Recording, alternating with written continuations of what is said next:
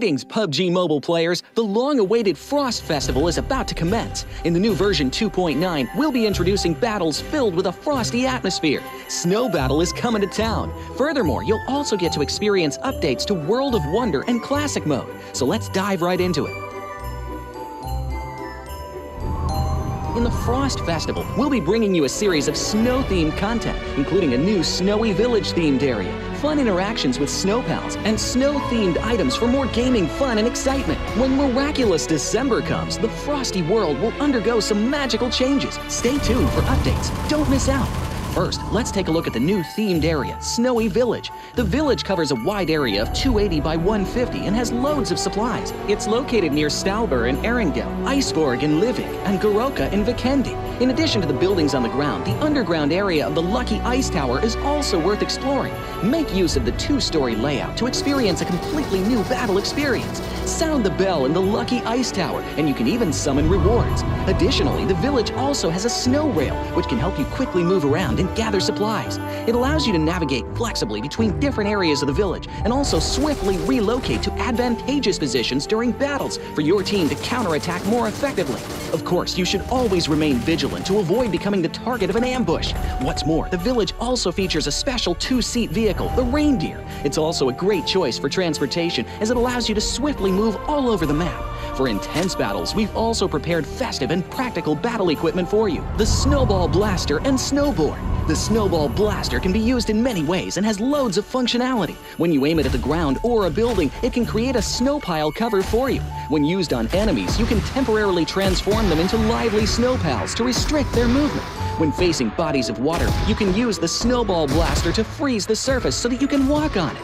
It's definitely a practical yet entertaining weapon. After transforming into a lively snow actions such as walking, running, jumping, and swimming to evade enemy pursuit. It takes some time before you can revert to your human form. Let's build a snowman together. The snowboard will also bring you a whole new experience. Apart from helping you glide and move on various surfaces, it can also be used with the snowball blaster. Explore the many possibilities and use these two items to have all kinds of fun. We've also designed various interactive mechanics, such as searching for snow toddlers, lucky ice, and the snow blast zone. When you encounter a lucky snowman on the map, don't be in a rush to leave. There are 4 lost little snowmen hidden near the lucky snowman. Search for the 4 hidden snow toddlers and bring them back to the large snowman. You'll then receive a token of gratitude.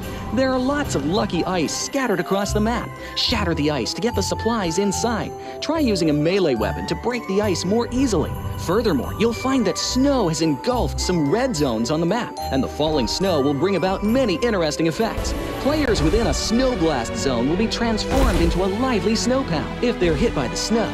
If the snow lands on the ground, a snow pile cover will be created. In this World of Wonder update, we'll be introducing a brand new transformation skill gameplay and a catch me hide and seek gameplay for you to enjoy the transformation skills to the fullest. Of course, you can also use this skill to create more interesting creations. We've also added a Snowy Village map template to celebrate the Frost Festival with creators. Additionally, we've also made some updates and improvements to gameplay devices, game parameter settings, and the editor. For more details, please follow the official PUBG Mobile community. We'll continue introducing the latest WoW content to everyone.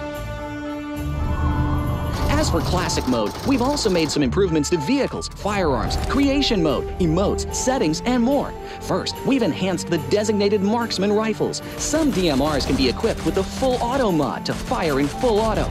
We've also improved the attributes and handling of some vehicles to enhance your driving experience. We've also added a new garage mechanic. From now on, you can choose your dream ride during matches. Meanwhile, we've also added a custom SFX adjustment feature. You can adjust the volume of some sound effects to whatever best suits you. As for creation mode, we'll be introducing some quick view features for watching the victory dance and fireworks displays and the new Frozen Kingdom themed performance in order to provide players with more possibilities for creative content. Furthermore, we've expanded the emote backpack. Now you can equip more emotes before entering the battleground. That's a wrap for the main content in this new version. In addition, new content will be added to the Popularity Battle event, Metro Royale, and Season Rewards. For more details, follow our official PUBG Mobile community. Snow Battle is coming to town. Winner, winner, chicken dinner. 분위기였어 그러면 다 ямар гурван багийг том өрсөлдөгч гэж бодож байна. GG, Alpha 7, Alter Ego. At least a little bit of an anchor point to play around with going forward. That's Meki. Is it going to be able to obliterate Bra here?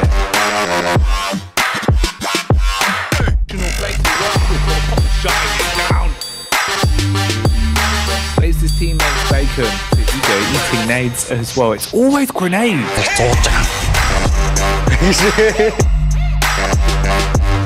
Couldn't have said it better myself, Jack. That is absolutely insane. It's so crazy. Contact found with a nade, hefty damage. That's a chunky one. And Tops so quick with the reactions. Hold this off. These things we've been saying. This mate, just the fact that like Nur said, go deal with the guys over the 1v3 over towards Luton.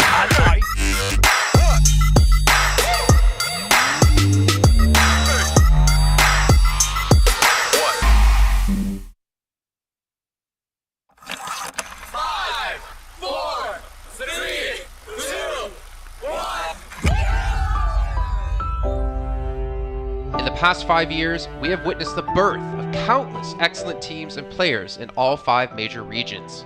They are still remembered by us to this day. At the same time, we also remember our fans who loved us from the very beginning.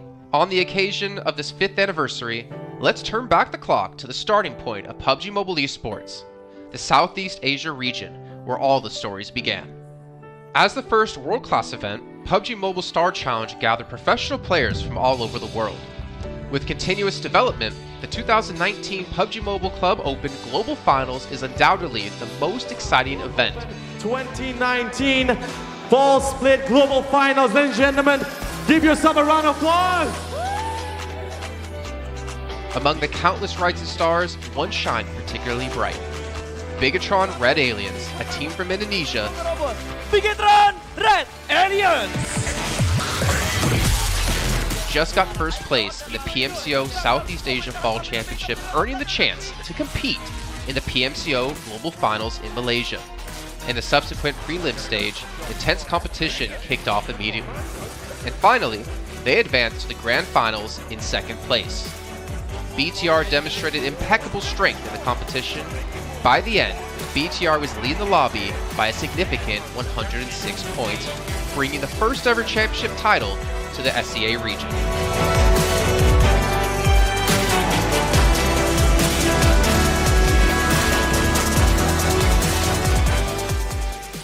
Di saat itu siapa yang nggak kenal dengan nama Bigatron gitu? Tim yang punya segudang prestasi, mereka juara dunia di PMCO Global Finals tahun 2019. Mereka banyak banget melahirkan pemain-pemain berbakat, Zuxi, Luxi, Ryzen, Microboy. Terus habis itu Zuxi, Luxi juga saat mereka menjadi juara dunia, mereka berada di masa prime-nya mereka banget. PUBG Mobile Esports always strives to develop and grow year after year. That's why we made sure to continue the support and build the SEA region. In 2020, the improvement of the competitive schedule introduced the World League, which later became the World Invitational.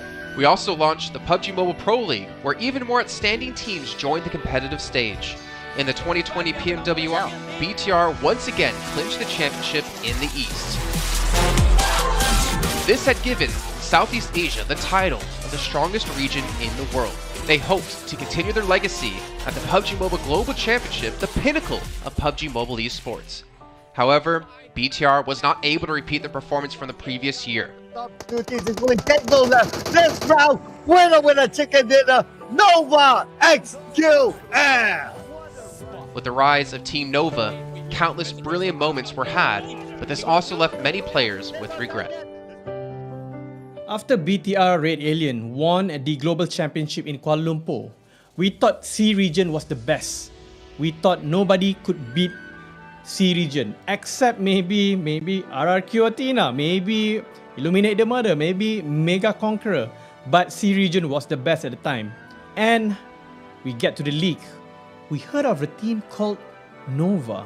We thought maybe this team is not that good. On the contrary, they owned all the teams. They were very good. Let's move forward to the year 2021. With continuous efforts, more teams and players joined the Pro League. For example, Xavier, who placed third in the 2020 PMWI East League, also secured second place in the PMGC East League. FaZe Clan also made their debut on the world stage. Có thể nói 2021 là năm thành công nhất của Dingo Xavier trên đấu trường quốc tế, khẳng định vị thế và tên tuổi của Việt Nam vô cùng mạnh mẽ. Còn với FaZe Clan, đây là năm đầu tiên họ đặt chân đến với giải đấu cao cấp nhất của PUBG Mobile, nhưng lại khiến tất cả những đối thủ khác đều phải dè chừng và e ngại. Undoubtedly, the year 2022 has brought the greatest changes to the SEA region. Vampire Esports emerged, dominating 2022 PMWI, winning both the main and after-party tournaments, while also setting records for most chicken dinners, most eliminations, and more. They were not only facing competitors from the SEA region, but from all over the world. Everyone was talking about VPE and wondering if they can maintain their performance at the Global Championship or if it was just a stroke of good luck. On the last day of the 2022 PMGC Grand Finals, VPE won 3 chicken dinners alone, moving from the bottom of the table to 6th place, achieving the best result for the SEA region. They pulled off another miracle, but sadly, it was not enough to win it all. In 2023, VPE continued their impressive performance. They once again won everything at the 2023 PMWI. 2023 PUBG Mobile World Invitational Champions, Vampire Esports!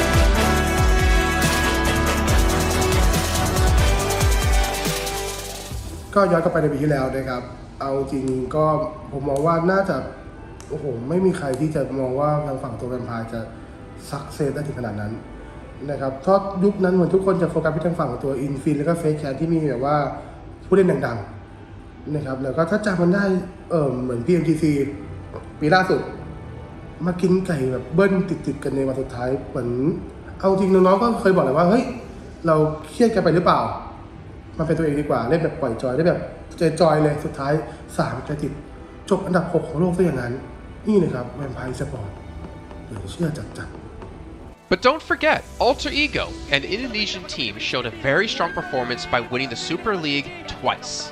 The SCA Super League was an upgrade to the previous championship, which by many is considered to be the most competitive league in PUBG Mobile. They could potentially become the next legend of the SCA region. Untuk dibilang legend, gue rasa belum sih untuk Alter Ego. Walaupun mereka sempat ngedapetin back-to-back champion untuk di PMSL 2023, itu menurut gue hanya sekedar untuk ngasih pembuktian gitu bahwa Indonesia tidak kehabisan pemain berbakat. Ya mungkin contohnya Rosemary gitu. Datangnya dia ke Alter Ego tuh bener-bener jadi ujung tombak untuk Alter Ego. Dan gak berhenti di Rosemary. Masih ada Alpha juga yang didatangkan oleh Alter Ego untuk mengisi kekosongan atau kekurangan dari Alter Ego. Dan gue rasa PMGC 2023 ini akan menjadi ajang global championship pertama gitu untuk Rosemary dan juga si Alpha. Jadi wajib banget kita nantikan performnya mereka di PMGC 2023. Dan please di notes pastikan tonton Alter Ego sampai akhir. Of course, there are many more teams we haven't mentioned, but these teams will all take part in the 2023 PUBG Mobile Global Championship. So what do you think? Who will be the ultimate winner in this year's PMGC? Will they be from SCA? Well, there's only one way to find out.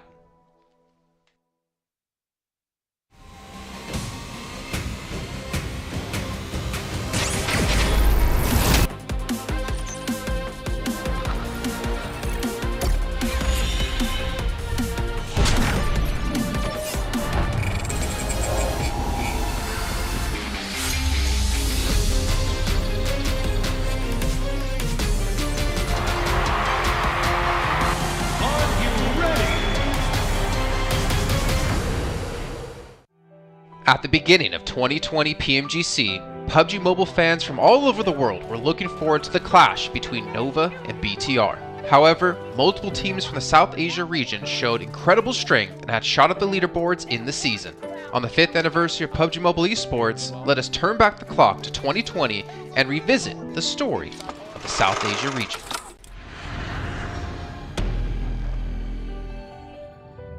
The 2020 PMCO Fall Split Wildcard may have gone under the radar for many fans, but it showcased the power of one specific team.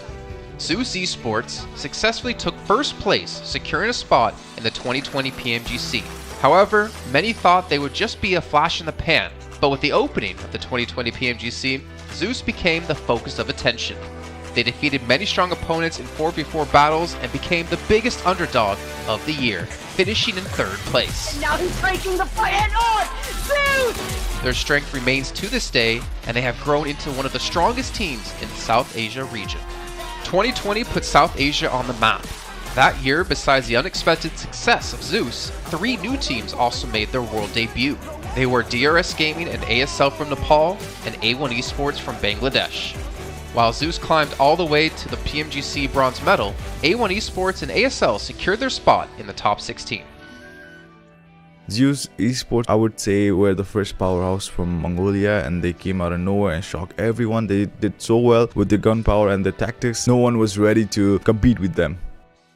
As we moved into 2021, more South Asian teams continued to have their presence felt on the world stage. Stalwart Esports had a memorable 2021 PMGC, ranking 3rd in the East League and 7th in the Grand Finals, while 2 Nepali teams, DRS Gaming and Deadeye's Guys, didn't make it out of the league stage.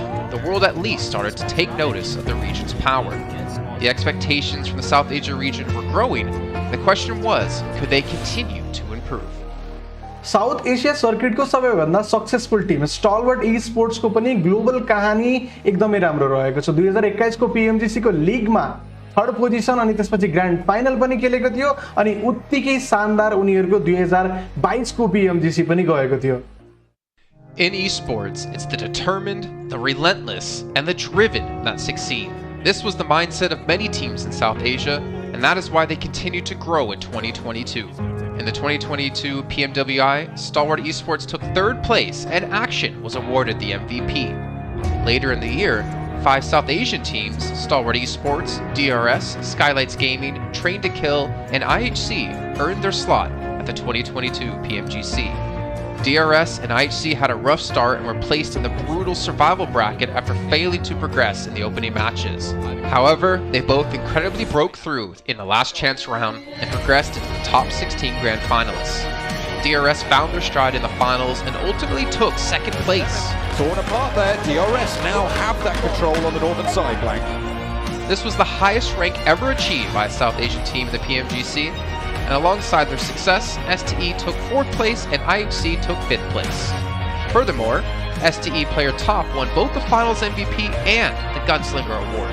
Jakarta for top! The South Asia region showed they can compete and beat the very best. 4 grand finalists in PMGC 2022 from South Asia region clearly means this region is one of the most dominating out there. And by providing the PUBG Mobile world with the likes of DRS Gaming, T2K, STE and Team ISC, this region has got it all. And with the upcoming teams like Team Aegon XI8, 7th Element, NB Esports and 4MV, this region might just become the most competitive region out there. In 2023, we saw more growth and the emergence of new challengers across the region. Among them is Aegon XI8, who has won 1st place in PMPL Pakistan twice in a row and secured 3rd place in the PMPL South Asia Championship. They are about to appear again on the PMGC stage. It's 4 Miracle Vibes, a team formed in 2021 but finally making a name for themselves in 2023 by securing 1st place in the PMPL South Asia Fall Season and 2nd place in the subsequent South Asian Championships, successfully qualifying them for the 2023 PMGC. They will be joined by STE, the champions of South Asia Fall Championships, along with NB Esports and IHC, 2 more South Asian teams looking for glory. Furthermore, for their continued outstanding performance in global events, DRS Gaming earned a special invite and became the 5th South Asian team to qualify at the 2023 PMGC. This will be the 4th consecutive year for DRS Gaming to play at PMGC. The South Asia region has already achieved 2nd place last year at PMGC. Can they break through again this year and claim the ultimate title? New challengers. What do you say about them? New challengers. What do you say about them? New challengers. Just new challenge. New challenge. 네, MRPX 인상 깊게 봤는데. 네? 이 팀 꼴찌로. Hello, I'm Lord. Hi, I'm Freak and we play for Enigma Galaxy. 안녕하세요. 덕산 e스포츠의 혹시 김성환입니다. 덕산 e스포츠 준희입니다. Merhaba, ben Nextrya'dan Dokunma. Ben de Nextrya'dan Frozen. Today we do power ranking for group red teams. hadi geçelim. 잘 해보겠습니다. 일단 첫 번째로 소개할 팀은 농심 레드포스입니다. 이 팀 같은 경우는 이제 한국에서 잘하는 팀이기 때문에 네, 이렇게 나오겠습니다. And then we have NB Esports. Yeah, they're from Mongolia. They have really talented young players. I would say dark horses. Mongolian teams are really good anyway, so. We have Red Force. I think they're a new team. Yeah, they're kind of newcomers. We haven't really met them before. New challengers? Yeah, new challengers. Aynen, ben de ilk defa görüyorum, o yüzden bunları. New challengers. Yep. 7E. I've never seen them. I also didn't see them as new challengers. Challengers. Ben de ilk defa görüyorum. Bunu da en alta yapıştır. Nova Hyper. Nova Hyper is the first time I think new challengers. Yep. Next we have Morph. New challengers. What do you say about them? New challengers. What do you say about them? New challengers. Just new challenge. New challenge. We haven't met them a lot, so I have nothing to say. I'm not gonna pass it to you again, because it's all next to me. I should just put it. Yeah. 세 번째 팀은 이제 NB e스포츠인데 이 팀은 제가 잘 몰라가지고. 네, 이 팀 저도 잘 몰라요. 그러니까 여기다 놓을게요. 그다음에 NH 팀인데 전 잘 몰라가지고. 아, 잘 모르는구나. 저도 이 팀은 잘 모르기 때문에 코세 야무지게 하도록 하겠습니다. There's STE. We played against them 68, yes. A lot or only one? Not a lot, no. I think one or twice. 2021. Yep, one. Yeah. They're pretty good. They're top guns. I would put them at top. Yeah, top guns. Yeah. ST. Bence bunlar direkt top tier yani. Her PMGC'de vardı neredeyse. 중국 ST. 이제 무조건 첫 번째. 1등 팀. Okay, we have next Trianek. Our old competitors. That are our rivals. We've been top for sure. Yeah, they deserve thumbs up. Yapıştır. 이제 이 팀은 제가 제일 좋아하는 팀. 오. 맞나? 맞는 것 같습니다. 내 좋아하는 팀이라도 맞으면. Nick Galaxy her sezon varlar ya. Nick Galaxy okey bir takım. 이 팀은 이제 그래도 해온 경력이 있기 때문에 이제 탑 건스에 Nick Galaxy. Nick Galaxy? Yeah. 바로 저희 팀이네요. 와, 친구들 당연히 이제 붙여야죠. 에이? 오케이. Duxon Esports. Duxon is a pretty good team. They are really good. I like the way they play also. They have Juni from DWG. They were PMGC, so I would say Top Guns. Oh yeah, let's go with Top Guns. They deserve it. 네, MRPX 인상 깊게 봤는데. 네? 이 팀 꼴찌로. 아니 이번엔 리그에서 두 번째 붙여야죠. 에이? Okay. That's it. We have the Brazilians in co-gaming, which I like a lot. Yeah. They have a unique play style, but yeah. I would say Top Guns. Top Guns, yeah. They had a really good result last year. So this is our power ranking for group, right? Güzel oldu bence. Okey yaptık. Bence bazıları belki değişebilir. Siz de katılıyorsanız yorumlarda belirtin. Katılmıyorsanız da söyleyin yani bu takım bence buraya gitmeliydi falan diye yorumlarda belirtin yani. Yani bizi 우리 이렇게 정리해놨고 이제 PMGC에서 이제 좋은 경기 하자. İzlediğiniz için teşekkürler. I hope you guys enjoy it and see you in PMGC. Bye. Bye bye. Bye bye. Bye bye. Güle güle.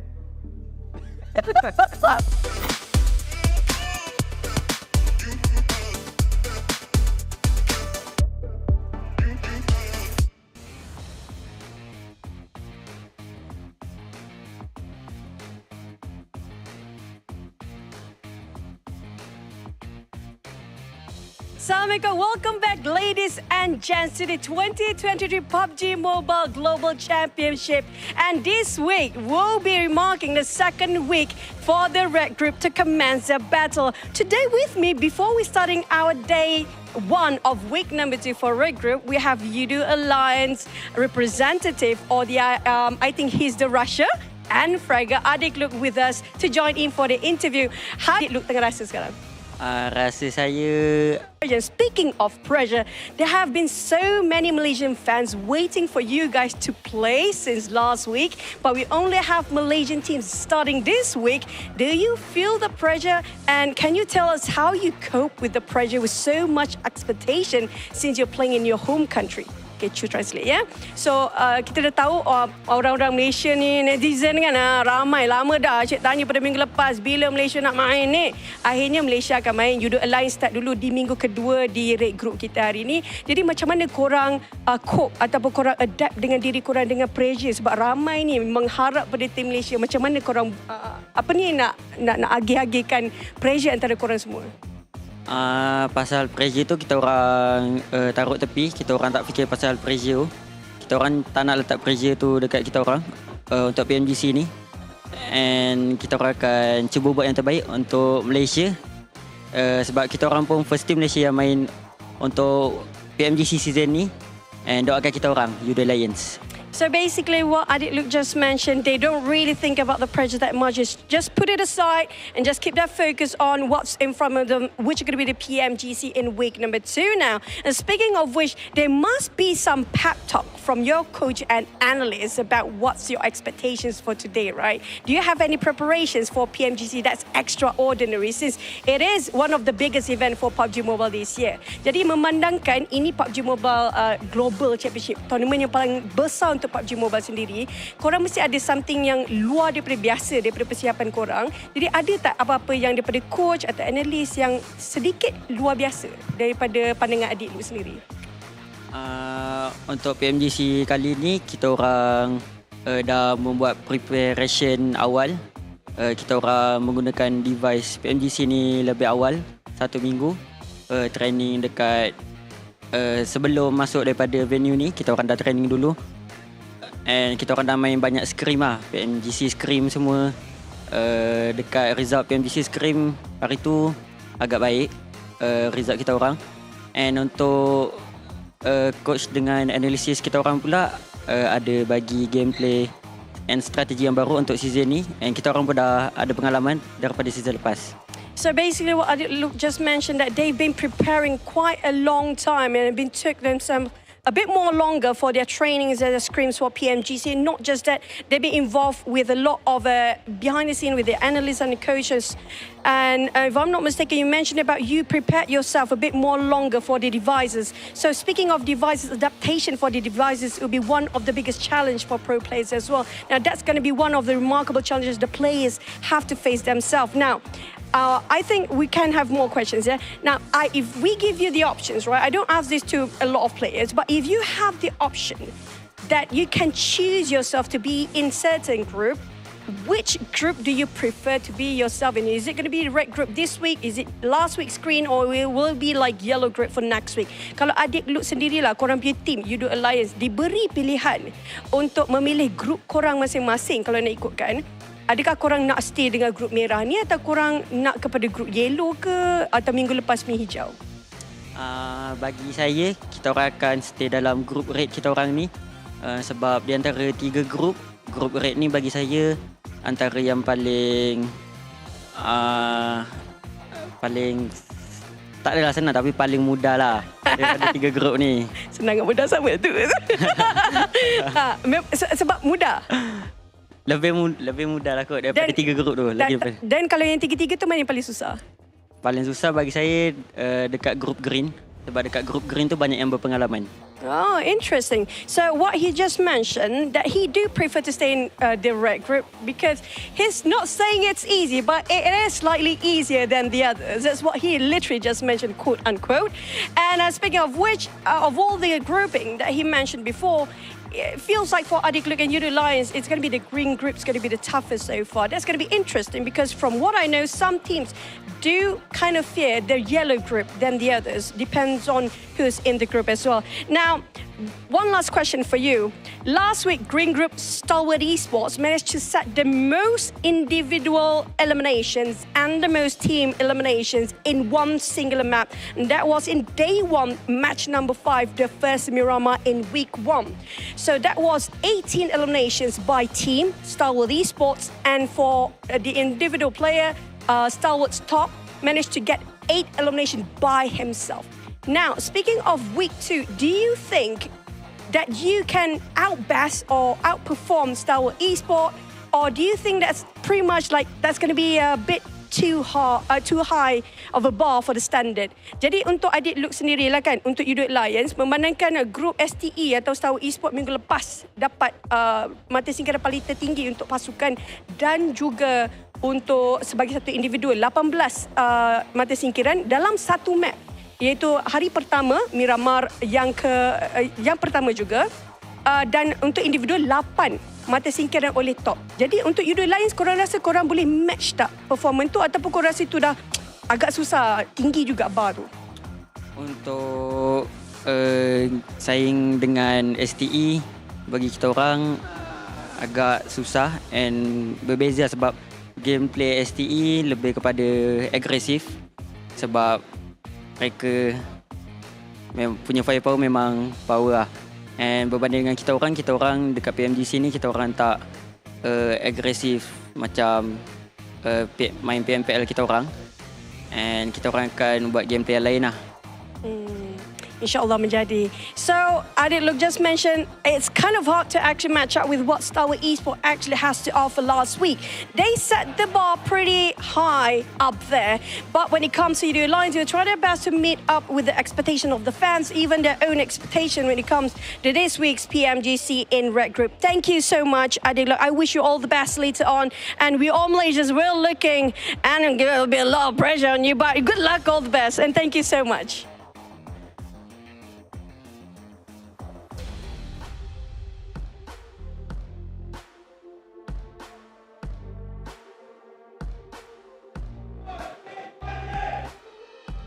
Now, we did mention about week 1 in the PMGC when it comes to Green Group last week. They set the standards bar pretty high up there.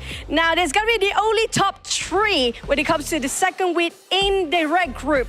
We'll have the privilege to sit and stay in the throne and just wait it out for the rest to battle it out to get themselves the slot for survival stage or straight towards the grand finals. Are you guys ready for week 2 red group performance of the 2023 PMGC? Let's head straight into it. Back to the casters.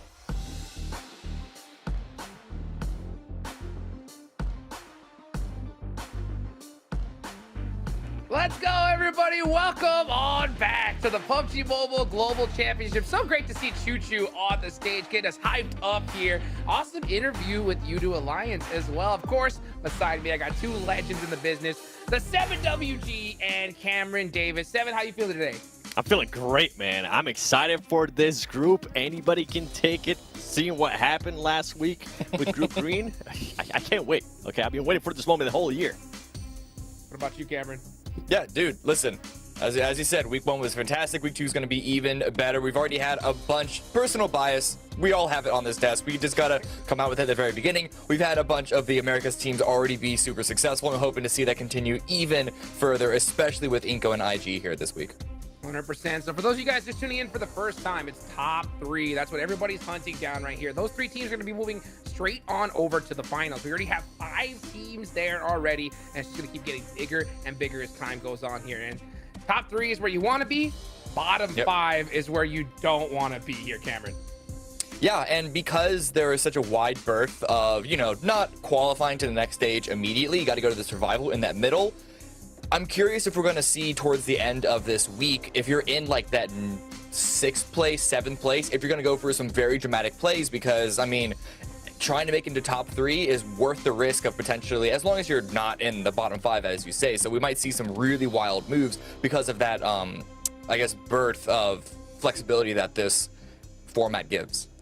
100%. You know, 7, you got to catch a glimpse of some of the games we saw yesterday, in the last week, right? So when it comes to this grouping in general, right? Group Red. I wonder, what do you think the strategies are going to be for some of these squads? You think they're going to go in a little bit hard right here off the start? Because we saw one team not make it due to 1 point in Group Green last week.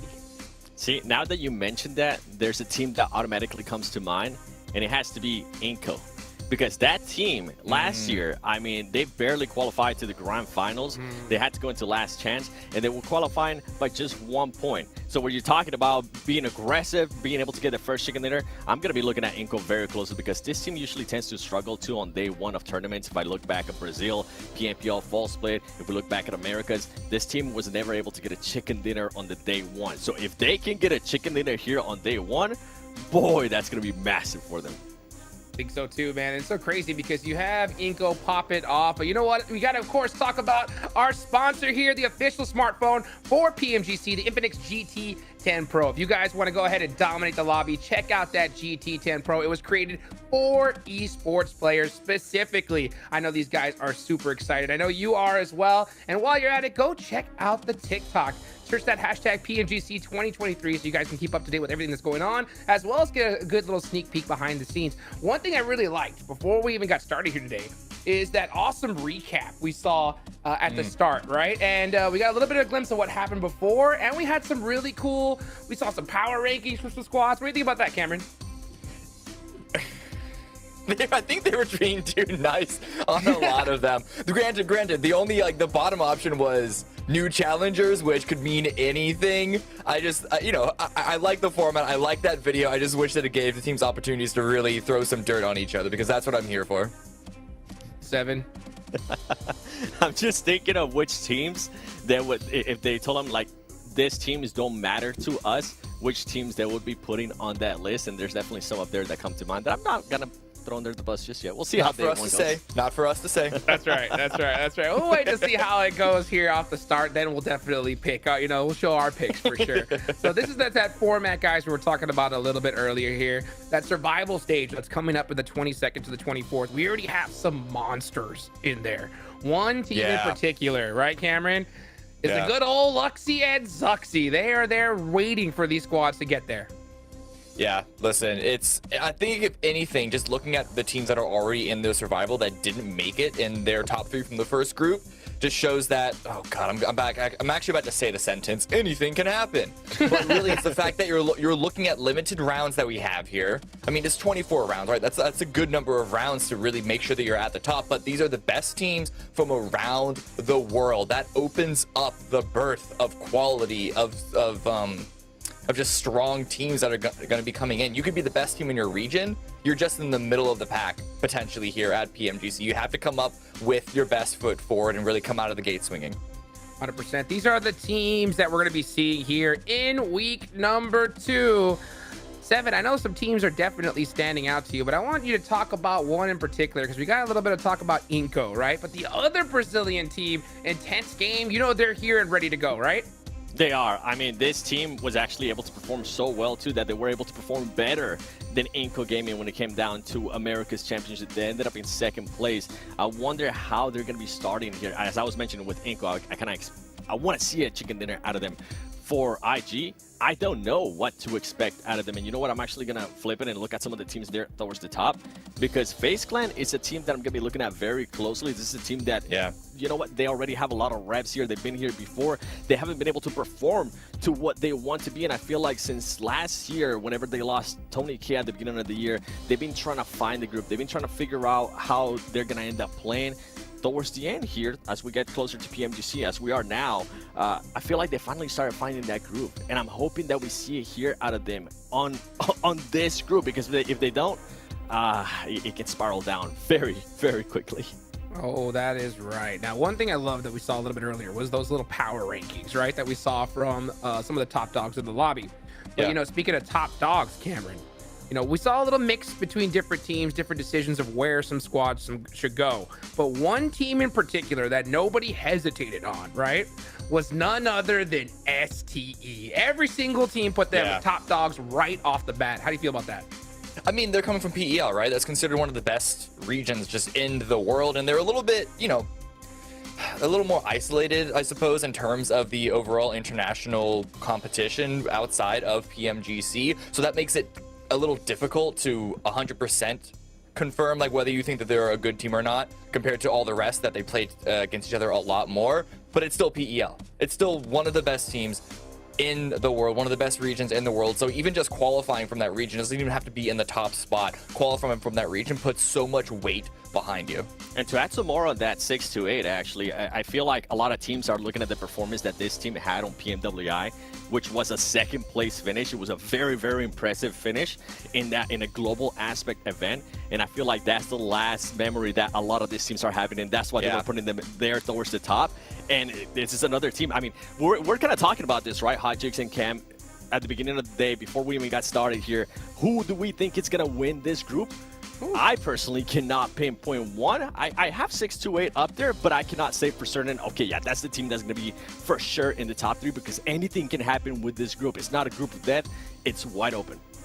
100%. It's a group of opportunity. Yep. Yeah. It's all about opportunity here. And I think that teams starting off really need to push the envelope off the rip, you know, because, you know, some of these newcomers, new squads that are coming in here, they might have a little bit more nerves than some of the teams more experienced. You know, at the start of the last group, we kind of had that storyline of the old versus the new, because there was some newcomers that were coming in hot here. Of course, it was the veterans that dominated that lobby completely. Sure. And I understand why, Cameron. So I wonder, you know, if some of these vet teams, at least more experienced squads, are going to come off the rip starting off strong. I mean, yeah, experience is always going to net you positive, especially with a stage like this. It is only group stage right now. It's not the same thing as being on like the main stage Grand Finals, but there is still a level of pressure, and especially if you struggle on the first couple of rounds, it's experience that generally is what's able to get you to get your team back together, get your nerves back together, to stop slipping, to stop sort of struggling and tilting. However, don't discount the new guns. I mean, they're at PMGC to begin with. They're here. They're qualified here already. They could be an unexpected threat. So you really want to be prepared for everyone. But I do generally, all other things being equal, give it to the veteran players to be able to pull it out in the end, to be able to make sure that they confirm the qualification, whether it's the top 3 or even just making sure that they stay above bottom 5. Well, you know what? I gotta mention something before we get started here today, right? You know, at all the teams I'm looking at, there's one name, Seven, that stands out to us Americans the most, right? It's good old Ed Hyper, baby, the only North American representative that is here. Now, I will say there are some other teams in this group that have some North American players, right? But they're the team coming in. But I did notice something huge, Seven, and you want to talk about it? 100%. I mean, this is a team that at one point, right, I'm gonna have to bring it back, Hot Juice. You had a hot take whenever we were doing our PMPLs, and you were like, I feel like this team, with the way they're playing, they can definitely make it to Grand Finals. And boy, you were cooking, and I was eating what you were cooking. But sadly, after the news that have unfolded recently, I'm not liking the flavor of what you were cooking anymore, because this team is gonna be losing two big players that were part of the squad during their build-up to PMGC, and that's going to be Kindness and Rin. They weren't able to make it. They are going to have a big backup, which I'm really glad to see that he's going to be playing, which is FS. But the big question mark for me comes down to that fourth player, and it's going to be Shifan. Shifan is going to be back into the squad. We haven't really seen Shifan at all, whether it was in North America PMPL or America's PMPL. We haven't been able to see how he's been able to perform with the way Hyper has been playing recently, and I feel like that is a big question mark, and I'm not as confident anymore saying, okay, you know what, this team could be a dark horse. This team could definitely surprise a lot of people, because losing two big players, especially Kindness, one of the main fraggers for your roster, that's going to hurt them big time. Yeah, I don't think this puts them default into last place by any means. Like, Shifan and FS are great players. I mean, Seven especially really likes FS and wanted him to play more as the sub player. We saw him a couple of times throughout the year, even though he wasn't on the main 4 roster, right? Like, these are okay substitutions, but it is still Rin, and it is still the powerhouse damage dealer Kindness that is not going to be here. And how much that's going to hurt them, we're going to have to see. But it's going to hurt them at least a little bit. I'm still excited to see GK First deliver. It's his turn right now to just cement himself as the #1 player on this team and carry NHB towards victory. But it's an even stronger uphill battle now. Man, that's wild. You know, you talked about you liked what I was cooking a little bit earlier, right? With this roster change, it's like the ingredients are completely changed. And not just ingredients. The ingredients are gone. You know what I'm saying? GK First is the sauce, so we still got that, you know? Yeah. But man, it's completely different here. You see some of these historic performances here. So what we have for the record holders, winner chickens in a day. Look at these top 3 finishes. I wonder if we'll see any of these change over today, Seven, or even in this group in general. It's going to be hard because the bar is set pretty high. We're going to be looking at that eliminations in one match, sitting at 20. I think that's doable. Okay. I think we can definitely break that here day 1.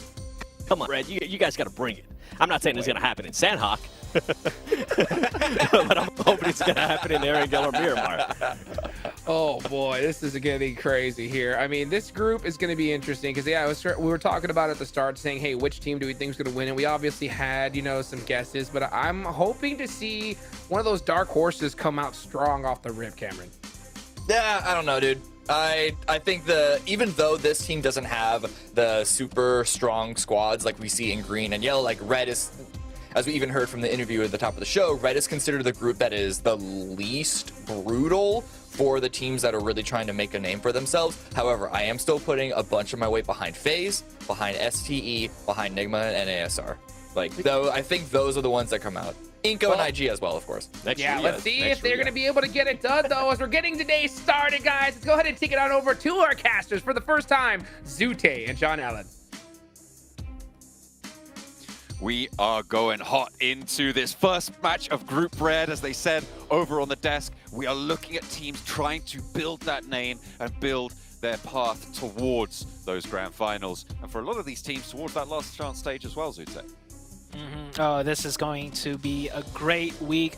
The Dust said earlier, this may not be the most deadliest group, but that kind of ramps up the action. We won't get like the big dogs, you know, soaking up all the action. In my opinion, it's going to be more of a battle for like the top 3 positions.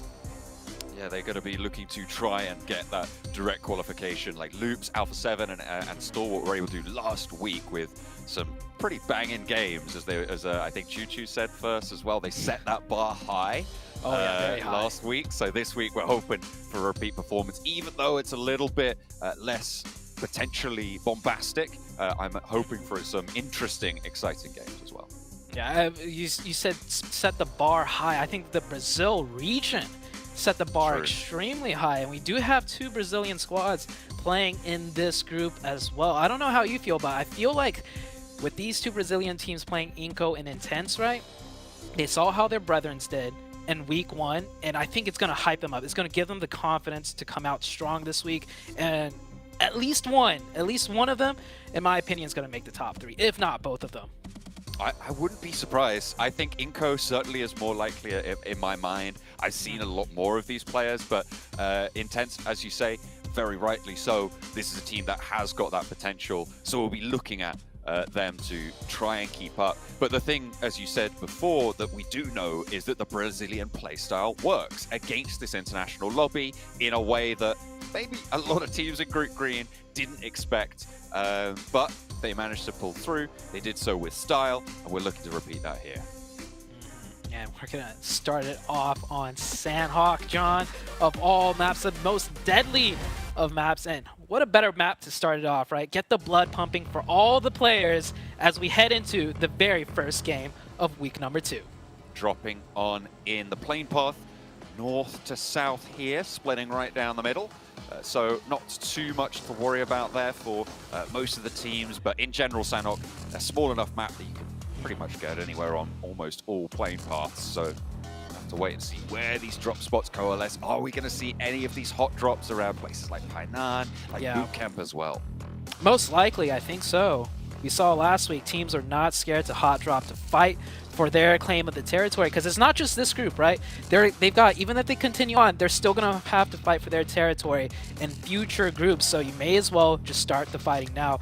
And looking at the map, no immediate hot drops, but definitely some scattered players here and there that is overlapping with one another. You can see right there on the bottom left of your screen, 2 teams going towards that northwestern island. Potential sightlines, maybe a knockout the sky. It's going to be difficult, though, but they're going for it, and he's got the 4X in hand. Can he hit a shot? I think he's safe. Not quite able to tag it. Did he have to go down in the water? I think he just found land there, but not ideal. A little bit of a scrap as well going on through. This is down on the southeast side, just west of Kampong. It's a duke back and forth between these 2 teams. They're trying to hold down a position which falls now on the east side of the circle. A pretty definitive zone shift towards that southwest island. So a lot of teams going to be looking to move through there, but at the moment, Morph trying to hold off against Nacer. Yeah. Morph and Nacer deadlocked right here. It's a full-out 4v4. I think I see all the players involved in on that mini-map on the top right. Morph does have a player on the off angle. It is spotted out. A headshot with the Uzi does a little bit of damage, just enough to deter him from doing a flanking off angle on the backside. Does almost get knocked, and I think he did get knocked. Star will get the first knock as other Morph members come in. A quick trade, a 1-for-1 right now. Morph trying to hold it down. Boboho a little bit isolated, but as you say, there is a trade coming through there. This slows the fight down. This puts a little bit of a stopper on things, and Spec doesn't try and cut the cross, so allows the team to move across this road, allows them to get closer here, but Star has moved up, and they still haven't got control of this res. Now Rocky pushing in, has got backup as well. Morph still trying to hold down this wall line, allow themselves to strafe through it, but in hops Star. He's looking for this flush, he's looking to control. That's the cross control that we were looking for from Spec. He finds Cleon, and now Nacer down to 2. The flushes have come in, and it looks like Morph are really starting to flag, but Nacer have eaten a bullet or 2 in their time in this fight as well. It's not looking good for either of these 2 rosters. Oh, man. It's definitely looking better for Nacer, though, as they brought it back. It was a 2v3 with a 4th potential revive, but Morph just dropped the ball completely, all down to Rocky, and he's only got that shotgun. He ran out of ammo and his other weapon, and Rocky goes down. That's a win for Nacer, but losing 2 immediately off the bat may not be the best feeling. However, they contested the drop, and they came out on top, so that's a good starting point for them. Nacer coming through from the MEA Championship. A good start to their tournament, but they are down to 2. No big scraps over in Painan. I think there was some potential for a hot drop around that area, but it all sort of sorted itself out. no casualties to be found. I'm pretty interested around this ruins area. We've got about Very 3 congested. teams on the north coast of the Southwest Island. So either they've all moved in there in just a moment after, obviously, that hard Southwest shift, or there's been a lot of elbow-to-elbow play from these teams on the drop. Oh, yeah, you can see these players are not expecting this many people close by. The DBS misses. Whoa. Quick trade from the distance. That's a good supporting sightline from the 7th Element player. Able to get across. I don't know how he was able to escape the DBS there.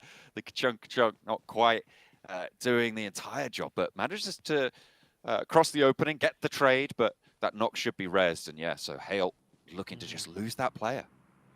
Yeah, we're going to see a lot of these players with not a lot of loot. That region of the ruins that you mentioned, because there's so many players there, and they definitely looted whatever they can, but that's not much. The first circle is on that southwestern side, like you mentioned. Teams from the north, northeast all have to start closing in, and the north side, that ruins area, is going to get very congested as the match goes on. Yeah, 7th Element did, in fact, drop on that northwestern island on the mountaintop near Camp Alpha. And they have moved down to provide that crunch. In the meantime, looks like we've got a little bit of a holdout on Hale, who have been suffering. They tried to move back down south after they were pushed away by 7th Element with that knock, with that flush. And Hale fleeing for their lives. And a lovely nade comes through from QX to find a knock, and almost the second as well. Tiger cowering behind the rock now as Junie with the oversight coming through. But not able to find a Tiger. Makes the break and gets across to cover. Yeah, safe for now, but down to 1. 15 teams left alive. Only placement points is what they can really look for, and that's going to be difficult. Enigma Galaxy, this is on the far southern side as they're coming in now. A little bit of third party from distance. They got a knock earlier, no thirst.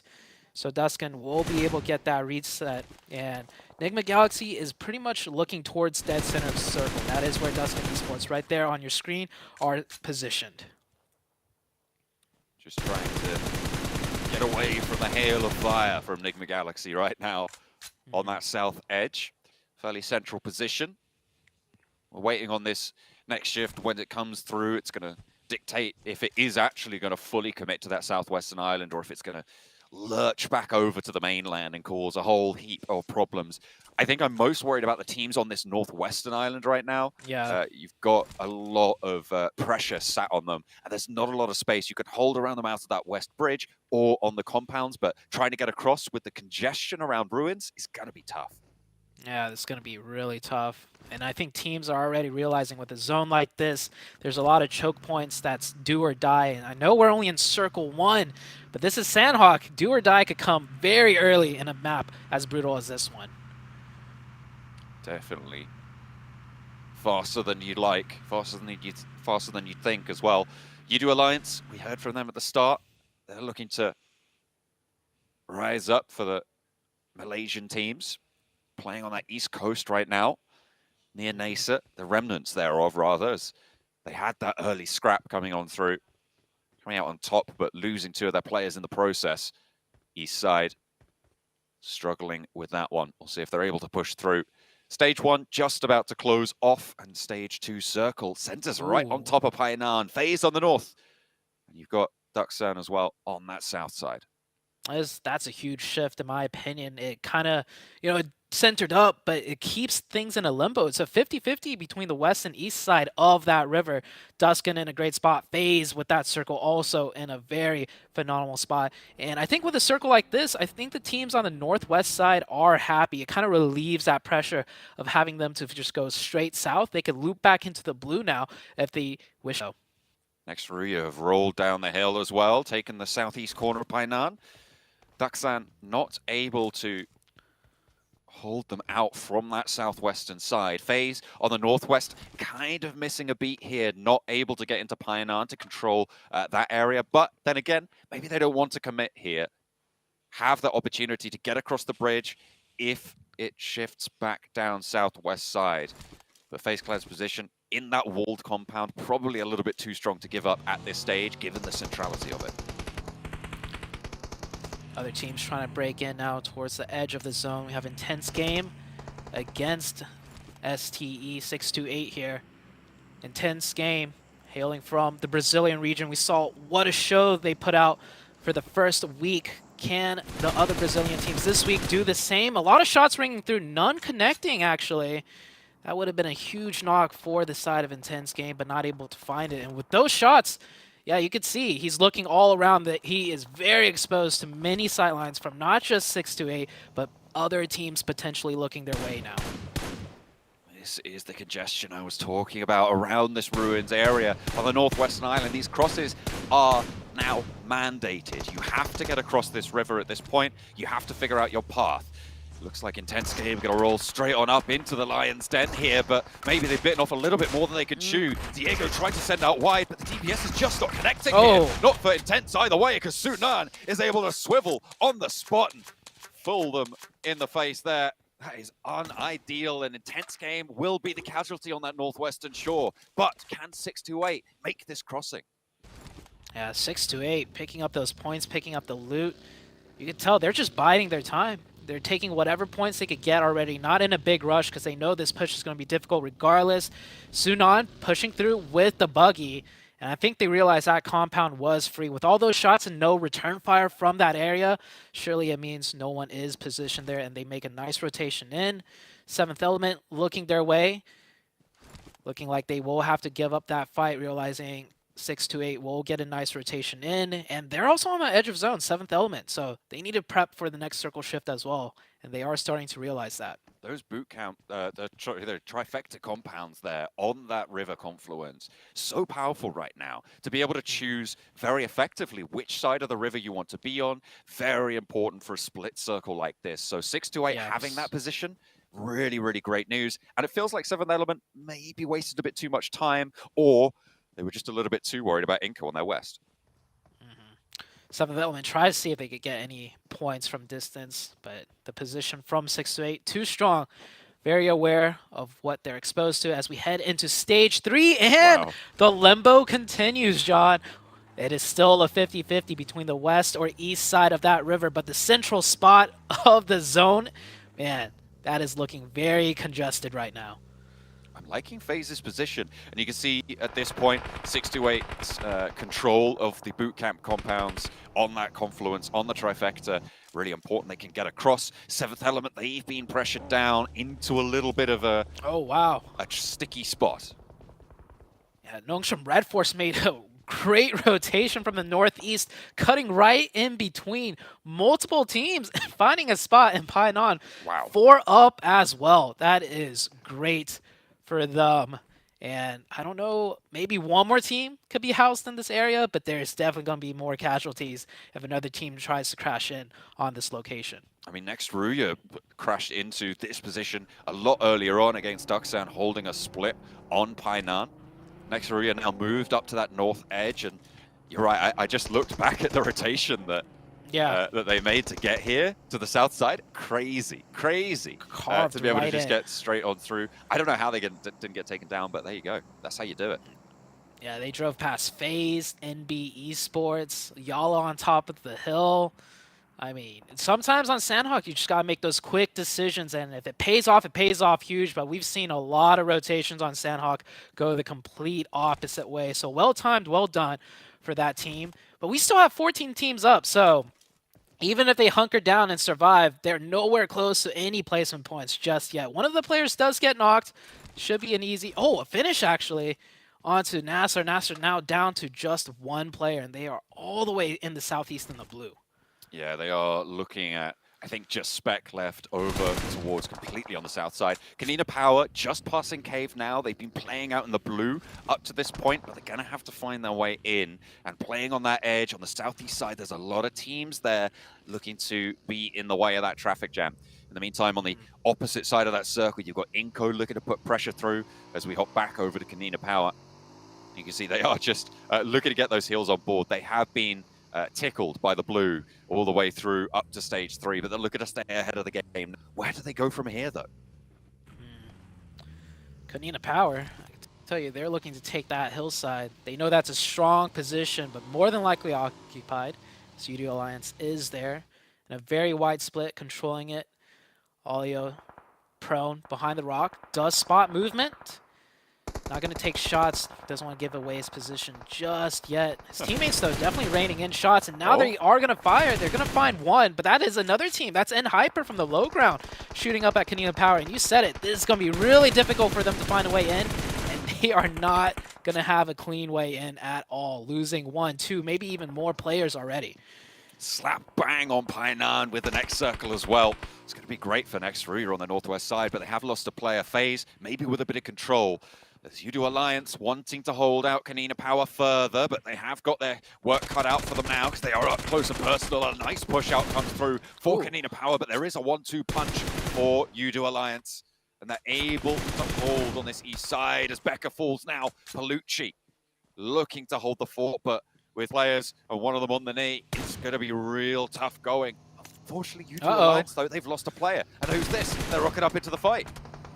Ooh, NB Esports with a great third-party timing. They hear all the commotion. They know they're not in the zone, and they do drive right up. Tiger, last player up for Hale. He's been in the shed for quite a while, and he's going to get taken down by Inko. Surely 1v4. He gets a knock, but that's about it. Inko slowly working their way in, keeping 4 up. They're going to have to drive straight in as that blue zone is right on top of them. And here's that third-party intent by NB Esports working out really well for them. Udo Alliance now down to 2.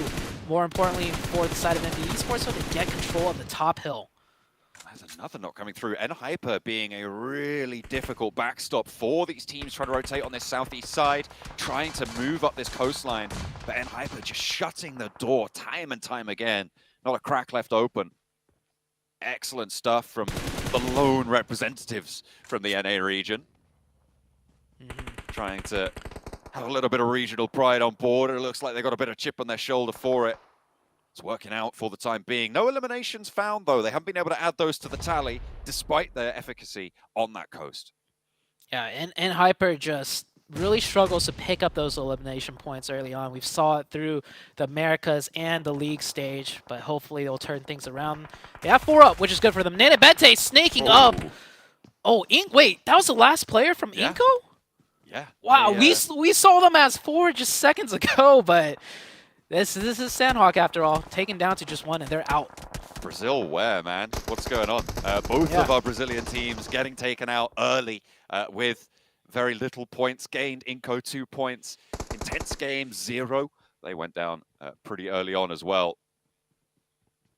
And yeah, Inko just tried to rotate past Enigma Galaxy and 7th Element, got caught in the crossfire, and just didn't have the strength to pull through. This Painan circle is brutal. Oh, yeah, this is probably one of the more brutal Sandhawk circles, especially with the way it constantly shifted. Painan is the focal point, and Hyper does have a great position on the edge. They doing that split across both riverways. I'm pretty sure they're hoping it swings to one side so they could stack, but man, it's still that 50-50, and no one's going to break into Painan for free at this point. It is very heavily fortified. Those hills that sit just to the north side may be able to house a little bit more for NB Esports, but FaZe have got their own problems. You see that in the picture-in-picture on the left-hand side of your screen. 628 trying to get through. They've been playing pretty well. I liked their rotation from that northwest island, playing up to that trifecta compound, but here it looks like they might really start to struggle. FaZe have got ahead of them, and getting around this headland is very, very tricky. Yeah. I'm thinking 6-8. It looks like they're going to try and just not engage that fight. It doesn't give them much cover, you know, playing down at those rocks. There are sightlines that will spot them out. They have 4 up. I'm surprised they're giving up that fight. It is a difficult fight, though. Instead, they're going to try and sneak into Painan. And we have Nexuria right here. It is spotted. Nade in hand. That's going to be deadly if he could connect. He will back up for now. Maybe bait out some util from the side of STE before he returns. Dokuma backing off the door frame. Looks like they feared the ordnance, but you've got that crossfire from Zeb Wolf. You've got 7th Element as well across the way. This is exactly what you were talking about, right? Zute? You push up, you just don't have cover. Yeah, I'm surprised they didn't try and engage a 4v4 against FaZe. FaZe is in a great spot, or not great spot on top of that hill, but a better spot than staying down on the riverside. And NB Esports playing this so well, starting from the hill, third party, and now sweeping down catching the side of FaZe. Ben Torres, last one up, trying to get at least 1 point for the team. The DB can fourth. He does find a knock, and he gets the confirmation too. But I think, yep, that's as far as he will go. NB Esports will lose 1 player. Very unfortunate for them. Next circle comes in, and it is still right on to Painan. Oh, we're kicking it off nice and spicy today in Sanhok. Everybody rags and tags, except for Ducksan in the middle of Painan. You've got PMGC who've been able to hold it down on the south side as well, playing as 4, but everybody else a little bit less lucky than that. And we'll be seeing if PMGC can push in here, because Ducksan at the moment are quite split on that south side. There is a potential opening here if they crash right.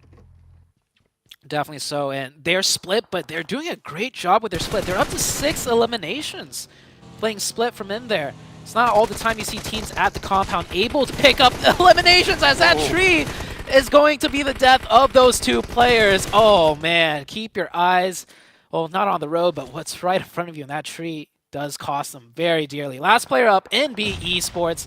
Can he snake it out? Maybe get some placement points. Top 8 is not much placement points whatsoever. As Nextruya now firing shots. Nades come in. NB Esports taken out. It is so tough to approach Painan at this point. 3 teams have been locking it down for ages. Nextruya on that northwest point, looking to try and hold out 6-8. Sunan is still going for 6-8, despite their open ground push that got them torn to pieces there.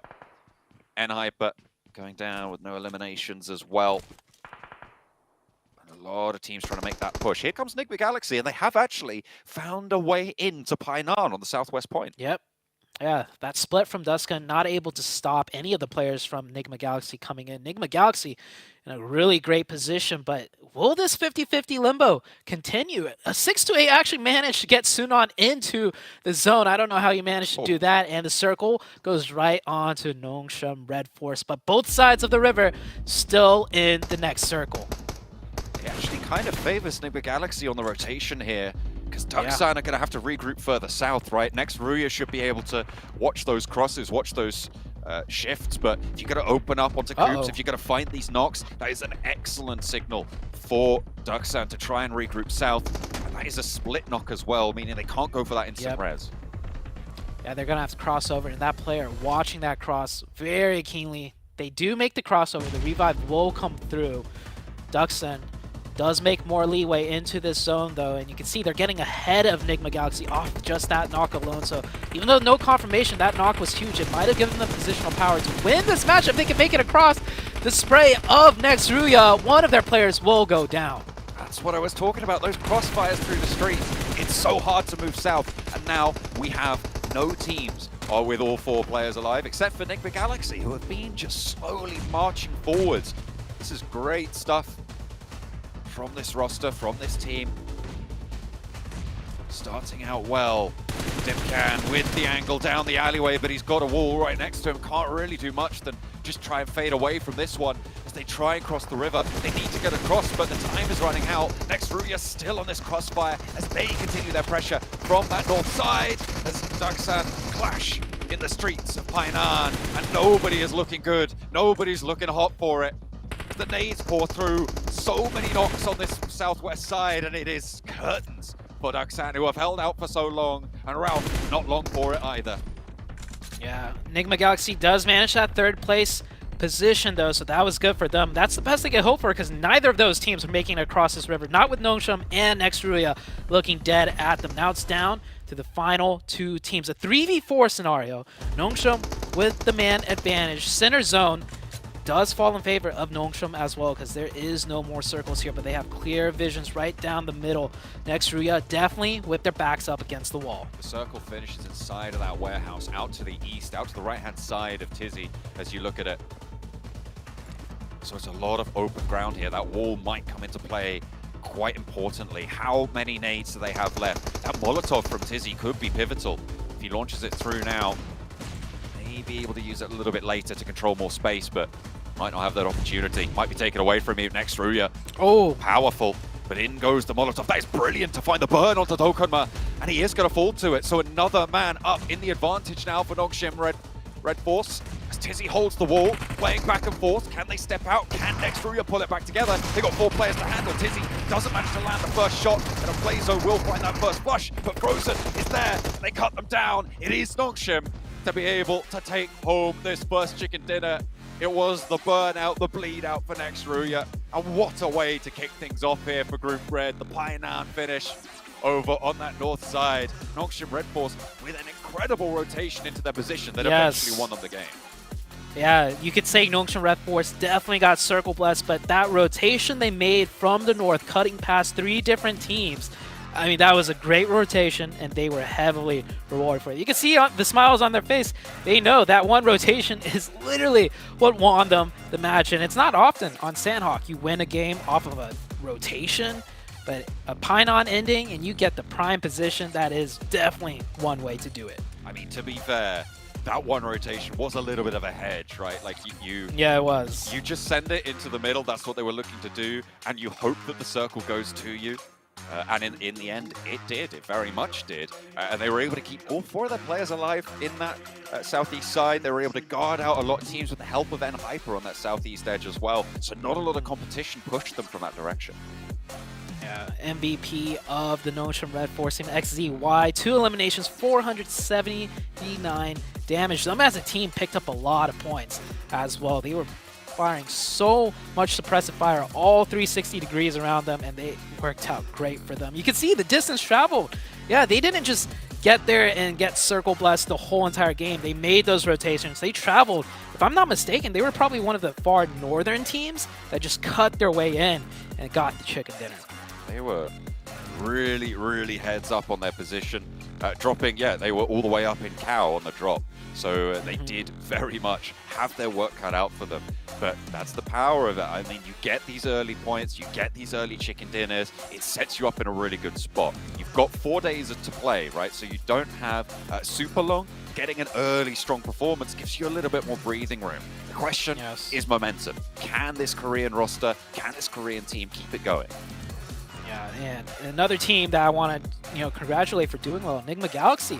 They came in from the far south side. It could have been a completely different story, if that circle, instead of on the east side of the river, at the very end shifted to the west side. So both teams getting a lot of points coming from polar opposite sides of the map. And I think that just goes to show the skill it takes. In Sandhawk, people complain it's a very RNG related map, but if you're coming in from the opposite sides of the map and both teams pick up a lot of points, those rotations, the teamwork, the prowess does come into play. I think that the RNG favored Duxan and Nextruya here.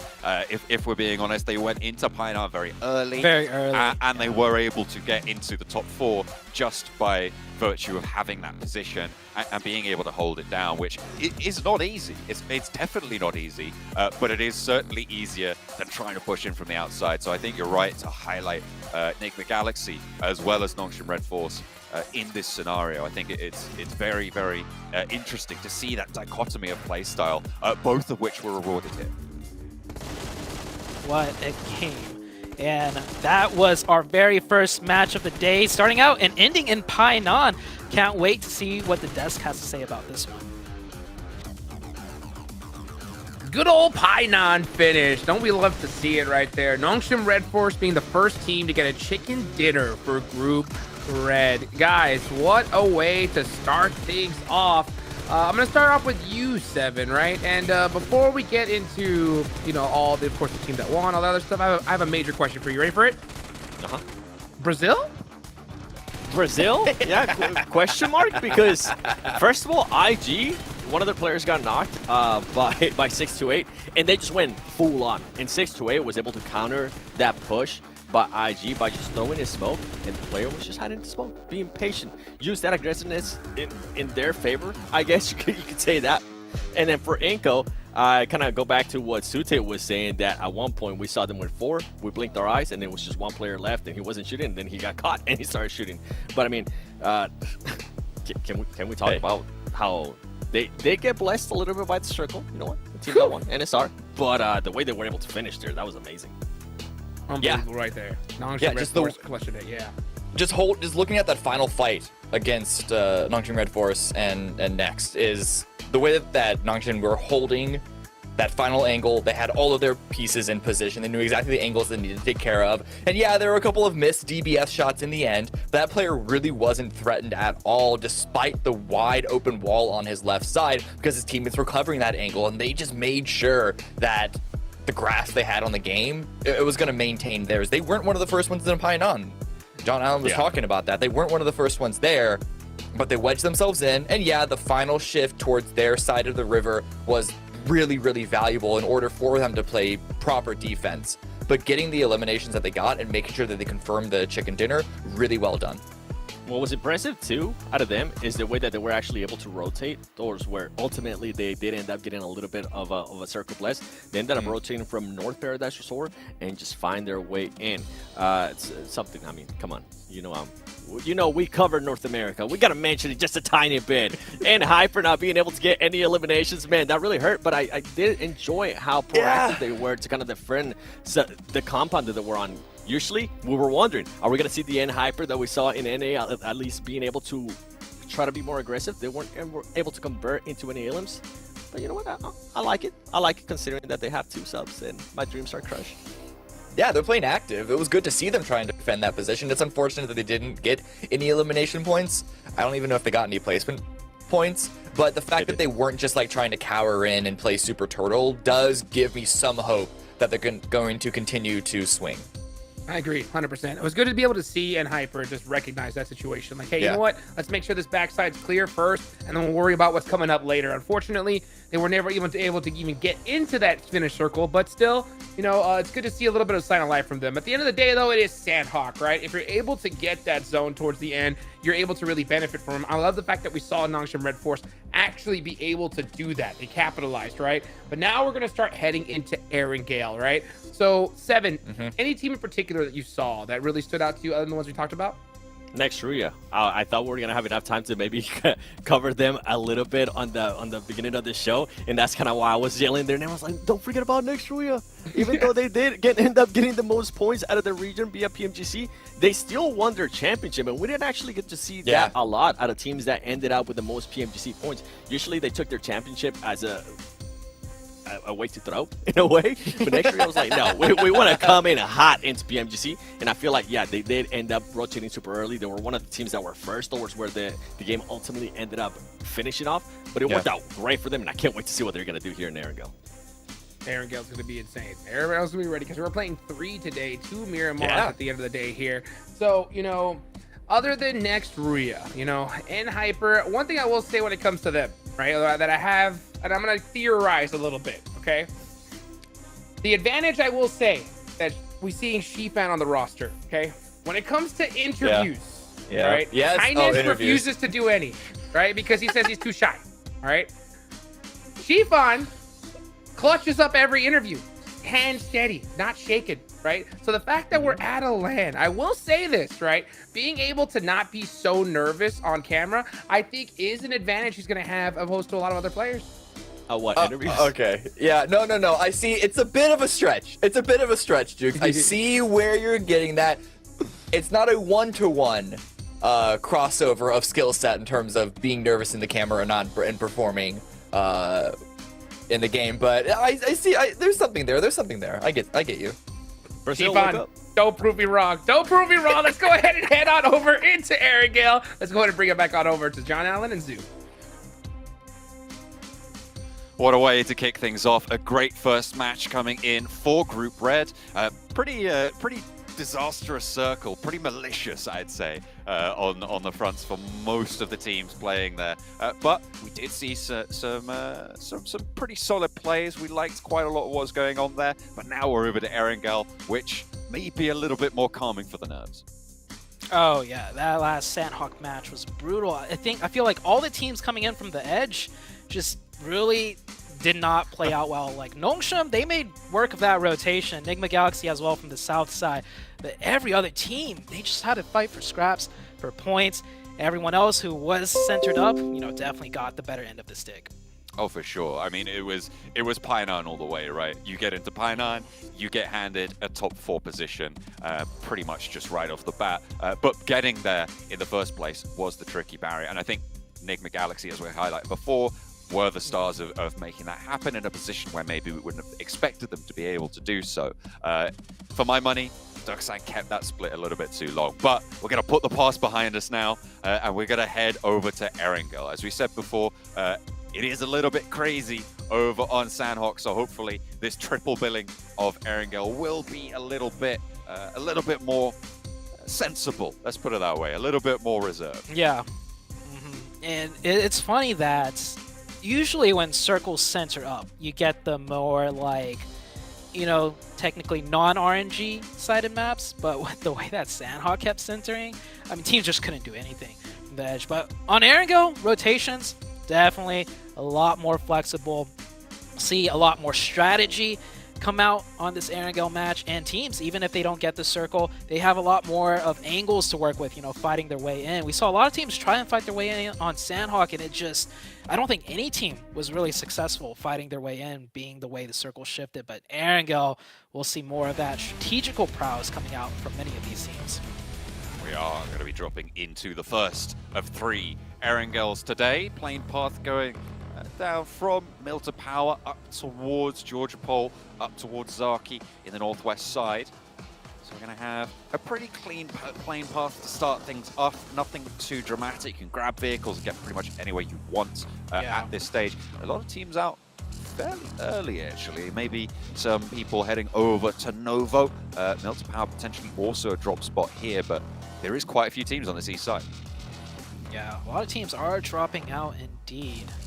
We'll see where they end up rotating. I don't expect hot drops here. We saw in Sandhawk some scraps, some fights coming out for sure, being the size of the map. But Erangel, so much loot to be had, so much at play here. Just keeping my eye out, seeing if there is any committed hot drops, and I don't think so. And you mentioned it, this plane path is very fair for all of the teams. A lot of rotations, the vehicles that they can pick up to get to their loot location. And it really comes down to the first circle. Is it going to be a very static one or dynamic one? Maybe like straight onto military base, hard to the northwest side? We'll see very shortly. Are going to try and fly all the way over the water on the south side for Inco. Playing the circle, not going to be kind to the military drops this time around. Heads up a little bit northwest, but still got a lot of that mainland inside. The river split down the middle, as always is. It's going to be a little bit of a tribulation for a lot of these teams moving forwards, but the circle will have to decide at some point. Or then again, maybe not. We saw it. We had the craziest circles over in the European Championship. If you didn't see that, then check some of those circles out. We finished on the central island at least once in that river, so sometimes it just doesn't make a decision, as we saw with Painan. Yeah, that river just kept staying in play, and it could happen in this one as well. We'll see in Circle 2 if that river will be in play. But for now, I would say definitely favors south of that river more than the north side. And I think we'll see more teams pretty much set up on that south side. And no hot drops. Everyone's pretty much dropped where they want. All the teams are looking good for loot. That congestion on the southeast side might come into play, though, depending on how the circle shifts. I think Inco, with the number of parachutes that they should have seen, they drop over to Novo. More than likely, they're just going to want to head over to that west bridge instead of trying to take the crossing from that east bridge. With the number of teams that will be on that side, as you say, that congestion will not be super inviting for them. That western side may be a little bit more of a tempting prospect in their mind. And given the fact that both of the Brazilian teams had a little bit of a flat falling over on that first map, they're going to want to just put some points up, keep themselves in the running early on, because as you can see right at the top of the tables, you got Nongshim Red Force, 21 points off that first match. Yeah, huge game for Nongshim Red Force, and I like that you brought it up. I was actually just about to ask you, how do you feel about the Brazilians? You know, we had a lot of high expectations coming in for them coming into this weekend. With that first Sandhawk map, what do you think went wrong, or was it just the zones and they couldn't do much about it? It was a very tricky set of shifts. As we know, it centered up right onto Painan. I think Inco was the team that I was more focused on than Intense Game in that match. They were constantly being corralled by 7th Element, in the end having to try and punch through Nick the Galaxy, and that was just a hurdle too far with that third-party off angle. Speaking of the off angle there, Morph able to find Dokuma pretty cleanly here for next Ruya. That is going to be real tricky. This is on the southeast side, near that Milta area between the Milta Power. And they're just going to be able to pick up a point. No contest. Yeah, what a spray down. Red dot from long range prone. Got him on the last bullet right before he can make it to cover. And oh man, that one player getting caught out there from next Ruya. Not sure what he was doing that far out. The rest of his team was in Milta, maybe separating off for a little more loot, but separated too far into Morph's territory. And that will be the first casualty coming into the second match of the day. Next Ruya, though, did get a decent game on game number 1. 9 points on Sandhawk. Definitely something to be happy about. But starting off, Erangel with 3 might end up hurting them a lot more. It's not ideal, not a great way to start it off, especially with next Ruya wanting to try and convert off their 9-point performance. Still, plenty of potential in this roster, coming through as the winners of the European Championship, playing technically as the points qualifier from the European region, with S2G getting that direct invite. They came second place on the Türkiye points tables, and they were able to win the European Championship. Definitely a fearsome team. We're playing on with 3. Pretty rough stuff. The other Brazilian team that we've been keeping our eye on, or will be keeping our eye on in this map, because we didn't manage to get to see too much of them in the previous. We've got intense game trying to move in on the north side. It looks like they're going to try and cut north of the river and play on that northern side. Go for one of these bridge crossings should the need arise, but the first circle still in effect, still has a lot of north side in. I'm seeing a potential bridge camp setup from Duxon. I know they just got there on that southwest side. They're mostly looking like they're split looting, not camping the bridge. But if another minute passes or so and no real movement comes out of them, they might be bridge camping Inco on that southwestern side of military base. So I'm going to keep an eye out for that. Meanwhile, elsewhere in Hyper, in a very nice position. This is, I know we're only on Circle 1, and Erangel Circle 1, I mean, you could be in the greatest of positions in Circle 2. It's just completely thrown out of the window. But this position right here, if I had to pick best spot Circle 1, this would be it. Controls the north side, controls an easy passing into the south side as well. And if the circle starts shifting towards in Hyper spot, I mean, we've seen so many huge PMGC games where a team holding that spot comes out with a lot of points. So could happen that way. We'll have to find out in quite a few more circles, though. Yeah, difficult compound to crash, but it is possible. It has been done before. I think from the north side, a little bit better prospects than trying to just roll across the river. It's very, very tricky stuff, but we'll see if the circle ends up favoring nHyper. Kanina Power might actually challenge this position very, very early.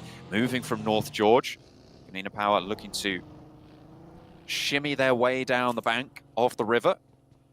Looks like they're going to divert into the shooting range hills. Try and play a little bit more high ground there. A couple of rowdy neighbors, though, will be less than pleased with that, I'm sure. But teams starting to make their way up towards that central open area, the headshot hills, I like to call them, north of Pachinki, to the east of Ruins, to the west of School and Rosso. Yeah, there's so many hills there. A lot of strong positions, a lot of strong defilades as well to play around. And if any team's going to crash that in the Hyper compound, it's going to be intense game, actually. Intense game. Getting extremely close. And game 1, they went out very early, but we saw the style they went out in. They straight up just took the fight with STE, crashed straight on in. So if they're going to keep that aggressive energy up, it might be looking like an in-Hyper fight that will be following soon. And Hyper splitting up a little bit, looking at the mini-map, doing a bit of a split. 2 on the north side of the river, 2 on the south side of the river. Duxon is leaving that bridge on the southwest, so there will be no bridge camp. And luckily for Inco, they're still on military base, as you can see down there on the far south. They're gonna have to make their rotation in. Next circle about to pop out here. Where is it gonna go? Have to wait and see just a little bit. But that southwestern side now starting to heat up. A lot of players diverting their way around. It still keeps a lot of that northern shore in here, which is great news for nHyper. Great news indeed, but I feel like they got to group up a little bit here. There's 2 on the Ruins Hilltop. That strong position. There's no way they're keeping a 2-2. Yeah, nHyper is going to group up. They're going to center right up, give up the northern side, which is a good call because a lot of the playable terrain is on the south side. And you can see right here, Nongshim Red Forest in a spectacular position once again. This team really on top of their rotations, and Hyper, you can see them going on that top of Ruins, and Mount Everest getting slightly contested here between FaZe and 628. Yeah, on the western side of this circle, it still is in action. So definitely a valuable position for the time being. FaZe wanted to hold it down. Onzen under threat as Jin crests that ridgeline with the Bison in hand, able to rattle off the right shots there. Ventora's trying to hold face with the DBS, but he eats too much damage for his liking, goes for the flush instead of the challenge, and now it's all up to the backline coming on through from FaZe. Mela needs to stand up for the roster in a 1 versus 2, I believe, on this position, versus Sunan, versus 33Z as well. The nade forwards, and Mela brought very, very low.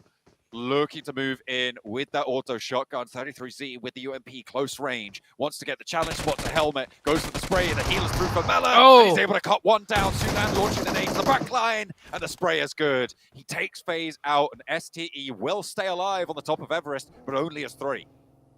Yeah, that's a great fight though for 628, losing only 1 member for 4 points. Could have been a little bit cleaner, but I'm sure they're okay with that, in a strong position as well. Luckily for them, no one third party. That would have been a disastrous occurrence, as you know, just down to the last player. And here we're back onto Nongshim Red Force dead center. So many teams surrounding here. In Hyper holding a 2-2. That's not a terrible one. It can get exploited, but seeing how other teams are positioned around them, it's almost like a buffer zone for them. So In Hyper should be sitting quite comfortable now. They just looking to control the areas around them. That high ground, they'll want to try and keep those sight lines available, but it is a risk. It is a risk at this stage. Enigma Galaxy playing really, really well. Slowly marching in from that southwest side over on Sandhawk. Looks like they're going to get a little bit more in the thick of it right now, as they are much closer to the central areas of the circle. Some decent compounds under their control. A lot of cover that they've got. The south side, though, under threat. Tucson maybe looking to poke their noses in. We're about to head into the next circle. Will this river be kept in play? I'm hoping it just shifts down hard to the south, and we're going to see a lot of potential interventions. As it does give me exactly that. Intense game is going to come in hot now. There is no real open spots for intense game to come into. I do expect to crash. Inko on the southwest should be getting into some scrap potentially now with Duxen, and we do have Morph and Udo Alliance on the northeast having to make their way in as well. Enigma Galaxy up good right now in the center of this circle. Inko looking to beat the shot on them from STE as they try and push their way in, hoping for a little bit more success. Getting to the compound that they've got a good start, but they're right on the... They're going to need a little bit further. There is that compound down to the east side of Everest, a really solid spot if you can get there, but it's getting there that's the tricky part. Yeah, it was occupied by Enigma Galaxy, but very smartly of them, they're going to give that up, as Mount Everest, a huge weak point for them. So they're grouping as 4 at the 2 square compounds. That position is open now for STE or anyone else to take if they can find their way in. Inko goading themselves for what is to come. Wanting to put some numbers up on the board here. Morph looking to cross this river behind Udo Alliance now. They send their first 2 through. Yoro and Rocky leading the charge. Initiating that maneuver. It looks like they're going to try and divert quite far out. We're still in stage 3, so you can survive quite well in the blue, but what's this? Clean power, rocking up on Inko. Squash with the challenge. Agori goes down first. Now Becca with the shots, with the spray. The DBS is there as well. To try and put the final nail in the coffin, and Inko are getting their dome rattle once again. They are giving us what they get with 2 knocks sent back to Clean power, but they are losing players they won't be happy with. In through the window, but Matar too quick for that. Nenobete needs to get rest here if Inko want a chance to move forward. And Clean power needs to be dealt with swiftly. Got to find the shot with Becca, but that is disastrous to lose so much. And there's a third party, STE descent from on high. Yeah, all the commotion. STE is third party. Inko, I'm surprised they managed to keep 3 up. Konina Power got the opening knock and went straight in. Inko really holding their own right there, as else. Rotations coming in. Teams losing players left and right on these rotations. Here's one of those deflates that I was mentioning earlier on Headshot Hills. They will get into zone just barely as Morph takes Hale. Hale's getting cut down. Teams are still in the blue on the eastern side. As more teams are going to have their way in, more points will be given to whichever teams could hold things zone. Spray down around the side there. Tiger looking to stay alive against Morph, but the DPS is good for the first. There's a couple more Morph players waiting in the wings. We're in stage 3 into stage 4, which means you can still get these reses, Zute. He'll be able to pick up his teammate, but getting through from here is still a very order. Similar situation Morph. Boho is going to get that res pickup as well. I don't think the teammates are going to go for it. The blue zone is starting to chunk right there. If anything, they're going to confirm the point. They get the point. Tiger is still up. That nade not doing enough damage. He has meds, and there is the finish. Morph will finish that fight up to 6 elimination points. Lost 2. That's not terrible. The circle has shifted all the way to the west side into the open fields. Third western shift. Inko is still like in zone at that compound. That's how big of a western shift it was. We're right on the edge before. How to go? The decisions that they need to make now are pretty crucial. There's some compounds on the south side as well, nearer to Gatka, that could provide sanctuary for east. It looks like next Ruya going to be take that position up. Meanwhile, Nigma Galaxy, they've been chilling here for a while. They're a little bit closer to the edge now. This north side going to start to come to a head. This intense game right up and in Hyper's face. Low toss molly coming out from GK first. A nice connection does take for a lot of burn damage. Them out into open. He gets one, though. Gets knocked right back. So 1-for-1 shot. The util coming first. Finally does go down. Koi, he's going to have to do a double knock at the very least. He goes for one. Tries to get the second. Gets knocked. And Hyper down to just one. But this area open sightlines to the high ground. And they worry about that as well. Inko in the meantime starts to move forwards towards Ducksand's west position that they regrouped on towards. And Hyper with Shifan looking to put in the performance to the roster strong. Lead from the front and a lovely challenge over the top of the ridgeline. Shifan keeps it together and he's looking for the reses as well. Cielo not close enough to res. Diego most likely bleeding out here. And Hyper, are they going to get all 4 of themselves back up to 8? May have other ideas. Yellow. Oh, that looks good. Is it on target? Is he going to find the shots? It just bubbles short, but it gets a lot. Oh! It took down all the players that were not rezzed, and the one that was rezzed gets knocks Yellow with the nades, ending chances of Hyper to get that full reset. And right on cue, a third party once again by STE. They're looking everywhere for these third parties. STE could be sitting comfortably in zone at a strong compound, but they want the points. I like the aggression, but can he get the finish? That looks scary, and he does almost go down. I think zone. Well, that is a huge loss for STE. That is really unfortunate. You can't be using 3 slugs there from the DBS. You need to be hitting that a little bit earlier. 33Z far too exposed. Shifan wants more. Okay, Koi gets knocked in the meantime. Soon still out there, but Shifan's just sending it.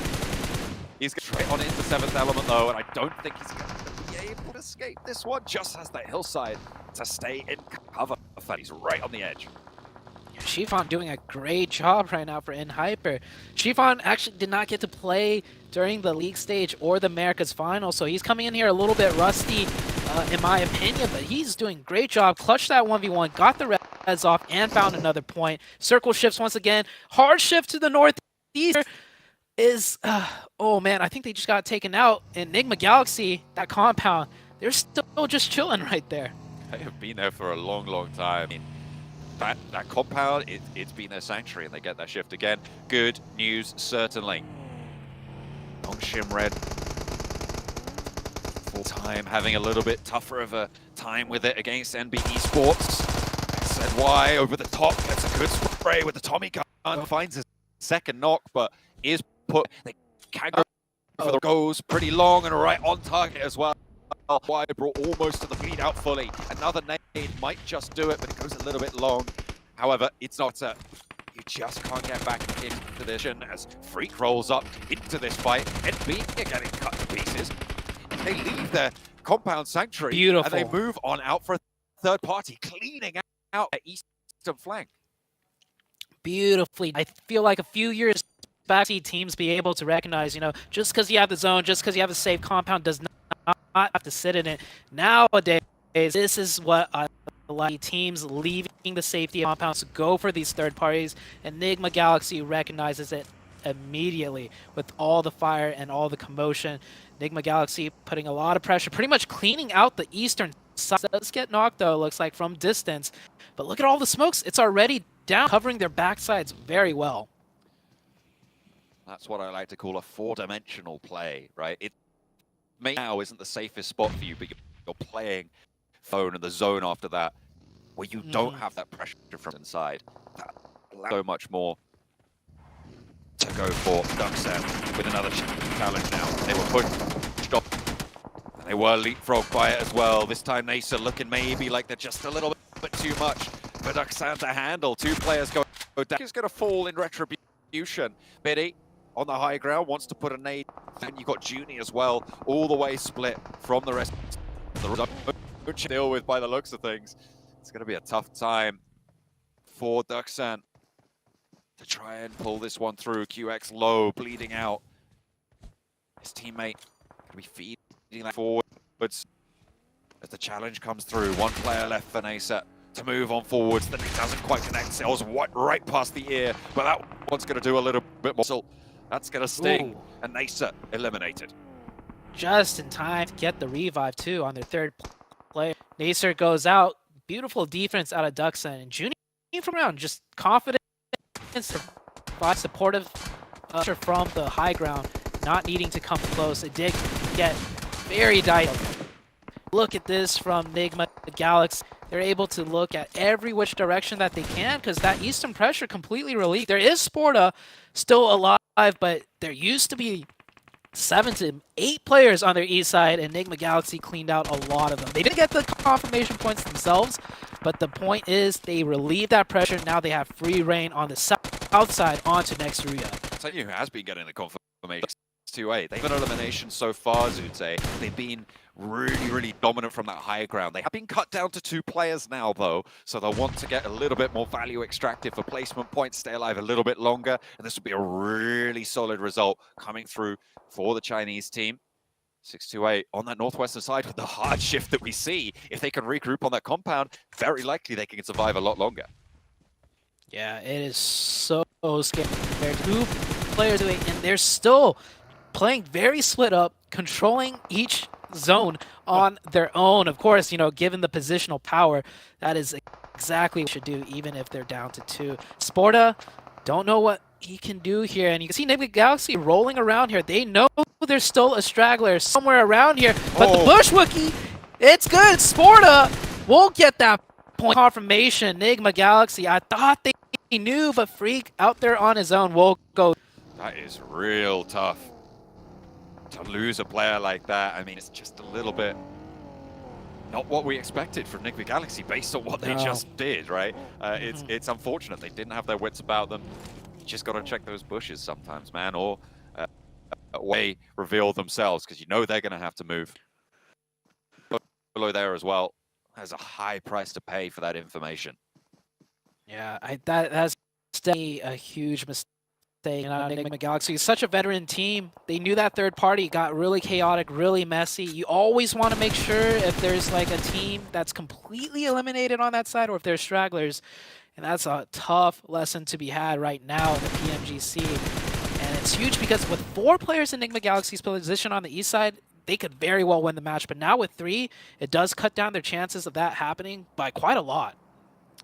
It will be a lot harder. Inco have been making some pretty solid moves on the western side. We asked where Brazil were. Right now they got 5 eliminations. They're in a pretty prime location with the circle likely to shift away from 6-8. Maybe even not having to worry about that, as looks like you got Duxan taking on that fight, playing as 3 for Duxan. to play on that western side. But I like Inco's position here. They're a lot further down the hill. They're on that low ground position. But I feel like they've got a lot of control over this fight as long as they don't get spotted from across the way. Yeah, Inco with a beautiful rotation to that spot too. They cut ahead of Nasser and I believe it was Duxon, right? And they just moved right ahead. That's not a very, favorable spot to be in, but the little dips, the hay bales does provide just enough cover for them to survive. Enigma Galaxy turning their eyes back down to Nextruya. Nextruya not catching a break whatsoever, constantly being shot at by the Enigma Galaxy team. Bombarded there. We saw Enigma Galaxy get their own back out to the eastern side. They did find the Lone Ranger, but it's too little too late. They could have just waited for that originally. They would have had the same elimination and still one more player, but that's just not how the cookie crumbled in this circumstance. The next circle just about to pop, and it does land southwest right on top of Inco.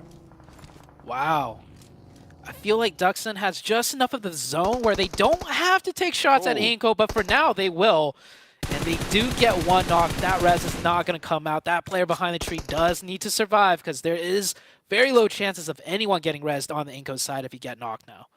Heavy smoke cover needed. QX, I mean, being suppressed a little bit by Becca's position.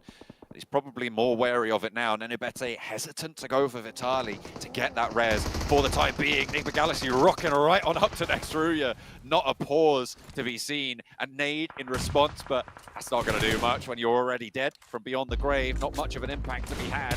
Becca spotted. And this is Duxan opening up the bidding over to Becca. That's what was keeping their position together. And now it's just the res needed to come through from Nenebete.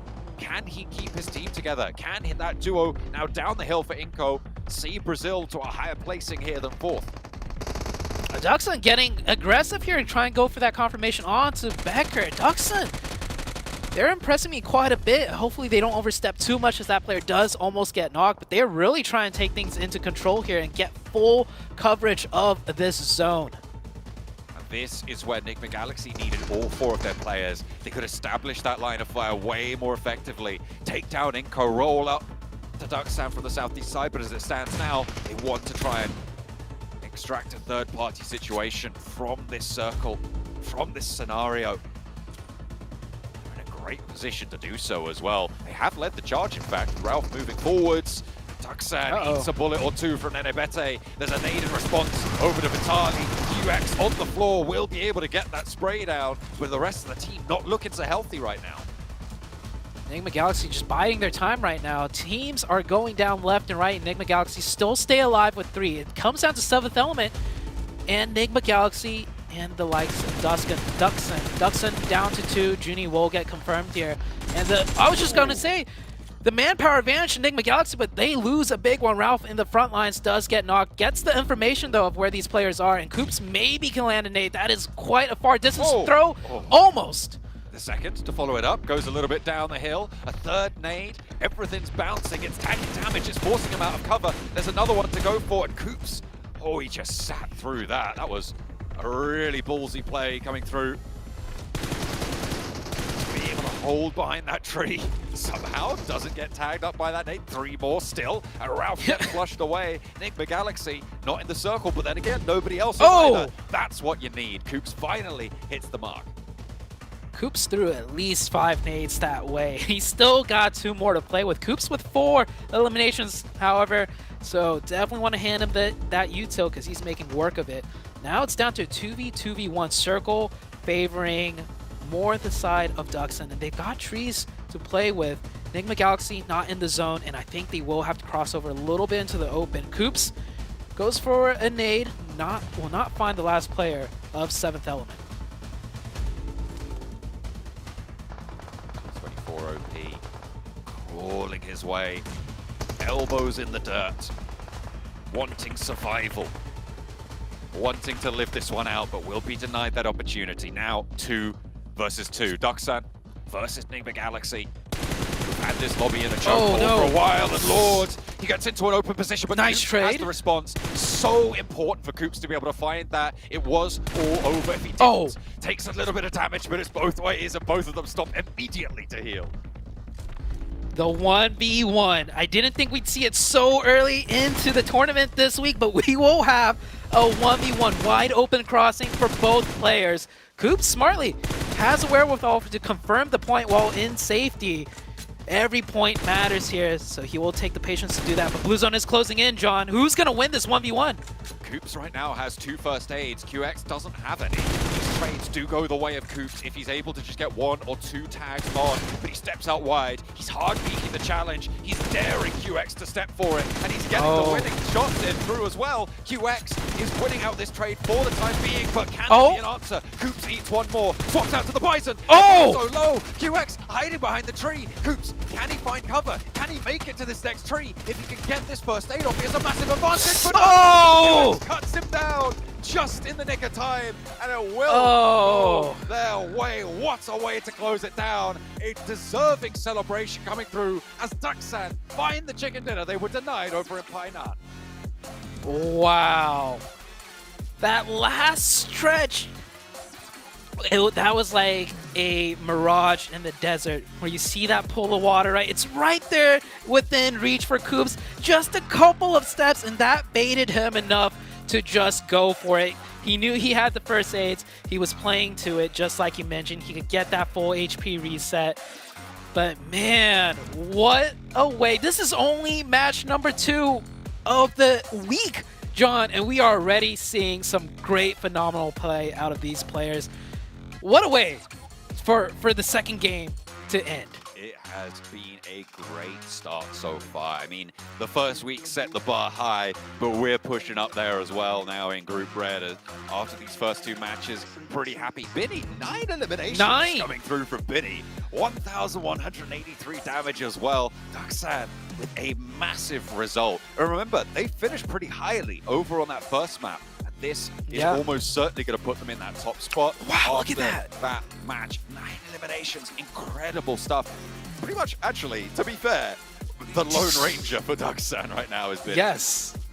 Yeah, 376, 1,200 pretty much, and then 134. Those are the damages coming out of Daksan. Daksan might have that star player that they're looking for in the form of Benny already. But I will say overall, the way the team played, the way the team positioned with whatever numbers they had up was also well done. The team synergy is there. It's not reflected in the numbers per se right now, but it is working for Daksan. I do want to give a shout out to Coops. So he played that 1v1 at a huge disadvantage running out in the open, but his pre-fires were timed so well that he almost won that 1v1 in the end, but it ultimately went to the way of Daksan. I mean, that final peak, that final break that he had, right? He was just trying to get to that tree cover. He could have launched, I think he still had a nade, if I'm not mistaken. He had bullets? He had a first aid, he had a nade. If he gets to that tree, I think it's Coops all the way. But Nigma Galaxy denied. However, I do want to say that Nigma Galaxy made some really, really good plays. The one glaring mistake, of course, is losing that player out on the eastern side. Yes. And with an extra player, this game goes so differently. What a way to close it down, though. An exciting 1v1. The Korean team stepping up. It's going to be good news coming through for them. We'll see if they can do more. Over to the desk. That's how you get started in Air Gale. Goodness gracious, that got my heart pumping.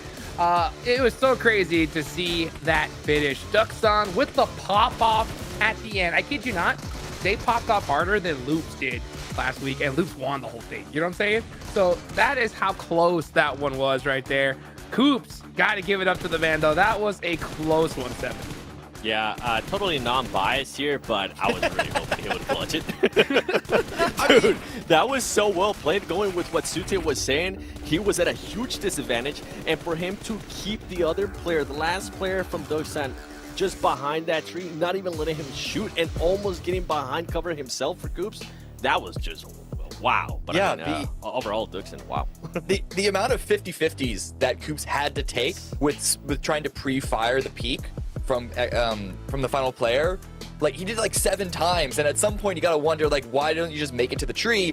But this, you know, it's trying to fake out, like, surely he's gonna peek this time, surely he's gonna peek this time. He got his enemy down to like 10 HP, so close. just right before he could hit the tree. And I agree with John. If he made it to the tree, I think Coops would have been able to really secure that one. But man, what a great finish for Duxan. For Benny, the one-man army, the numbers coming out from just that one solo individual player, absolutely insane. I was about to say, should we say Duxan or Benny 7? Yeah. That's ridiculous. I mean, he was carrying them pretty much all the way until the end. He had 6 elims out of 6 elims from the team, and then at the end, I mean, as Cameron just said, he ended up with 9 out of the 11 eliminations that they ended up getting, and that's currently putting them there in first place. And good to see that these two teams that have been consistent, at least in the first 2 matches, are the ones that are going to be towards the top. Duxan, with the amount of elims, that's really impressive. But the way 6-8, I kind of feel like we have to talk about it. I did enjoy how they were able to just push onto FaZe Clan in Everest. They didn't think about it twice. They sent it, and they actually ended up winning that big fight. Yeah. And only lost 1 player, which was really impressive to me. I think it's only been 2 rounds, so we don't want to read too much into it, but I think on Sanlock as well, STE is the team that took care of FaZe. They were at least in a similar area on the map in the mid game. So I think FaZe being at the bottom at the moment is purely because they keep running into the PEL representative in this lobby, which, you know, if there's one team that like isn't going to hurt your ego as much if you lose to them, it's going to be that. I do still expect FaZe to pick it up. I'm not too worried about them, just considering the circumstances of running into SCE so many times. That it's still not a good start for FaZe, though. One of the favorites in this group. Confirm. FaZe script tonight is 6-8. And if it's going to be any kryptonite, I don't think that's a bad one to be, because I mean 6-8 definitely are coming in hot here off the rip. But speaking of coming out hot, another player I got to talk about is my boy Shifan there with a nice clutch there towards the end. That was beautiful. But if you guys want to clutch it up, of course, go check out the Infinix GT10 Pro, the official smartphone here for PMGC, created for esports players. You guys want to dominate the lobby, go check out that Infinix GT10 Pro. And while you're at it, of course, go check out the TikTok as well. You know, hashtag PMGC 2023. Get a glimpse of what's going on behind the screens and all of those goodies. But man, that was so crazy. Intense game and hyper. Just going back at it right there. And Shifan had that clutch 1v1. But I'm so shocked, Cameron, to see Koi go for that buggy rather than just getting on it, right? Didn't that hurt?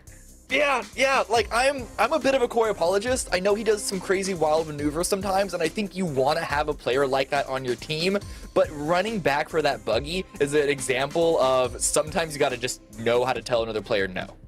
That I don't know if they would have been able to make it much further because there wasn't a lot of space for anyone to take. Like Shifan just got blown up when he tried to make it into the zone. I don't know if it would have made that much of a difference, but yeah, I don't see the value of trying to run out into the blue. Even though it wasn't like super deep into the game, it was still only phase 4 blue damage. That's still a lot and not really worth it. Well, you know what? We're gonna go ahead and talk about this a little bit more right after we get after this break. Don't go nowhere.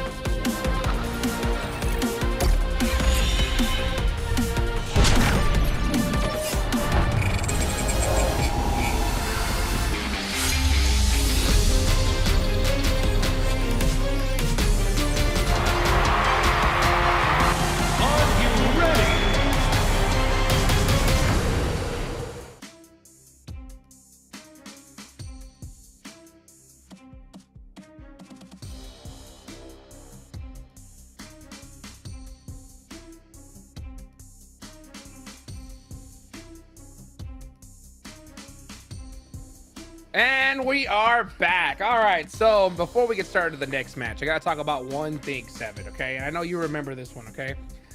Good old Nongshim Red Force, Sporta, in the bush, taking out one of the players from Nigma Galaxy.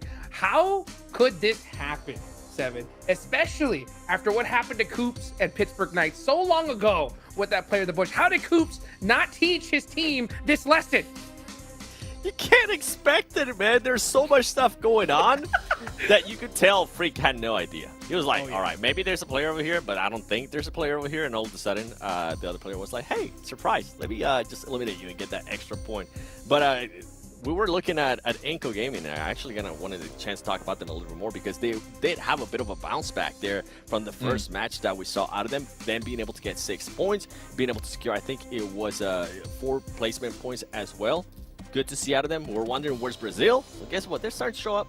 Not in the way that we seen right from week 1, but it's a little bit. Not yet. Yeah, not yet. Will it be right now?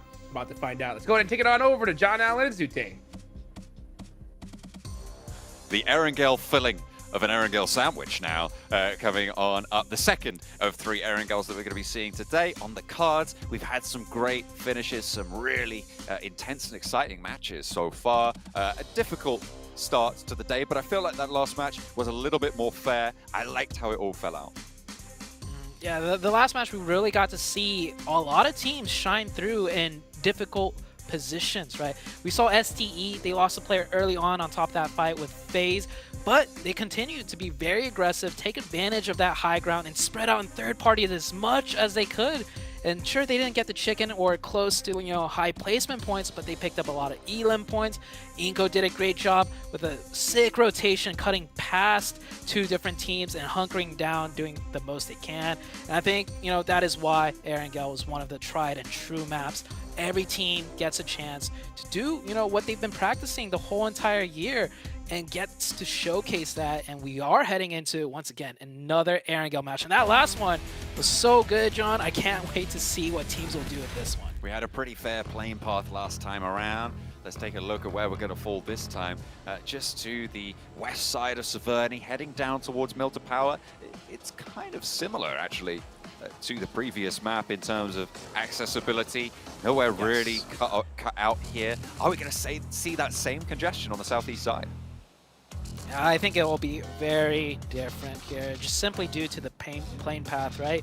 A lot of teams have alternate drop spots, and at this stage in the tournament, with so much research and VOD review beforehand that's done by the teams, even with alternate drop spots, I think teams will know not to drop in certain locations. I won't be too surprised if there's no hot drops here again, even with the plane path this drastically different. And yeah, with a plane path like this, should be smooth sailing for all of the teams. It just comes down to, once again, that first circle. Sometimes it can be very dynamic in the form of a military base or all the way up to the northeast, northwest, wherever it could go. Everybody looking to touch down here.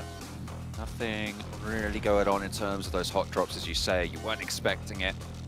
Thought it's very unlikely that it goes through, but this is a hard northwestern shift. Yes. We saw a mild northwestern shift on the previous match, but this very much harder up to that Zaki corner of the map. Kanina Power going to be happy about that. I think it was Enhyper that we saw take the strong compound on the bridge to the east of Georgia Pole before, so maybe they'll make that move again. Definitely so. You can see that right in Watertown, next to the west side of Rozhok. One player, FS, already rotating to that square cube compound. Might be looking to just hold it down early for the team and wait for the rest of the team to get there. We'll see how this one plays out. Of course, you could still get a hard shift north, hard shift south, where it completely changes things on the second circle. This circle, though, a little bit familiar for all the teams because it was pretty far in the north side in the previous match, so teams should have a good understanding of where teams might be. And Hyper just getting some of that loot on board. Getting across early, see if they can maintain. Hale on Rozhok. Have got Nasa to worry about on the south side of them. Potential for a little argy-bargy on the South Rozhok Hill, if they want to go for it, but it looks like Nasa just going to regroup over towards those apartments instead. Just pick through this loot. Really strong place to loot, of course. We know it's just littered with the stuff. Almost immediately hopping on through. Level 3 backpack. Easy does it. Yeah, level 3 backpack, always nice. Definitely would rather have that level 3 vest or level 3 helmet. Maybe you'll find it later. Rotations coming through, or actually, I don't think this rotation. Teams are still trying to get to certain looting locations.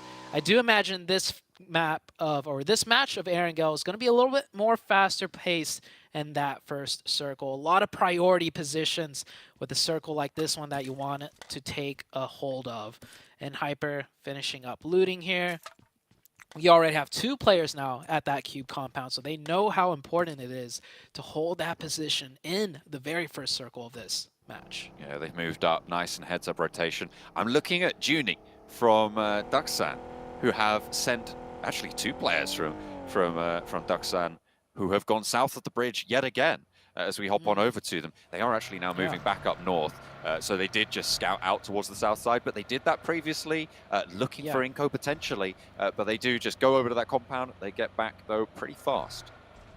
I feel like that's almost like just a protocol thing. We didn't really highlight it in match number 1, but they had 3 players loot on the north side of the island, and 1 player go down to the military base. And the plane path was very far off in a way where it was purposeful that 1 player went to military island. So maybe it's just in case, they get a military circle, they already have 1 player across no matter what.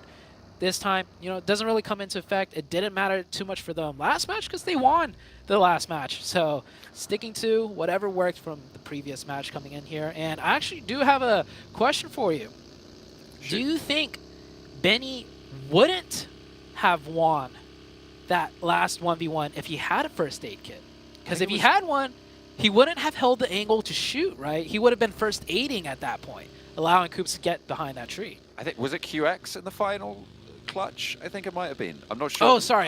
Yeah, it might have been. I know what you mean. I think that is interesting, actually. I feel like if you are going to go for that first aid, Koops does have more free time, but maybe you have that advantage. I don't actually know how many nades were in the back pocket for QX, so it could potentially, as much as Koops could have got that heal and launched some util, it could have been the same story the other way around. So I do think getting to the tree would have been a massive benefit for Koops, given the exact state of play, but I feel like you just can't read into it as much, because Koops would have been higher HP by that tree, but he might have not taken shots back out towards him as much as well. So for me, I think I couldn't call it. I don't think. I'll tell you this much. What are you thinking? If the player QX, if he had a first aid, he definitely would have gone for that first aid at 1 HP, and you're getting out-peaked by someone running in the open. Nerves are definitely kicking in, right? You have that first aid, you're 1 HP. There's no way you peak that player again. He's been out-trading you hard at a huge disadvantage. So he would have gone for that first aid, and both players, Koops would have made it to the tree, and both players would have reset. And I'm just throwing this out there because I really do feel him not having the first aid helped him out a lot. Maybe. I mean, maybe it just gave him that little push, but you take those shots when the enemy player is very close to cover. It's likely they're gonna more prioritize getting to that cover rather than taking return shots. So I mean, even on low HP, that's true too. Potential that peak is valuable, even if you have that first aid, because they're more preoccupied with position rather than return fire, especially when it's last player standing on both teams. It's tricky. It's tricky. Definitely so. And we got a little bit of engagement here. Long range. I don't think it's going to come into a full fight fruition. And as I said earlier, right, this game's going to speed up a little more than the first one because a lot of priority positions here. And that is why these teams probably shouldn't engage in a full-out fight. A lot of teams are rotating in right here, and they don't want to be caught in a third party. Sports are wanting to smoke on the vehicle, allow them a little bit more of an opportunity to cross. Top of Everest now for the Galaxy. They beat FaZe and STE as well to the punch here. The 2 teams who were up at the top of Everest in the previous Erangel. It was 6-8 who were able to claim control of it, but they did lose a player or 2 for their trouble. A nice early maneuver for Enigma Galaxy. The team denied at the last moments there. Koops going down in that fraught 1v1 that we were highlighting just before. And I've liked Enigma Galaxy's play so far. I feel like they have made a couple of missteps, and there is maybe still more to work on, but it feels like they've got a little bit of a chokehold on a lot of the plays, a lot of the rotations of this lobby. I definitely have to agree with that one. 7th Element rotating in. Next, Ruya coming in on the far southeast side. We are going to head into the second circle. This is going to be a huge one for a lot of the teams to figure out exactly what is in plan for them on the second aerial match of the day. North or south, we'll see where it goes. It centers right on up. Beautiful. I mean, why not? We had it with Pioneer. Let's go for another one around George Cole. Still a little bit more north-leaning, so a lot of the teams on the north side unlikely to look for that fast cross, that crash, but still, everybody needed to clump up around those shooting range hills. A very treacherous bit of terrain, that. And so everybody's going to try and place their feet carefully, move through it as safely as possible, but that's so much easier said than done. Another team losing a player right there. I do believe that was 7th Element getting a little bit too close to MB Esports. MB Esports in a nice spot, controlling the plane, just a little bit south of shooting range. This is a great position if the circle does head north on the next shift, or could just keep centering right up. And Hyper doing a 2-2 split on the map feed. They might be looking to group up here, but Hyper team known for their splits. Surprised they're keeping that up here in the PMGC. A lot of teams that do splits do end up condensing a lot more often in PMGC just because of the caliber of the teams involved. But Hyper sticking true to it. Nongsham, north of the river. FaZe, south of the river. Same with Nigma Galaxy. Everything around the riverside is getting taken up right now. It is getting very, very shoulder to shoulder. Close by positions, and it's going to be Akaze to find the first and knock and the flush. Looks for more. NB hop out, but they're already shredded to pieces. 2 players already down, 1 low HP. He looks for the flush. What a thirst coming on through, and he controls this. 1 versus 4, but no, he's finally shut out. But in comes the cavalry. The roll down is there, and NB dispatch of the enemy rolling on up to them. Intense game for them. What a hold from NB. Let me just say this real quick. The critical side of me wants to say he definitely did not have to go down and get thirsted, but I can't blame him at all. That 1v4 was right there within his grasp. He was really feeling it. And oh my, this is the second time though we've seen Intense Game do this maneuver. One of their players gets knocked, and they just brunt force try to overwhelm the opposition, and now that's twice in a row where it's failed miserably. First against STE on Sandhawk, now once again against NB Esports. Intense Game. Their strategy may have worked at the earlier stages, but not in PMGC. It's just unfortunate there for Intense Game to fall down, but what a hole from Akaze. I mean, the biggest factor there, I don't think, is the opening knock. It's the amount of damage he got on the follow-up players. Both of those players were torn so low. Immediately one of them gets knocked, and he just doesn't have the confidence to go for that next peak with the low HP on that 3rd player. The 4th player is a little bit too late to the party. Sure, he gets that return knock, and they do actually end up getting the flush onto NB, but even so, like, you give them time to regroup, and what a regroup it was, by the way, for NB Esports. Immediate, effective as well, and that's exactly what you want to see in these PMGC stages. It is not easy to get that much damage in a vehicle coming straight at you at a small, like, incline. The hood of the car is, like, providing extra cover. So those are some really nasty shots he laid out right before he got crashed upon. So very well done. The circle, once again, you know, it shifted, but it's centered right up onto that riverside. We're going to see a lot of river shenanigans, some bridge trolls, people sending their vehicles into the water and then just try and stay alive as long as possible. We're going to see all the tricks come out of the playbook for this one. Next, Ruya on the eastern side, wanting to move down this coastline, but a couple of teams in their way. And Hyper still playing around the area that they rotated to very early. And a nice position it'll be. I like Hale's spot on the north side of this river. I feel like it's going to be very difficult to contest that position with the fact that there are 3 teams in the shooting range hills. I don't think any of them are going to be able to have a clear shot at Hale. And from the south side, I think you'll be lucky to even get up towards them. So a really decent spot for Hale in my eyes. Another team that I'm looking at, I do believe that's Nongshim Red Force already set up just on, or should I say underneath the bridge side. So they recognize where this is potentially going, and everything occupied around the river, the only spot open in the river itself. So that team's already set up there. Morph on the northeast might get into a scuffle here with Next Ruya, as both of these teams looking to control the eastern side. I have spotted something. I know mysteries afoot. Morph have the high ground over Next Ruya, but Frozen's being nice and careful for them. Keeping that mini 14 trained deadly on the angle. As both of these teams start to push their way forwards, slowly creeping in with the blue zone. Not too much impetus for conflict right now. There isn't really that big drive to go for the fight at this point. Morph has still left Boboho all the way down there, right in the danger zone though. Yeah, teams are just exploring their options right now. It's going to be the next circle that really pops things off. And I was saying it was Nongshim Red Force, my mistake. It's actually NASA right there, right next to InHyper. They're the team that's taking that river, and it is a hard shift down to the south. North of the river is still in play, so we'll see what these teams do. Now it is do or die for everyone on the north side. I mean, Enigma Galaxy just got the shift of a lifetime there. Oh yeah, they did. They had one in that last match as well, but they were able to play it out well, nearly taking that chicken dinner.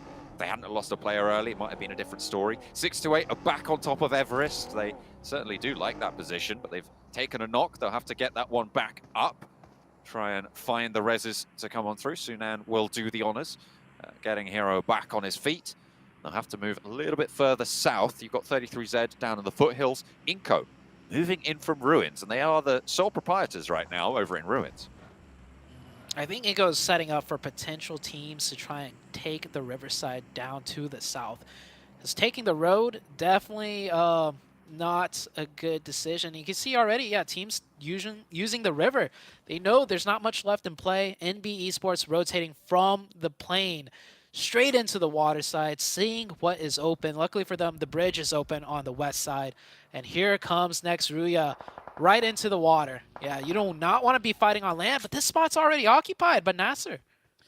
There is far too much to be going on healthily here. Next Ruya might have just put themselves in the losing spot on this scenario. Already the rocks controlled. A nade over the top from Xenox. That's pretty cruel. But hang on a minute. Nasa, they're taking damage. There's Coops coming on through. Is this a bit of cover for Next Ruya? Can they find landfall? These nades from Xenox going a little bit behind the progression. They might find Yekta. Sure, they get that flush, but the rest of Next Ruya can start to emerge. And Nasa now are struggling on this northern side. I don't think I would have predicted this, but what a turn of events. It looks like Next Ruya might just be able to hold on for a little bit longer. Yeah, Next Ruya definitely getting a lucky break there. The knock from Enigma Galaxy helping them out a lot. Now on the western side, Kanina Power trying to do the same thing. The water, the river play. And here comes Morph coming in the distance. While this fight between Nasser and Next Ruya still continuing. So Next Ruya have 3 up. I do believe Nasser is down to just 1. And it's Xenox. Xenox gets a nice knock though on the other side of things. Gets the confirmation, almost goes down to the nade. Just about sidestepped there. Ralph has moved forward. But in the meantime, there's another bridge to fight over. Kanina Power and NB. NB been on the warpath so far. 6 eliminations on their tally. Kanina Power struggling in the face of it. Sek wanted to get that spray down, get those flushes. They'll try and hold the bridge out for now. But in the meantime, Hale, displaced from their central strong position by a hard shift down to the south, have now got Yudu Alliance to deal with. They did manage to find a knock, but it did get picked back up. There's the re-knock coming on through, and now Tiger can move a little bit further forwards, but maybe not that far forwards. Does get pushed back there. Has to realign his stripes. Yeah, standing on top of that hill, definitely open sight lines from multiple angles. Yudu Alliance might just have to send it in with the vehicle. And oh, he actually gets taken out right there, stopping the car short. Yudu Alliance down to 1. And we're about to get that next circle shift. Blue zone covering the last player up for Yudu Alliance. Can he do anything here? Get a knock? No. And this should be it. Oh, he gets that knock and gets the point confirmation. Hale eating a lot of casualties. That's because Nongshim Red Force, you can see right there on the minimap, they're here to third party. They do take those shots and the backlines get exposed. U2 Alliance, though, similarly, taken down. 2 teams eliminated on the northern side. We knew it was going to be brutal. Here it is, laid out, all to play for. As the river has started to quiet down a little bit, but it is still going. Inco tried to dip their toe in, but don't have the best of times with it. The Piranhas of Morph snap that one right up. They won't be able to continue here. Enigma Galaxy still holding in their compound on the south side. This is definitely one of the more challenging circles of Erangel to deal with. Not very common. You have to play in this area along the riverside. What sparse cover you have can be huge, but players are getting cut down. And Hyper's still here with 4 players. They're biding their time. This could be a huge game for them to bounce back up on the leaderboards. They just need to make sure they don't lose any players here. They're heading into Inco. Inco down to 2. Good nade from Becker. Will it connect? Throws it. Falls just short. Splits the middle there between the N-Hyper players. Next, Ruya. Remember, they've been under this bridge for a while, and all of them are out of the zone. Inco guarding them through. In the meantime, Duxan, all 4 of their players alive in the crates of South George. Wanting to get the reses over onto Binny, keep all 4 of them alive. No eliminations so far, but FaZe are right next to them. 628 make a mad dash in front of them, trying to strafe through this open ground, but 33Z is left in the dust. He's knocked on the back lines, and Victorious nearly finds another. Not quite going to be able to do so, and it still seems like Duxan going to continue to be pressed against this blue zone. 3 teams now at the crates. STE, great rotation. They did lose one, like you mentioned. 33Z left in the backlines, knocked. He was in the zone too. If he just stayed alive, that would have been a crucial position for them. But the battle rages on. 3-way fight, FaZe, Duxan, and STE. Is STE going to pressure them from the north side? They could third party this as FaZe is in a full out engagement. STE definitely has to make that rotate with 3 players. Can they hold this one down? FaZe, Duxan back and forth now. 2 players on the sideline. And Zipyan tears through them with the DBS. FaZe fall, and Duxan have to move on with 3 players alive. Junie, very difficult to get the res here. He might just be able to crawl towards the zone if they've got the time to make it work, but STE have other ideas. They might be looking to push. STE just a little bit too slow. The fight's already over. That res will come out. 3 players will be up for the side of Duxan and 3 for STE. I think they have the zone to worry about more so, though, because, man, this circle probably not going to go on to them in the next shift. Meanwhile, on the riverside, what has happened? So many teams have gone out. Inco's still alive. Konina Power was here, but they are long gone, and now it's 7th Element looking to take the fight. In the double nade, it is good. 2 down for the side of NB Esports. They're not in the water, but they get sunk anyway. 2 players fall. NB, they've been holding around this area for quite a while now. But 7th Element, you're right, they are just going to put that pressure on. Over on the eastern bridge in the meantime, Inco trying to stay alive in the face of N-Hyper, trying to cross the bridge. The first knock goes well for N-Hyper, playing as 3 players. They've been crossing this bridge now for a while. They've been on the top side of it. And Becca will no longer be able to hold them out. Just Vitali on this angle at this point. 5 eliminations found for N-Hyper. They're looking to rack up the points here, looking to put themselves in the middle of these tables. Yeah, N-Hyper doing a really great job. I'd say working through that mess of Inco, and Nassar was still there too, I believe, and only losing 1. That's a win in my book. And they still get that zone. The zone is still in play for them on that little sloping ridge leading into the water. And, well, I mean, Enigma Galaxy, we have to mention them too. They're looking like they might just take this game through position alone. Yeah, it's a little bit unfortunate for everybody else, but Enigma Galaxy, you're right, definitely in that central position, in a lot of control. Very unlikely anyone approaches from the south. Everest got cleared a long time ago, and swinging through that area at this point, pretty much a death sentence. So Enigma Galaxy have got a very limited cone of fire to handle, but if Vitali lands shots like that, and Lord keeps going down, if Enigma Galaxy get picked apart, there's potential for a crash coming through from a team like maybe even 628.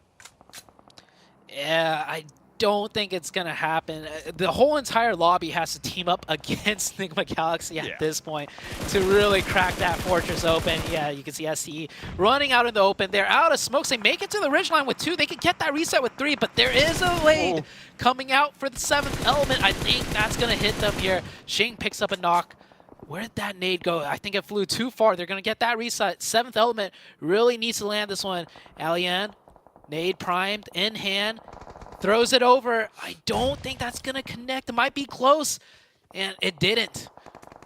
A little bit of damage. That one did, though. Much better from Suna. Now has to go a little bit deeper over onto Alian's position, but Divine steps out of the water. Alian falls, and it is just Divine left. Xing is still alive, looking for that heal. Wow. And 628 have made this crossing, but can they hold on to it? Divine falls as well. It is 628 to keep going. Over the bridge top. Hang on a minute, no, Divine's been swimming all the way through, and Benny's here to play. For Duxan will finally fall to Coops from Nigma Galaxy with the high ground. We knew they were going to be so brutal here, and it is Duxan to fall first. I'm surprised the player of SDE was pushing over the top of the bridge. That was extremely risky and didn't work in his favor. You can see Nigma Galaxy trying to get a third-party angle now, and they did this last match. You know, they left the safety of their compound to try and get some third-partying in, so they're still sticking true to that. SDE Xing will go down here. I think he could crawl down for a revive. Sunan, last one up. 7th element still alive. Divine is still there. You mentioned it. He just kept swimming. He could time a nice peek from underneath the water. He could eliminate the 6-8 team. Shifan on the off angle. 3 players from N-Hyper. They've been encroaching nice and slowly, nice and effectively as well. Making a lot of points. But the shift goes away from them. This is so Nigma Galaxy sided. I mean, you called it previously. I think this is the death sentence circle. It is very much locked in at this point. 3 eliminations, but that's all you need. I wonder how their ammo reserves are doing. I just caught that there, and it doesn't look like there's much left in the DP for, I think it was Lord we were on board with. So potential dry ammo supplies here for Nigma Galaxy, and that might come back to bite them if the teams outside can hold off long enough. Yeah, maybe, but no team to really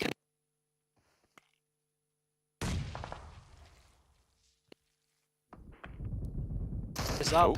So N-Hyper will provide the biggest challenge, but can N-Hyper make it through the zone with all 3? It looks like it. They have firm control of the land. Everyone else pretty much just trying to survive in the water. You do have E on the other side with 2, but even them, you see right there, trying to pick up whatever loot they can, whatever util they can. Inko finally goes down, losing that zone in the tower. Enigma Galaxy, they're getting antsy. They want to get more elimination points right now. Ralph just able to light that one up, get that shot down. Divine swam all the way past. 6-8 looking to keep that pressure on, though, along this coastline. The nade doesn't quite connect. Divine has one of his own. Thinks that the rock are more dangerous, but another nade from Sunan looks pretty good, and that will close the bidding. Xing able to find that final nade. Now, can N-Hyper keep this roll going along this coastline, add it up a little bit further, because it is only a couple of players left from 6-8, as now Enigma Galaxy look to extend their influence. But with 10 eliminations, N-Hyper have done a lot of work so far. Oh, one of N-Hyper goes down here. The 2v3, another player goes down. SDE looking to win this 2v3. GK first taking a lot of damage through the smoke, and, well, Nigma Galaxy is here to clean things up. They identified the weak side. N-Hyper goes out. Now it's a 2v4 situation. Surely, not N-Hyper, Nigma Galaxy takes this one. One of them goes down, though, John. So I'm going to hold that for now.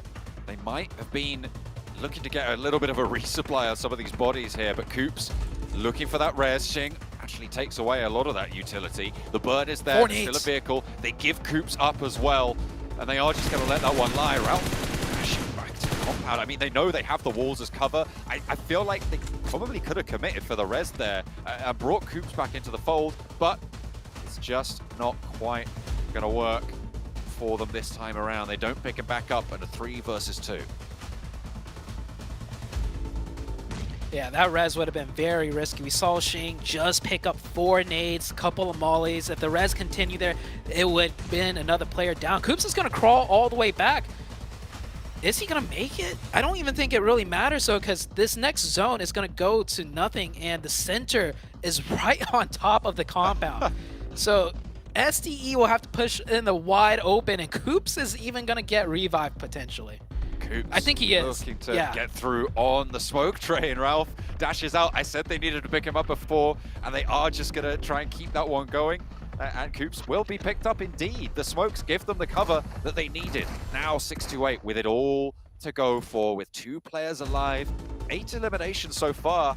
I said this was potentially a team that could make it all the way. I didn't really expect to be close to right here, but either way, they make it this far. But with only 2 players standing, in the face of 4, in the face of the utility that it looks like Enigma Galaxy are likely to still have in the back pocket. They have been expending a lot of nades. They haven't been using a lot of smokes. They've just been holding these sightlines. And they can look to just shut this one down. Coops swings out, looks to go wide. Ralph crossing the road as well. They're putting the pressure on. They're not letting this come to them. They are taking this into their own hands. A break wide and Coops is still forwards, rolls down for 1, swings out, pops out the buggy, doesn't find the second, but there's the backup from Ralph. And a clean finish from Enigma Galaxy on their compound position. They're able to capitalize, and a great finish coming through from this roster. A really, really solid finish coming on through. They were gifted with the circle time and time again, but I like that flex out coming through. I like that position that they were able to take towards the end. I think they could have got Coops back up earlier, but they've regrouped, they got it back. 4 players, it's just too much to handle. Yeah, even though they got the circle pretty much the entire game, we saw earlier on, they sent players out, they tried to do third parties, they were still proactive, they didn't just sit still the entire time. Definitely a gifted winner chicken dinner by all means, but hey, this Enigma Galaxy team, even when they don't get the circles, we've seen what they can do, so deserved in my book, and it is a battle royale after all, John. RNG does come into play, and sometimes you're just on the better end of it. Absolutely. I mean, Enigma Galaxy for sure going to be looking to get into first place after that one. They did have to go a little bit far as well for it. Not quite as far as STE and Morph, but still. Plenty of nades used as well. Towards the end, a lot of smokes thrown on out. I liked Enhyper's play as well. I was talking about it quite a lot. It feels like they are very solid in the positions that they're able to take. They have a lot of control. I feel they're quite methodical as well. A good representative for the NA region. Yeah, Enhyper have been playing correct. I will give them that much. They haven't made any like huge throws or mishaps, which we've seen happen with Enhyper. I think that is their pitfall. They sometimes get in their own heads. But another team I want to mention though, as before we go to the desk, is just STE. They played a phenomenal game there, John, and I think they're showing us a lot. And I want to see what the desk has to say about that one. 6-8 popping off, man. That last game was like a movie. Watching Coops with the miracle crawl all the way back to his team. Ugh. Gets picked up and then decides to run them over for knocking him. That's how you get it done there, Seven. Yeah, I think at one point all of us were wondering, okay, what are they doing here? Are they, I think Cameron said it best too, are they trying to prevent maybe 6-8 not giving them the points, maybe backing off into the blue and just dying to the blue? Interesting play by them, okay? I'm surprised they were able to do that. Good for them, they end up getting the chicken dinner. They did end up getting that miracle crop from Coops. But 6-8, I'm really impressed at the way that they were able to play this. They were able to go from the rotation. I mean, at one point we saw them being able to be in Everest, then go down to George Crates, and then work their way up, fighting everybody, and for them to even make it second place, just an amazing performance out of them.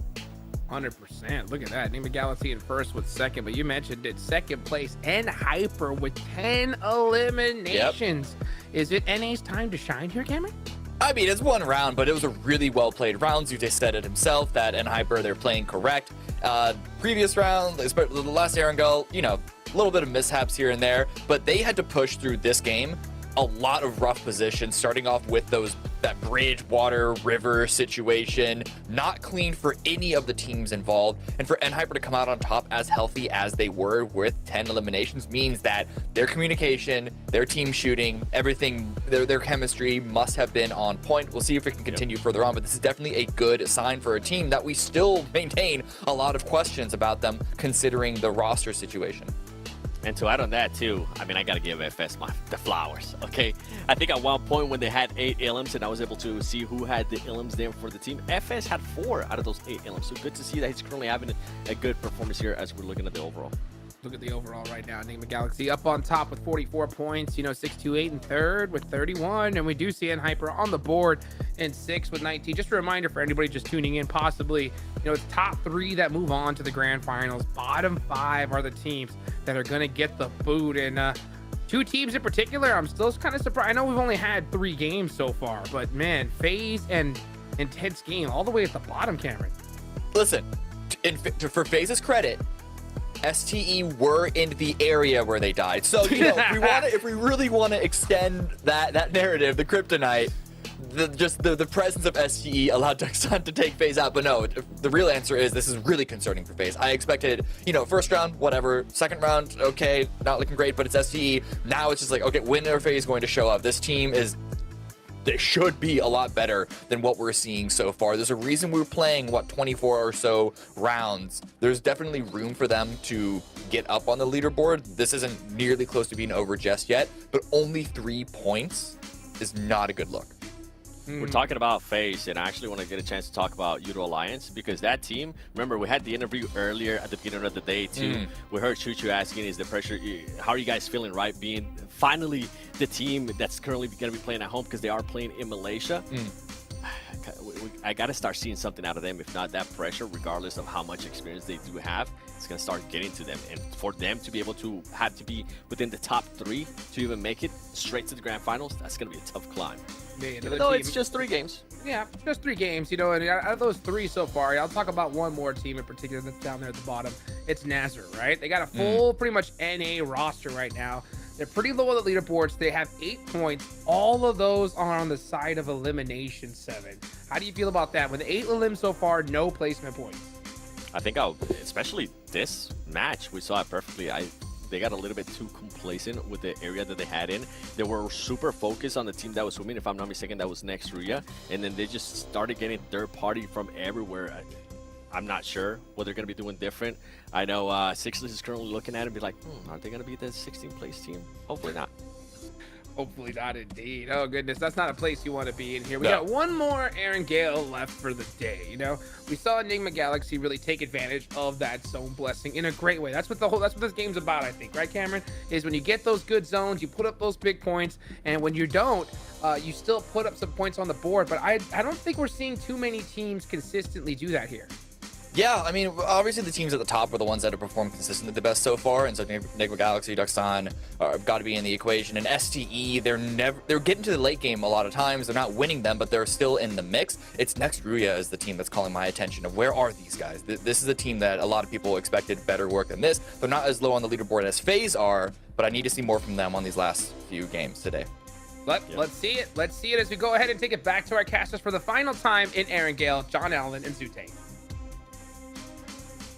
The third of the triple billing of Aaron Gale's now out to play. We've seen the 2 previous matches. I think it's fair to say the finishing on the last one, a little bit less exciting. It was sure action movie style, the crawl back through for Coops, but there was never really any doubt that Enigma Galaxy were going to be able to take that one home in the position that they were afforded, and rightly so. I mean, they were able to hold it down. They were able to do exactly what they needed to do. They didn't run dry on ammo. There's not much you can do about that. But 6-8, like you said at the end of that last game, really put their money where their mouth is. Yeah, I think 6-8 has shown us a lot over the course of the last 2 Aaron Gale matches. They play this kind of style where they will third party from distance, close range, long range, wherever it might be. And they're really going for all those elimination points. They're really kind of setting themselves apart. And well, I like to see more of that coming out of 6-8. And oh man, it's such a shame that we're already on the last Aaron Gale match of the day. I feel like these Aaron Gale matches, I mean, sure, we've only had 2, but they've been so exciting in different ways. That last one was an easy win for Enigma Galaxy, but all the action, all the tribulations were happening just north of them. And we saw so many teams scrap for that Riverside, and Hyper came in from the east. We had STE come in from the west, and it just crunched everyone in. And at the end of the day, the zone, of course, favored Enigma Galaxy. What's going to happen in this one, though? Ooh. We're flying over military base. Is that an omen for a potential military base on the last Aaron Gale of the day? You always love to see something like that happen, John.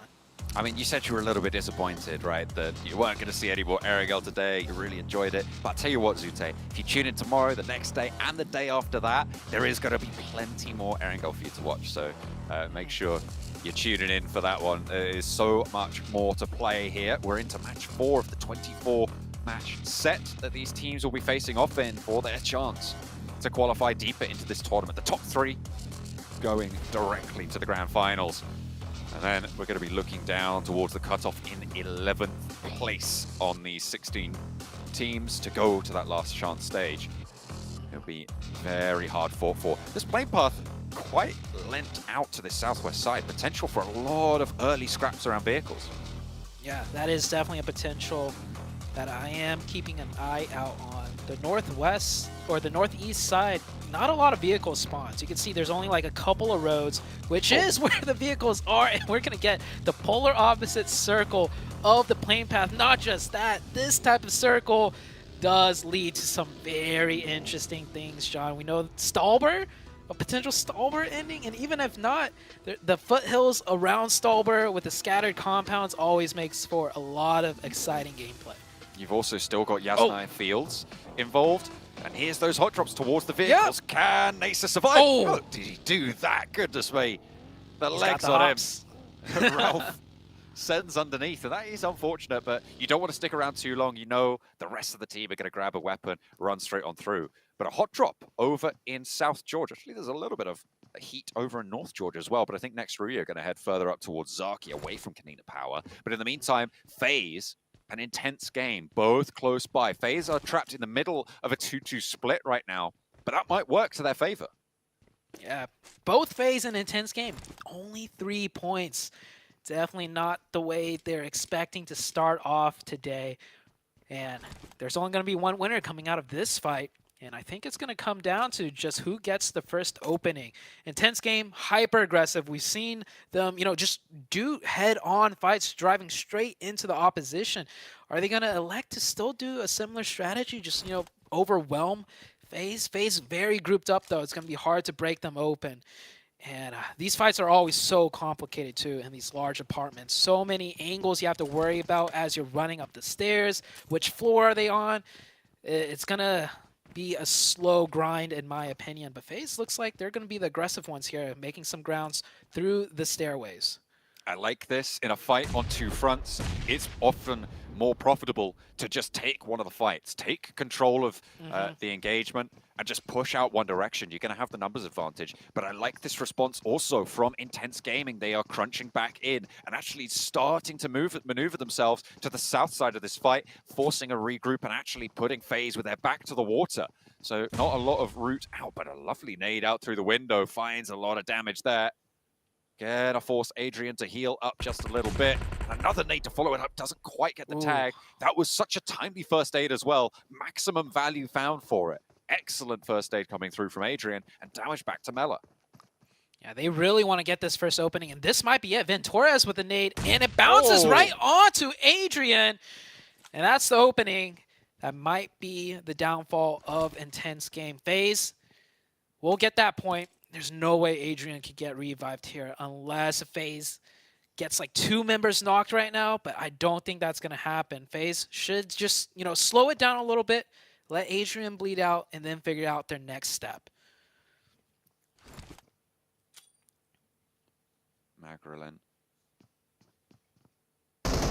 looking to try and stop this run out from Mormon, who himself wants to get the flush onto Adrian.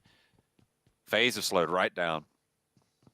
They know there's threats very close by, but there's that flush coming on through. Adrian gives up the ghost there. And again, it's going to be a player down for Intense Game. And it looks like they might just want to retreat fully here. They are backing off quite far, and they're not in this next zone, so they don't have super long to stick around here. Yeah, they know FaZe is not going to make the mistake of just going out in the open. So instead, Intense Game are going to back off. And they're at the huge disadvantage, right? If they try and keep this fight going, if they try and, catch one of the FaZe members and then one of Intense Game gets knocked again, that is just pretty much done for the side of Intense Game. So they're very smartly, in my opinion, going to take their chances elsewhere. At least loot up a little bit more, right? They just dropped. They're probably missing meds, ammo, a lot of things. And this northeastern circle is going to be a hard one for many teams to rotate into as well, because this is a very hard northeastern circle. It's going to be quite a trial, you're right, to get these rotations through. Duxan over past Potato Hill now. They roll straight on over it. All picking up a point right on the northern shore. This is north of Stalber, and looks like they'll find that first. Cleon able to pick up the point. NB losing that player very inopportune right now. Playing on the north side, especially with Morph in such a wide split. Severny and this north position in Stalber. Yeah, I don't think anybody's expecting anybody to be up here. Keep in mind, the plane path was hard south to the southwest. Stalber, north of Stalber, John, like you mentioned, is the complete opposite of that plane path, and there's already 2 teams up there. So that is, you know, just surprising. Intense game, losing another player, trying to disengage that fight. STE, I think this team, it's pretty evident what their playstyle is. They're keeping track of the elimination feed, and they're going to take these little third-party opportunity fights wherever they can, even if it's just, you know, one little point here and there. SE, they will go out of their way to look for these. Hyper looking to move up past Hale on this northern side, just breaking to the east of Severny into the warehouses. They're fairly nice and central here, though, so there's no massive pressure on them to move just yet, but could be pretty tricky with Hale surrounding them. The run out from those warehouses always dangerous. Maybe needing a smoke train to get out of the front door if you've got some players looking your way, but Hale maintain a split. The question for me, especially in newer lobbies, is how long do teams look to hold these splits for? Yeah, the splits are, it's such a risk versus reward, right? Sometimes these splits can really come in handy, gives you a lot of options. And we've seen Hyper do these splits, and then they group up at some point. It seems like the common trend is by circle 3 or 4 is when you kind of want to just really group up together. You don't want to risk a full team smashing into a split team. Koi takes a little bit of damage here. You got to be careful, though, peeking that, because he does have that bolt action. One headshot, and that's a knock. Hyper, though, I'd say not an aggressive team. Even if they get that knock, I don't think we'll see Hyper push. Not just yet. They'll bide their time for the time being. It looks like we'll have next Ruya trying to move their way forwards. And I agree with Cameron, right? This is a team that should be doing more right now. They have been denied so far, but that is such a hard north shift. We're going north coast. We're getting a little bit wacky with it, Zute. I'm loving the start of this group red. I have not seen a Stalber circle. So I actually think the last Stalber circle was like years ago at PMGC. So the fact we might see it, we are seeing one already by circle 2. Once again, during PMGC, this is great. I'm going to be honest with you, John. I don't have much experience with a circle like this. All I can tell you is that it's going to get very hectic very fast. It is certainly chaos waiting in the wings, and both of those wings are descending. You can see those teams coalescing to the north side of this mountain, trying to find their footing now as Hyper make that break, swinging around past the forwards position of that Hale split, but the regroup comes through and they close that gap.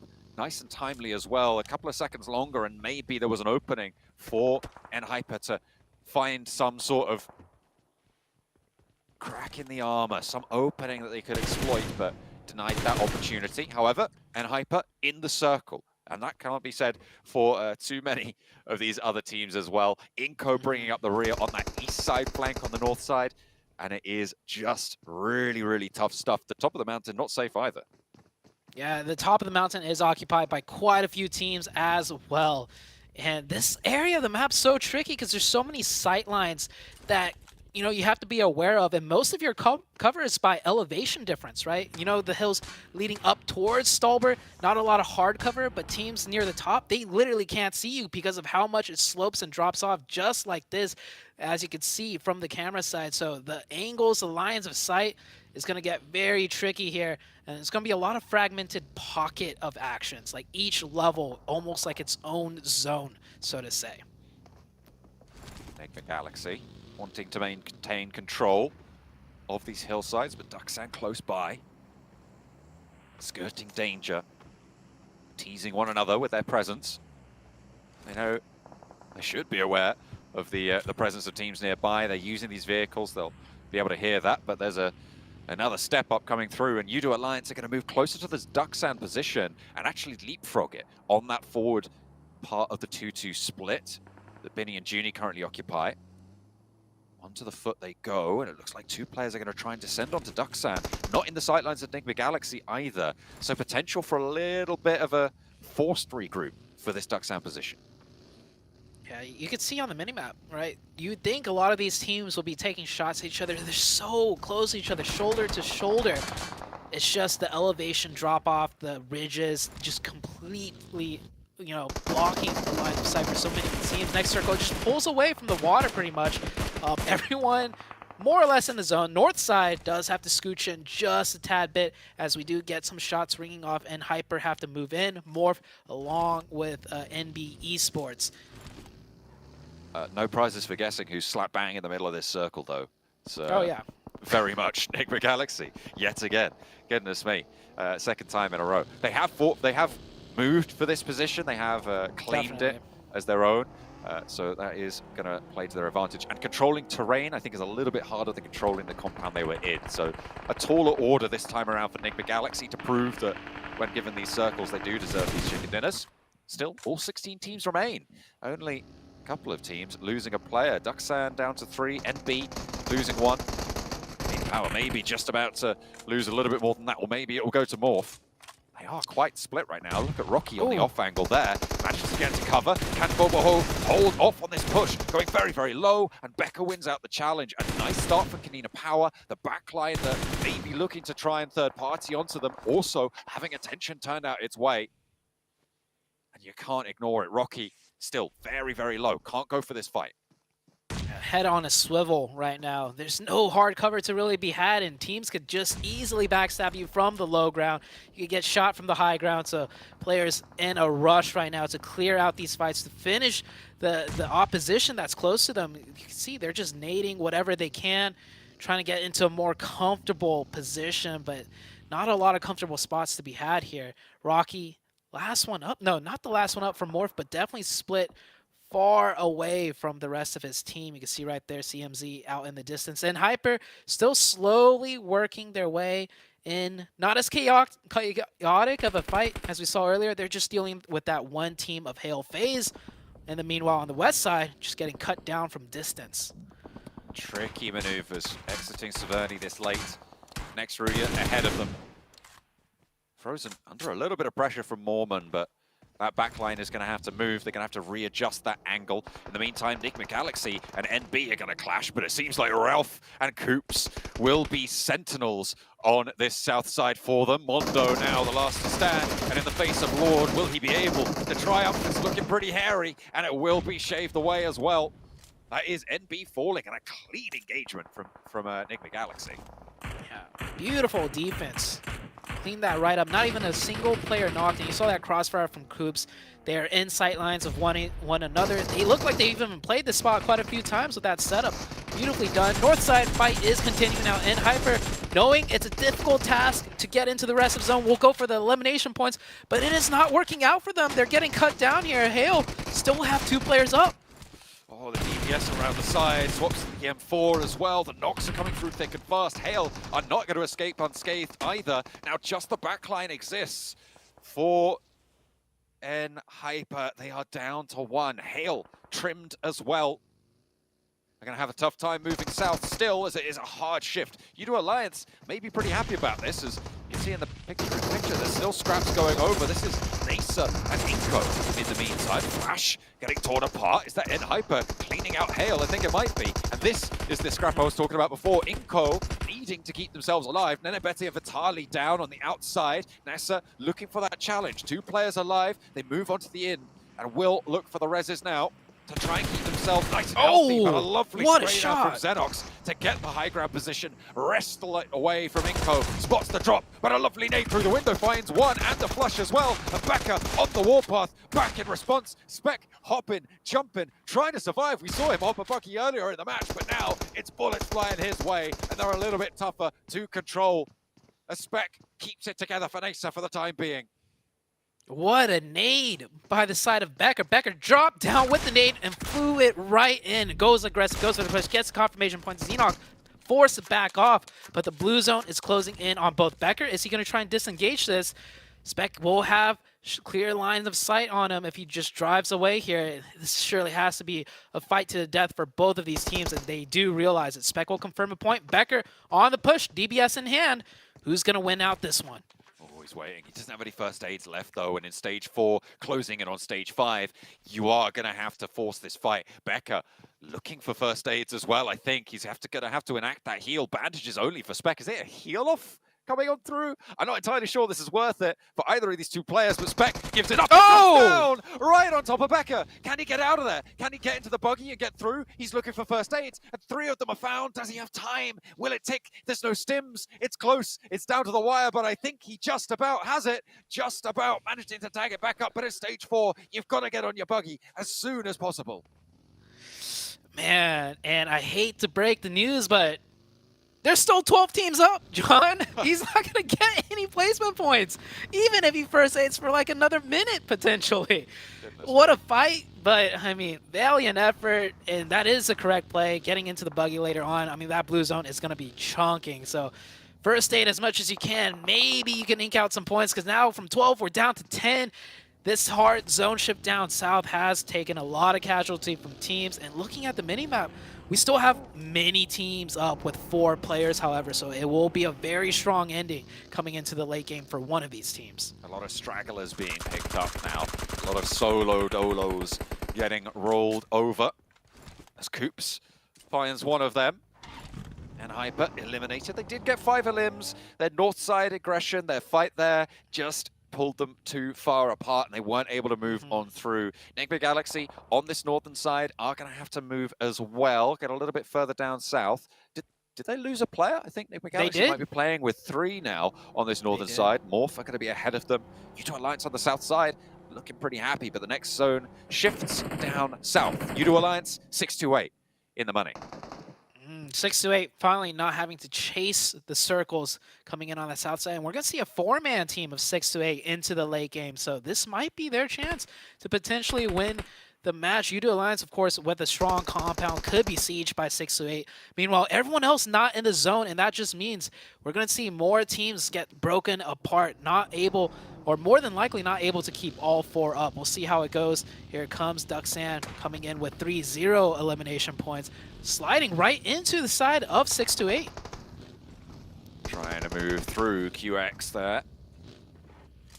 There's only one player in this position, 33Z, right in the open as well, but lovely backup from Sunan to be able to stop Duxan from being able to take that angle. Really, really important for 33Z to be able to maintain this position is that angle that Sunan held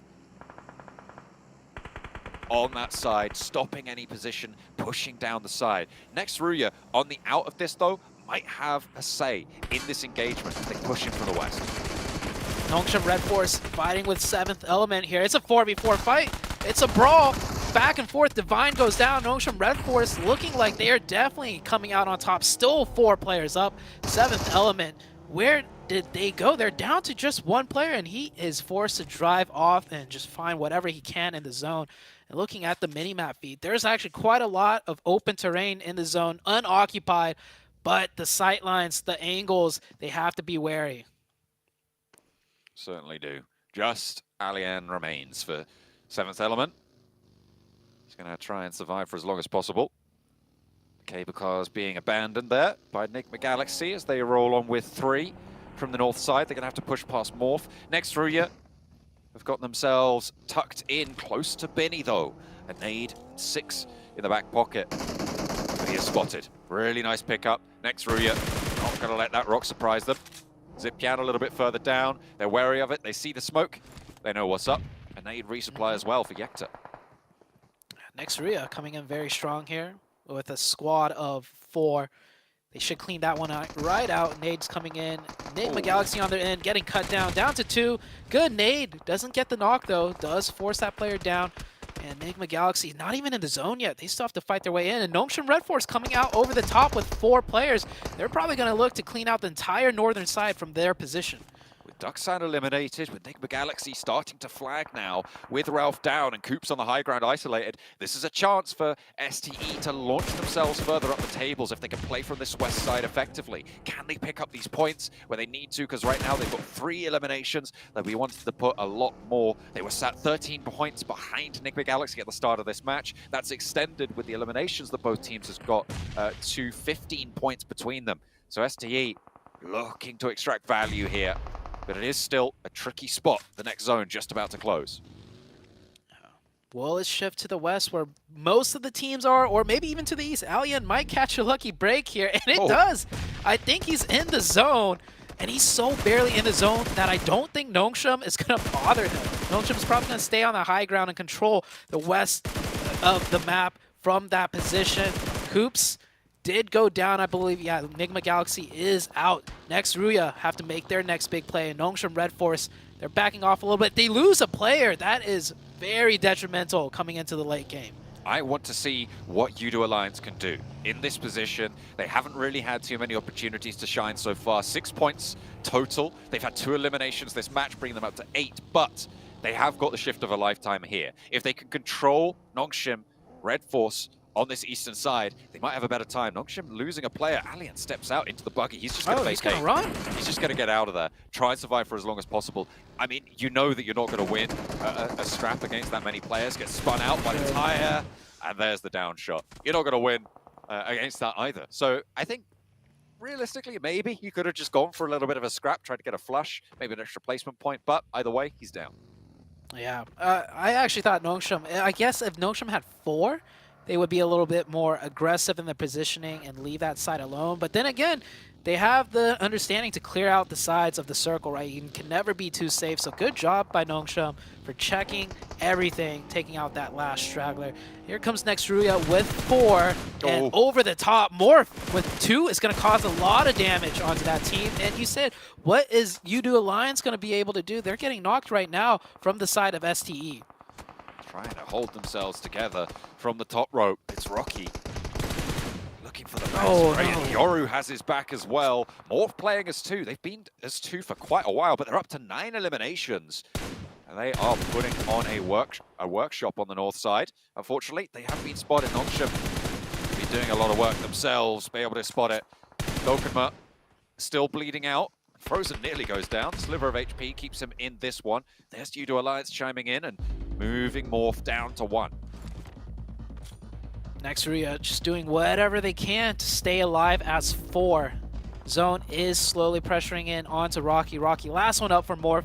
If they could deal with Rocky, they got a good chance of winning this game. They have to make sure they keep 4 up, though. But Yudu Alliance looking like they're going to be the aggressors now, getting a little bit closer, pushing towards that northern side. STE has completely given up the west side, and they've just moved down to the south. So this is an isolated fight for Yudu Alliance. Right over the top, right into the middle of it, but it's not finding any knocks here. This can have the healing walk moving on forwards for next Ruya. Rocky is still up there, the thorn in their side as the nades start to pour back over. Health bars looking way, way better for Yudu than they are for next Ruya at this point. The blue zone pushing in as well. I'll be surprised if they're able to get through this one. But Zebwolf moves up into a position to potentially handle Rocky as Dokuma gets lit up, gets sideswiped, but finally Yekta handles it. Can Dokuma get picked up? Can he get through to this plateau before Yudu are able to crest this ridgeline and get control of this sightline? A lovely long nade from Olio, but it's deep into the blue, and it's not going to find what they're looking for.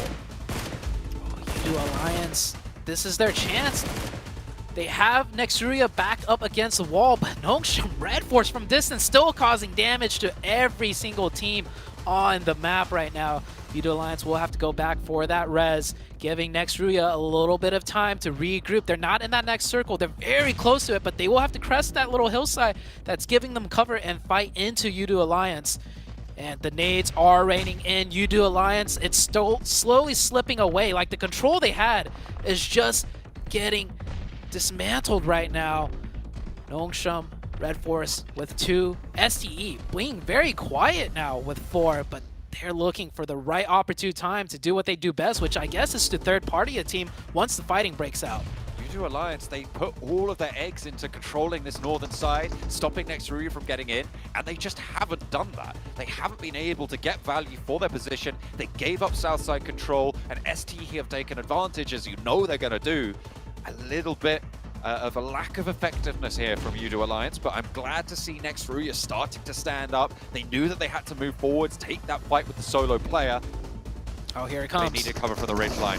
A light up from the side. Olio needs to find value here. U2 might just be able to get the value that they've been seeking all along. 3 knocks for them, and they will be able to bring them down to 1. That is exactly what they needed to happen, and it could not have come at a closer time to the death bell.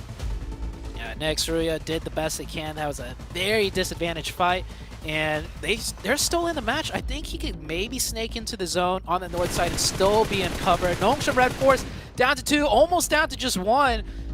1 HP for XZY. Can he get that first aid off? It looks like he can. STE starting to spring into action, getting the angles, and it looks like they're going to take that high ground away potentially from the side of Nongshim Red Force.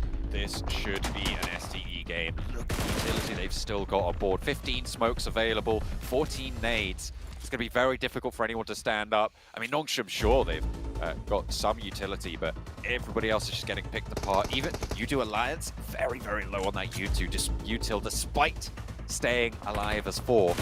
Those sightlines can be denied to them. Next zone does, I would say, favor U2 Alliance here. So STE, they're going to go aggressive. They're pressing this ridge side, taking some shots, not any strong connections. U2 Alliance with 4. They have to make sure they don't get knocked by Nongshim Red Force. So Nongshim Red Force, I think, is really going to determine which team gets the advantage here. And yep, just as I say that, Nongshim Red Force will find a pivotal knock onto the side of U2 Alliance. They're going to slow that one down. Going to be forced to lose that as well with the blue zone crushing in. U2 Alliance can't afford the time nor the damage from the blue zone to go for that res. But there's an answer coming through from U2 Alliance. Flax able to spin 1 and XZY full second. STE now in a full 4 versus 4, although the knock did go through and it's most likely going to be confirmed. They actually commit for the res here for U2 Alliance. They really need all the players they can get, to be fair. Both teams in the circle. 2 of the players, though, not in the circle for U2 Alliance. The one getting that res. Will they have cover moving in just so slightly? I don't think so. They might lose both of those players. Yeah, you called it out. You're surprised they went for the res, and this is exactly why. They get the res off, but it is still death for them trying to move into the zone, and STE knows this. It's going to come down to a 4v2, it seems like. Committing for things, not getting the maximum value out of them seems to be the story from U2 Alliance this match, but still, they are into the final 2, despite getting knocked down quite a bunch. They have had quite the run here. Getting a second place still really quite a strong result if they're able to stay alive, maybe get a point or 2 more. STE being relatively quiet, just being such a menacing presence as they swung around through the south side, but now they're going to start to gnash their teeth just that little bit louder. 5 eliminations, 6 eliminations. They are chewing it up here as U2 Alliance are down to 2. Down to 2. Center zone in the middle of both teams, and just like that, STE will get cover. Pushing right up. They have control of the center of the zone now. U2 Alliance really backed up into the corner. They get a knock onto Hero. That's good. Will the nade come in for Shing? Looking for it. 3v2 now. He really needs to hit this one and does not connect. Doesn't catch it on the reposition. The high ground pick onto Hero is actually really important. It gives them an opening, but it's still so unlikely. You step out like that, you're going to get chewed up, and that will be the spit out as well. No utility left for U2 Alliance. STE had it all the way under their control. Discipline coming through from this roster, and you love to see it. A great set of players coming through, and a deserving chicken dinner for STE. Yeah, I like you use the word discipline. I'd like to throw on maturity on top of that. You know, STE, the previous 2 games on Erangel, we saw them just play so aggressive, third-partying everything, taking every fight they can. I'm so surprised that wasn't the case here. They had so many opportunities to push up into U2 Alliance earlier on, but they played a completely different style. They remained quiet. They swung down to the low ground, the south side, and they waited and bided their time and very strategically finished the game off with a chicken dinner with a couple of eliminations to boot. I think this STE team is a lot more developed than I originally thought, right? I thought their playstyle was going to be more aggressive, just fighting teams, but they switched it at the very end, and very surprisingly too, with 4 players up. They didn't play aggressive with 4 players. They played more passive, John. Yeah, they knew that it would all come to them if they waited. They made the right call. I think Judo Alliance, there were a couple of things I would have fixed there, but they still managed to get second place off the shifts that they were given, and they did quite well to hold out next Ruya and finally get the value for committing to that northern side position for Judo Alliance. So I'm happy for the Malaysian team to be able to get that far into the game and start to put some numbers up on the board. But it was SDE to close things down for this match in disciplined style. They sure did. It's about that time. 628 getting their first chicken dinner on the tournament. It was only a matter of time, Seven, and they did it right here now. And it was the way they did it too, especially towards the end. I mean, they were on towards the west of the circle, and they figure out that they were going to have to fight Judo Alliance. They didn't want to take that fight, so they decided to rotate on the south and go towards the east. I know we're talking about the compounds that were there towards the east. The way that 628 was able to play this, it was actually really, really well. And I'll have to go back, because I was kind of pointing this out to you guys too.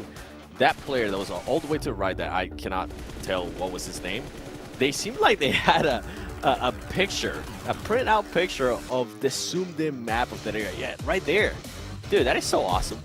GG's 628. That was pretty well played by you guys. True indeed. I mean, look at this. 18 points. Judo Alliance in 14th. Cameron, how do you feel about these guys performing this way? Especially, you know, since 628, they dropped all the way in Primorsk. We finally had that Stalber-ish circle, but they had a long way to go. And then, you know, Judo Alliance dropping, I believe it was near Apartments. Yeah, they still were able to get it done.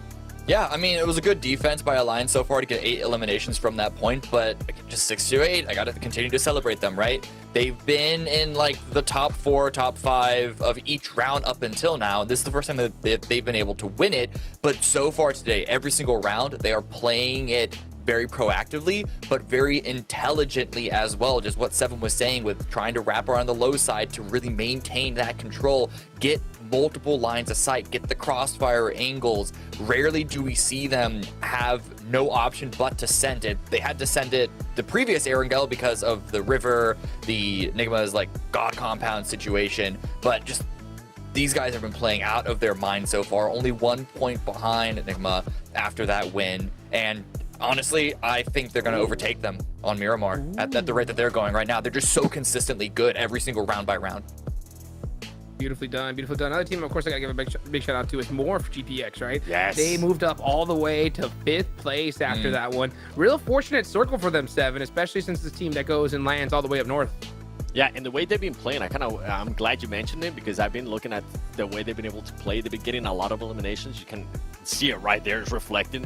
Most of their points are from those elims, 23 and only 7 placement points. And this is kind of a pattern that I was seeing out of this team. Yeah, they do get those elims early on, and then they just completely disappear. The last 2 Erangels, though, they've been able to at least get within the top 5 or within the top and still being able to frag out, which is massive for them. And if they continue to do that, they're going to put themselves in contention there within at least maintaining a top 5. Oh, yes, indeed. Now, Cameron, one fight in particular I really liked watching. I think it was the highlight fight of the match, right? It was none other than Inko versus Nazar right there. You saw Spec with that crazy jump down shot onto Becker. How'd you feel about that one? Oh, man, that was... both of those players had so limited resources. I think Becker was trying to use his last first aid kit. Specs dropped down, I think cut it off, which allowed him to then pick up that first aid kit and use it and try and stay alive for just a little bit longer. But it was down to the wire. Again, just fighting in the blue, it just shows how chaotic it is. But neither of those teams loved the situation that they ended up in, especially when it went down to the 1 versus 1.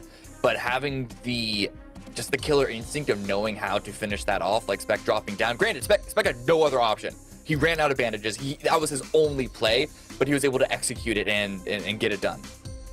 Yeah, big nade from Becker to be able to go and clutch that there onto Zenix. But of course, we got to give a big thank you to the official smartphone here for PMGC, the Infinix GT10 Pro, a phone created directly for esports players. Guys, you want to dominate the lobby, check out that GT10 Pro. And while you're at it, of course, go ahead and take a look at the TikTok as well. Hashtag PMGC 2023 so you can get a look at everything that's going on behind the scenes. Now, unfortunate for Inco, unfortunate for NASA. Another unfortunate, team as well was Hyper 7, right? They were all the way up in the north there, but man, they got taken out just there at the end. But we'll talk more a bit about it as we get back right after this break.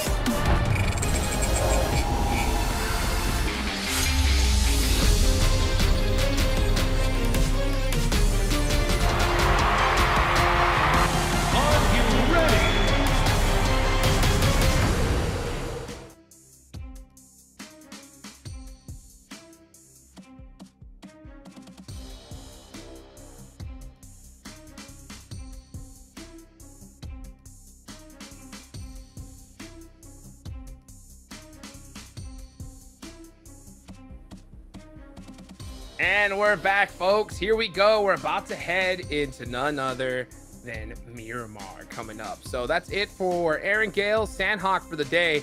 One team in particular, Seven, that I know you really want to see pop off in Miramar is none other than Intense Game. How do you think they're going to do here? I hope that we see an intense game that we kind of saw, especially in Americas, right, where they were able to take advantage of the Miramars.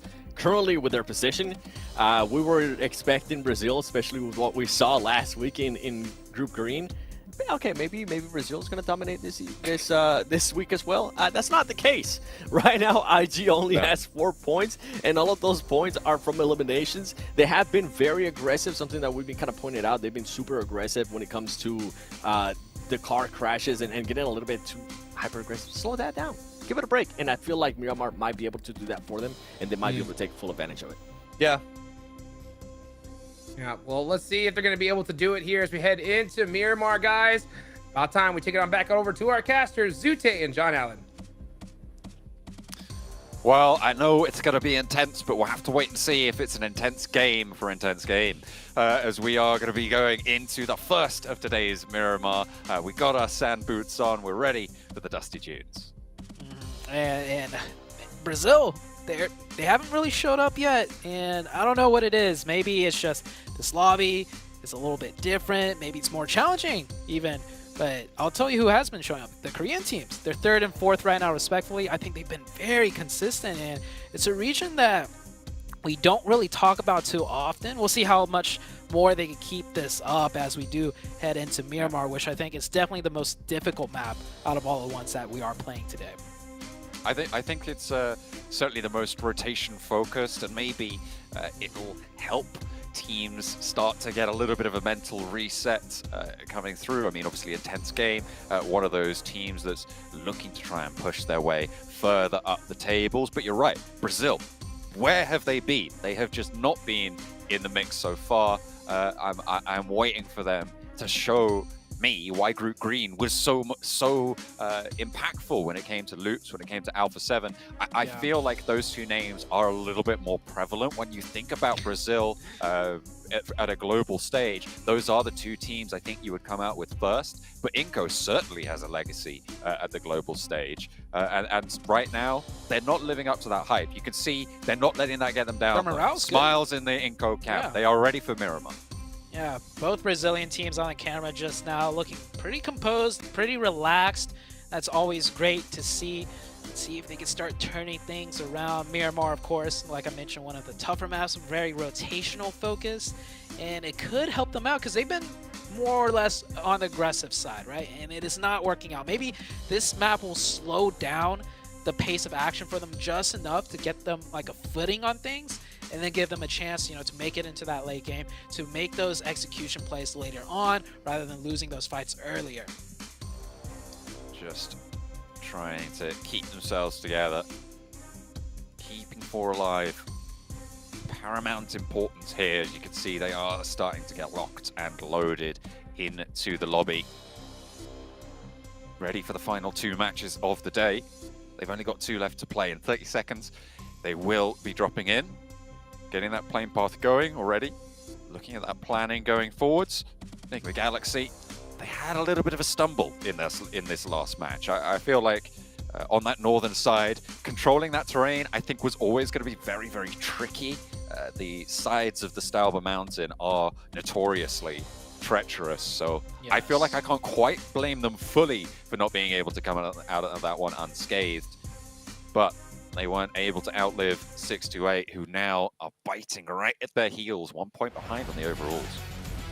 1 point behind. Cameron said STE is probably going to overtake Nigma Galaxy with the way, how STE has been performing, very consistent. Nigma Galaxy getting a lot of those zone blesses in the form of their points. So I'm very curious to see how this one goes, but I'd have to agree with Cameron. I feel like STE, they've been challenged way more often today so far, and they're showing us they can really navigate things and change pace too when needed, not just be aggressive and third party all the time, but slow things down and go for a chicken dinner win too.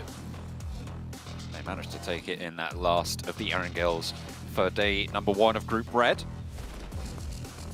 So we are going to keep on dropping in. We'll see if we get any hot drops, if we get any close fort positions around those vehicles that are so important on this map to get out, because it is the largest map that we play. A lot of teams dropping out near Impala, near Los Leones as well. People going to start to spread out. El Azahar claimed by Nexruya. Over in Campo Militar, you've actually got Nesa over on that northeastern side, so they are really isolating themselves into that position. They'll be having to play on from there, and we'll see where everybody else starts to fall. Looking for hot drops right now. No teams dropping right on top of each other just yet. Another really polar opposite circle. Plane path on the east, circle on the west. Could open some doors up for some teams to make those quick rotations. Just get out, get looted as fast as you can. Get on the bike. That seems to be on the cards for NB as they start to mount up and get across the way. El Pozo, Montenuevo, very valuable looting spots in this circle. I think with a circle like this, with Miramar being so difficult to do those rotations, I really want to see teams that, got the favorable zone, so to say, on the south side, just haul it into more central and, cut down the loot time and just loot more in the circle. Maybe go to Valle de Mar, Chumacera. Those are also really good spots to hold down in a zone like this. I don't see a lot of movement just yet from teams, and we do have a knock coming in. Couldn't really make out which 2 teams it was, but some casualties definitely happening. Oh, ooh. That's a confirmation actually, and Hyper, I believe, got one onto FaZe. Yeah, I think it was that south point of Hyper, Koi, able to pick up a player from FaZe. Yeah. In the middle of it, yeah, he's got that point on board. Looks like there's more knocks coming on through. Is that a Winchester in action that as was. Well? I love it. I love to see it. A cheeky little headshot coming on through. Aesthetically, my favorite gun in the game. No way. From that distance? What? Adrian, you madman. Oh, go on. Do it again. Give us some more. No, he's not going to take the shot. He's going to wait. He's got to wait for the res. He doesn't have the angle. He's waiting for them to peek. There's a Winchester in hand for both of these 2 players. It's the Wild West out here. Oh, he's like, get in the vehicle, man. This guy's got some nasty aim. Doesn't even give him chance to finish that first aid off. Taking more shots. Can he hit it? Oh, what a shot. Maybe we could get a replay of that. Maybe one of the observers caught it, but no point conversion. Nice little shot for the morale, though.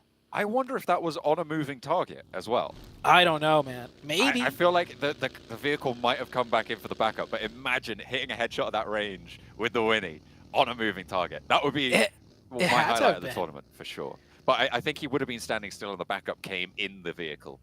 So we'll have to wait and see, though. See if we do get a replay on that. But in the meantime, Nisa have got a little bit of trouble brewing in the sidelines, with Boboho stepping close to spec right now.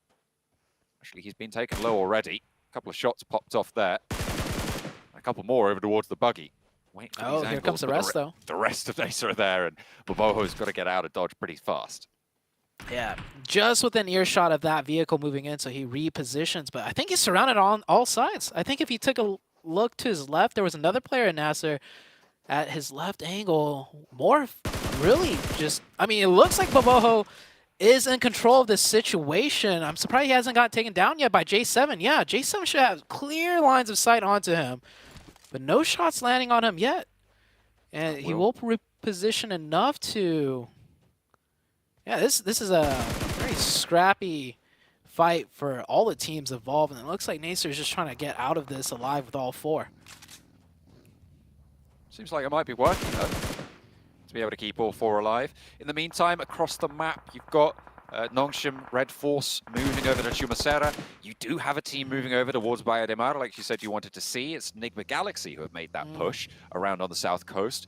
And over into El Pozo, you've got NB Esports who have taken up residency there. No one quite in Montenuevo just yet. I imagine a lot of these teams are going to be fully looted at this point, though, even just through picking through the compounds that they move past. But STE potentially moving into Montenuevo, but Inco also on that road, potentially moving in there as well on the south side. Yeah, rotations are coming in heavy now. With a circle this far off the plane path, all these teams know even if the rotation's a little bit slow, they can still get in time due to how treacherous the terrain is. FaZe did lose that one player very early on to nHyper. It's going to hurt them for sure, as nHyper, the team to look out for coming in for the North American side. The North American representative, they've had a terrible finish to the America's Championship, but I will say they are looking to have bounced back fairly nice. They're not too high up in the leaderboards, but definitely high up enough that there is a good shot of them potentially making the top three. Top three already in the hands of STE. They have their split moved through by Daksan, looking to get a little bit further in around the mountains that border the north side of this circle. Oh, QX out in the open a little bit there. Wow. Tag. There's a headshot, but Hero doesn't quite find the last shot. Just about getting away for QX. But now Zipian has a challenge to cross this open ground. QX very lucky to escape with his head there. Yeah, nice priority of targeting there. I thought for sure he was going to spray the buggy when he went for the laydown, but his eyes were looking like everywhere on the screen and spotted the player out in the open standing still, almost getting that knock. Yeah, level 2 helmet, so that was a double headshot, not just one headshot. Yeah. Wow. Almost. So close. That knock could have been a point conversion as well, because we know STE is a very, aggressive team. They're not scared to take these fights, especially at long distances. But no point conversion there. Duxon barely getting out of that alive. And just as I say that, one of the STE members does get caught trying to go for a vehicle. Trying to keep that one together. I don't think that's going to fare too well. Diego rams the party bus out of the way. Doesn't even see the player down there. But to be fair, Hero is fully isolated here and will not be picked back up by STE. He stays a little bit too long and overstays his welcome. Hey, good news as well for Intense Game, right? They have managed to find this early point, the first point on this Miramar. Can they keep this train rolling, though? Will they be able to keep it through where they haven't so far in today's matches? Only 4 points, and this is their 5th in as many matches, so they definitely need to pick things up, pick up the pace a little bit. Is he just pinched a vehicle from behind? Nasa, what are you doing? Cheeky. Yeah. Wow. And there's a lot of teams. You deserve that. You deserve that. You can't be doing that. That's not allowed. Oh, You try to get away with things, but at this stage, very hard to get away with some shenanigans right there. Next circle does come out. Oh, a lot of high ground on that south side. This is going to get very tricky. Nigma Galaxy in a great spot to get center zone if they do so to go for it. Nongshim Red Force also with great rotations, pretty much close to center, and Hyper as well. So, and it's not, you know, by luck that the teams that are rotational focused find center zones. This is like maybe 3 times in a row where we see Nongshim and Hyper and Nigma Galaxy in great positions on the map. So definitely getting those rotational priorities, very rotational focused, is going to reward them. I don't think for Nigma Galaxy, I don't think I'd go directly center. I think maintaining control in the south side as they maintain control on the eastern side, or tried to rather, back on, I think it was the second Erangel of the day, or was it the first Erangel of the day? First yes, Erangel. it was the first Erangel of the day, where we finished in the 1v1. Controlling one side of the circle, I think, almost has more value than having the middle of it in these earlier stages, certainly. So stage 2 of Miramar, the largest shrink in terms of circle percentage we see in competitive PUBG Mobile. So making sure that they have got a strong foothold when all of these teams are going to be looking for pretty wild rotates and pretty fast maneuvers, I think is going to have more value in the long run. Yeah, I definitely agree with that, especially on Miramar, right? Being center zone, if it goes away from you, it's circle 2. It could go anywhere still. And if it goes away from you, all of a sudden, you're just surrounded by teams. Hard to rotate on the high ground, you know, with all the hills. You don't want to find yourself sandwiched in there. Of course, it does just depend pretty much on where the circle goes. If it centers up, it could be the complete opposite story. Duxin coming in on that northern edge now, coming into the city. A couple of teams taking positions in the city, and right further south is that high ground mountain, which is even more difficult to rotate down south into. Chumasera starting to become very populated, but everybody looking to be up in the mountains. Duxan holding on to their corner of it. They are right on the edge of the next zone. Hale a little bit more centralized, but they're still on a little bit of a split as well. Controlling a lot of ground on the north side of these hills, close to Chumasera. Not too many teams super close by, and I don't think that Hale will go for a direct push onto this one. Not for the time being. It is only circle 2. Teams are just positioning to see where the next zone goes. They do have some battle plans in mind, should it be a hard shift away from them, I'm sure. But everyone just coming in here, and ooh, things are going to condense even more onto that high ground. And I don't think we'll see full-out fights just yet. We'll see scraps as teams try to navigate this one, but things are starting to heat up. I think we could see a scuffle on the south side here. If Nigma Galaxy and NB Esports both come into contact, it could be a really important position on the map as well. I wonder who's going to break for it first. The north side condenses further. Inco in a pretty decent spot. They regroup as 4. Nasa, they've been sneaking around the edges here, and finally they get cut back. Xenox will get knocked, will get flushed. And Nasa really haven't had a say in this match. Not at all. They've just been trying to rotate their way in, and they're just getting caught one by one, little by little. And it's difficult. We said Miramar, one of the more difficult maps to rotate around on, very rotational focus. And you can see, if you don't get those rotations timed in well, you do not have a fighting chance whatsoever. Here on the west side, every ridgeline almost taken up, sightlines everywhere. North, east, southwest, you got to be careful. Peek your head up over the hill just a little bit too much, and you'll get knocked. STE finding a knock onto Inco. Now, STE are starting off this match very early on as a 3-man. Will we see that aggression, you know, out of STE that we saw in the previous games with only 3? Yeah, getting that knock up towards the north. Oh, they got the flush as well. They get the flush, and that's going to force Intense Game to try and look for a crash.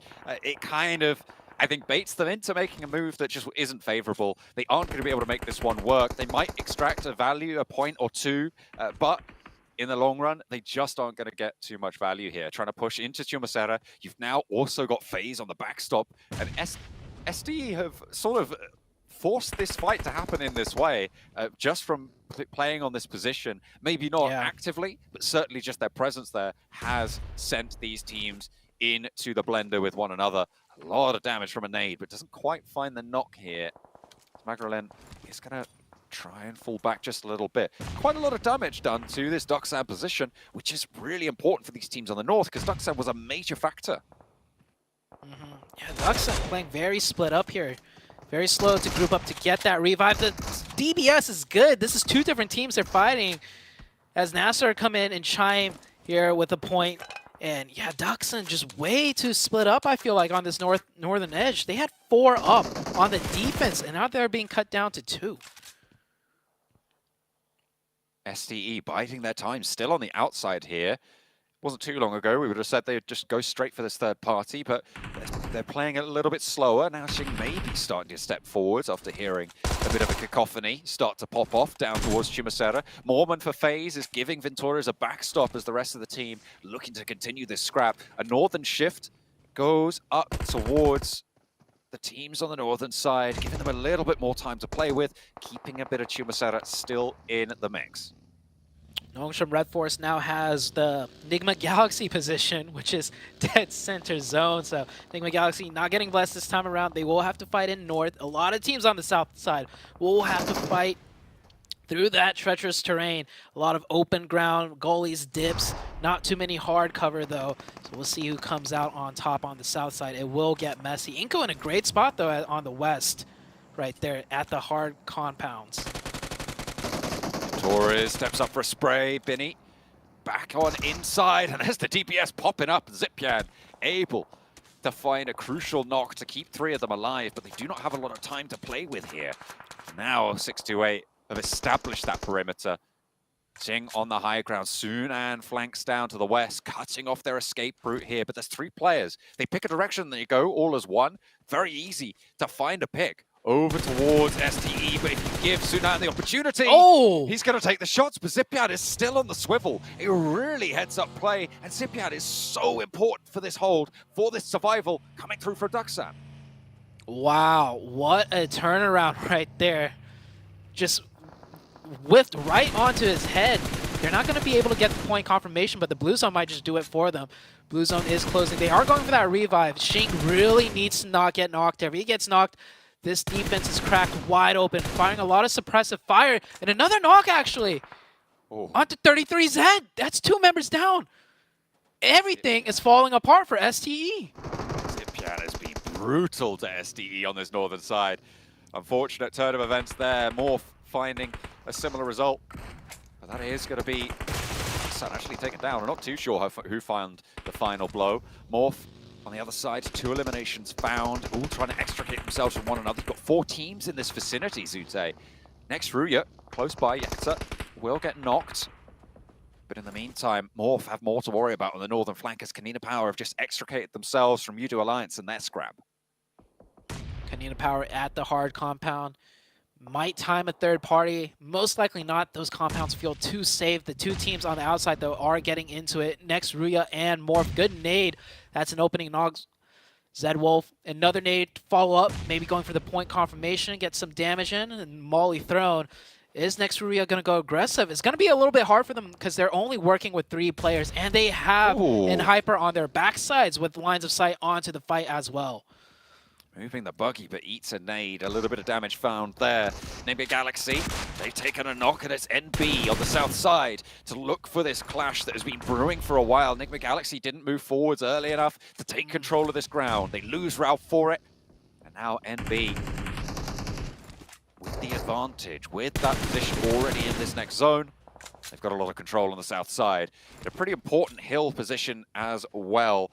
The south area on this zone certainly has a little bit of value. There's one more ridge beyond where NB sits that maybe you could push up to, but you can't do it just yet. And in fact, Inko might leapfrog it. Yeah, Inko is just going to come in here on the west side with so much territory control. I do believe they're on the highest of the high grounds on the west, and with 4 players up, they could definitely maneuver teams how well they like. Circle does center up. It shifts a little bit north. STE, the last player, Xing, I think he will go for that shack position. Might be able to ink out some placement points there. Meanwhile, teams on the south forced to move up just a little bit more. Nigma Galaxy right there on the south making their move. Might be a hill Mary Sin to one of the shacks that are left open in the zone. And as well as Enigma Galaxy are playing, I'm seeing a reoccurring pattern where they just lose a player here and there early on. Too often, in my opinion. That was a difficult scrap with ND. Now they're trying to play this central area against Xing, but he gets turned away. Okay, Coops doesn't want the trouble for that, and will fall away. I mean, Nongshim Red Force right now in a pretty prime location. The compound that they hold on the northern side will have quite a decent bit of oversight. Maybe from that western edge they could struggle just a little bit. It's going to be maybe tough to fend off the teams once they conclude Chumacera, but a lot of those teams in Chumacera have been cut down quite a lot. Hale are super split on this northern side, and they haven't got the foothold to launch themselves into a take of that compound. Yeah, Hale, I think, just looking for some potential long-range third-party elimination steals from distance. N-Hyper with 4, slowly, and once again, this is like the N-Hyper that we're so used to seeing, just slowly, methodically working in towards the zone. No fast, sudden pushes or moves. Sometimes that does, come to bite them in the butt where that aggression is needed. This time, however, it looks like they can buy their time, work the terrain in their favor, which they are so good at doing. N-Hyper shots over towards 7th Element. Both of these two positions are outside the zone, but N-Hyper have a position they can regroup on towards the north with Koi and GK First both on that forward area in the next zone. It looks like 7th Element instead going to turn their attention to NB, and right up to Sek goes, but looks like the spray won't even find any damage in response. He was more preoccupied with the backline, and Sek holds it out. 7th Element, they are losing players. They are down to 1, and it's going to be very unlikely that Divine can get much further here. There is no respite. There is no sanctuary out in the open. The barren grounds of Miramar will be his final resting place for this match. NB, they're going to close it down in a similar fashion. Next through, you're eliminated. Here comes Inco, though, the team that all the teams on the west side need to worry about. They're slowly starting to make their appearance. Oh, Wanzen's going backwards in the buggy. He could have kept it going, maybe, but he does decide to hop out. Here's Hale, and they are getting the elimination points. They're very split up, like you mentioned, but they managed to find points here and there, up to 4 elimination points. Still working the very edge of the zone in a very comfortable spot. They might have to make a decisive play on the next circle shift, however, and with 4 players up, they can easily do that. N-Hyper, wow, N-Hyper on the south with a huge 2-2 split. Is that 2 players on the west and east side of the gully of N-Hyper? It is. They have gone really bold on this one. Right next to Morph with 4 players. Are they going to be able to hold this one off? I'm not too sure if they've got the power there. They've got Koi and GK First in that position, and Morph are going to back them off seemingly for the time being, but there's nades pouring through. Is that... It's still just them there. Looks like Freak may be able to get a third-party angle as the center shack gets contested and 1 out by Enigma Galaxy, so potential for them to get a little bit further against 628, who did hold that one before. Morph, in the meantime, still being held out. NB on the western side, 2 full 4 teams getting held out by each of the 2-2 splits right now for N-Hyper. Somehow, they haven't figured out that there's only 2 players in the way. Yeah, N-Hyper may not be an aggressive team, but the splits they hold is very aggressive. Holding out, like you mentioned, 2 full teams on their each respective own. But look, the sightlines are there to cover one another. If Morph come out over the top of N-Hyper, the 2 on the west side can cover, and vice versa. So N-Hyper just playing the positions very well, can easily change any second, though, if a nade hits them and, everything falls apart. But it works out for now. The zone did shift. They're going to have to group up on that west side. Enigma Galaxy was very proactive, too. They didn't have to move from that original shed, but they did send 2 over and take out the center position of SDE. They certainly did. This circle is pretty brutal, to be honest, for anybody who isn't Nongshim Red Force. Over on that northern side, there's a lot of open ground that we saw, that approach to the shack. Super open. This east side as well, really very minimal cover. I think a lot of teams are going to struggle here. If Hale can take this compound from Nongshim Red Force, that will be their lifeline on this northern side. The teams on the west, I think they're going to take care of each other at this point. Inco may be able to get through relatively unscathed, though, so that southwest side may be the second challenger to this compound. I think Hale might actually just share that ridgeline with Nongshim. They are exposed on the east, but every team on the east is pretty much cut down here. They don't need to even worry about their exposed east side. FaZe running in the open. Surely Mormon gets caught here. Nongshim Red Force, no one looking this way, but then again, you don't expect a player to just run down the hill in the wide open. So he will get to safety in the zone, goes prone. Nongshim Red Force still with 0 elimination points. Very hard to find those confirmations from this position. It's a very safe spot, but doesn't give them a lot of opportunity to get the points. Here's Inko coming in with 4 now. This is a team we want to watch out for. In Hyper up to 7 eliminations already, by the way. And they have regrouped. They're Betty down first. A lovely place nade. Spray over the top to follow it up with the UMP, but it's challenged. It's backed off. Can they find the trade? Yes, they can. Squash is also down. 2 players down for either side now. As both Koi and FS both falling on the front lines. Becker holding his own, and the back line's taken out as well. GK first, leads Shifan high and dry. 2 players for Inko to deal with, and it is the heel looking to come through. Shifan launching utility forwards, looking to slow Inko down. The res crawls towards for the knocked player of Inko. It looks like Hyper want to bring 2 back into the fold as well. Both of these 2 teams taking care of one another. Leaving these hills was never really an option without going for this fight first. The shift is all the way up north. And Enigma Galaxy, are they going to be able to get it again? I'm not sure. But take a look at this, because Inko have just removed Hyper from the fray.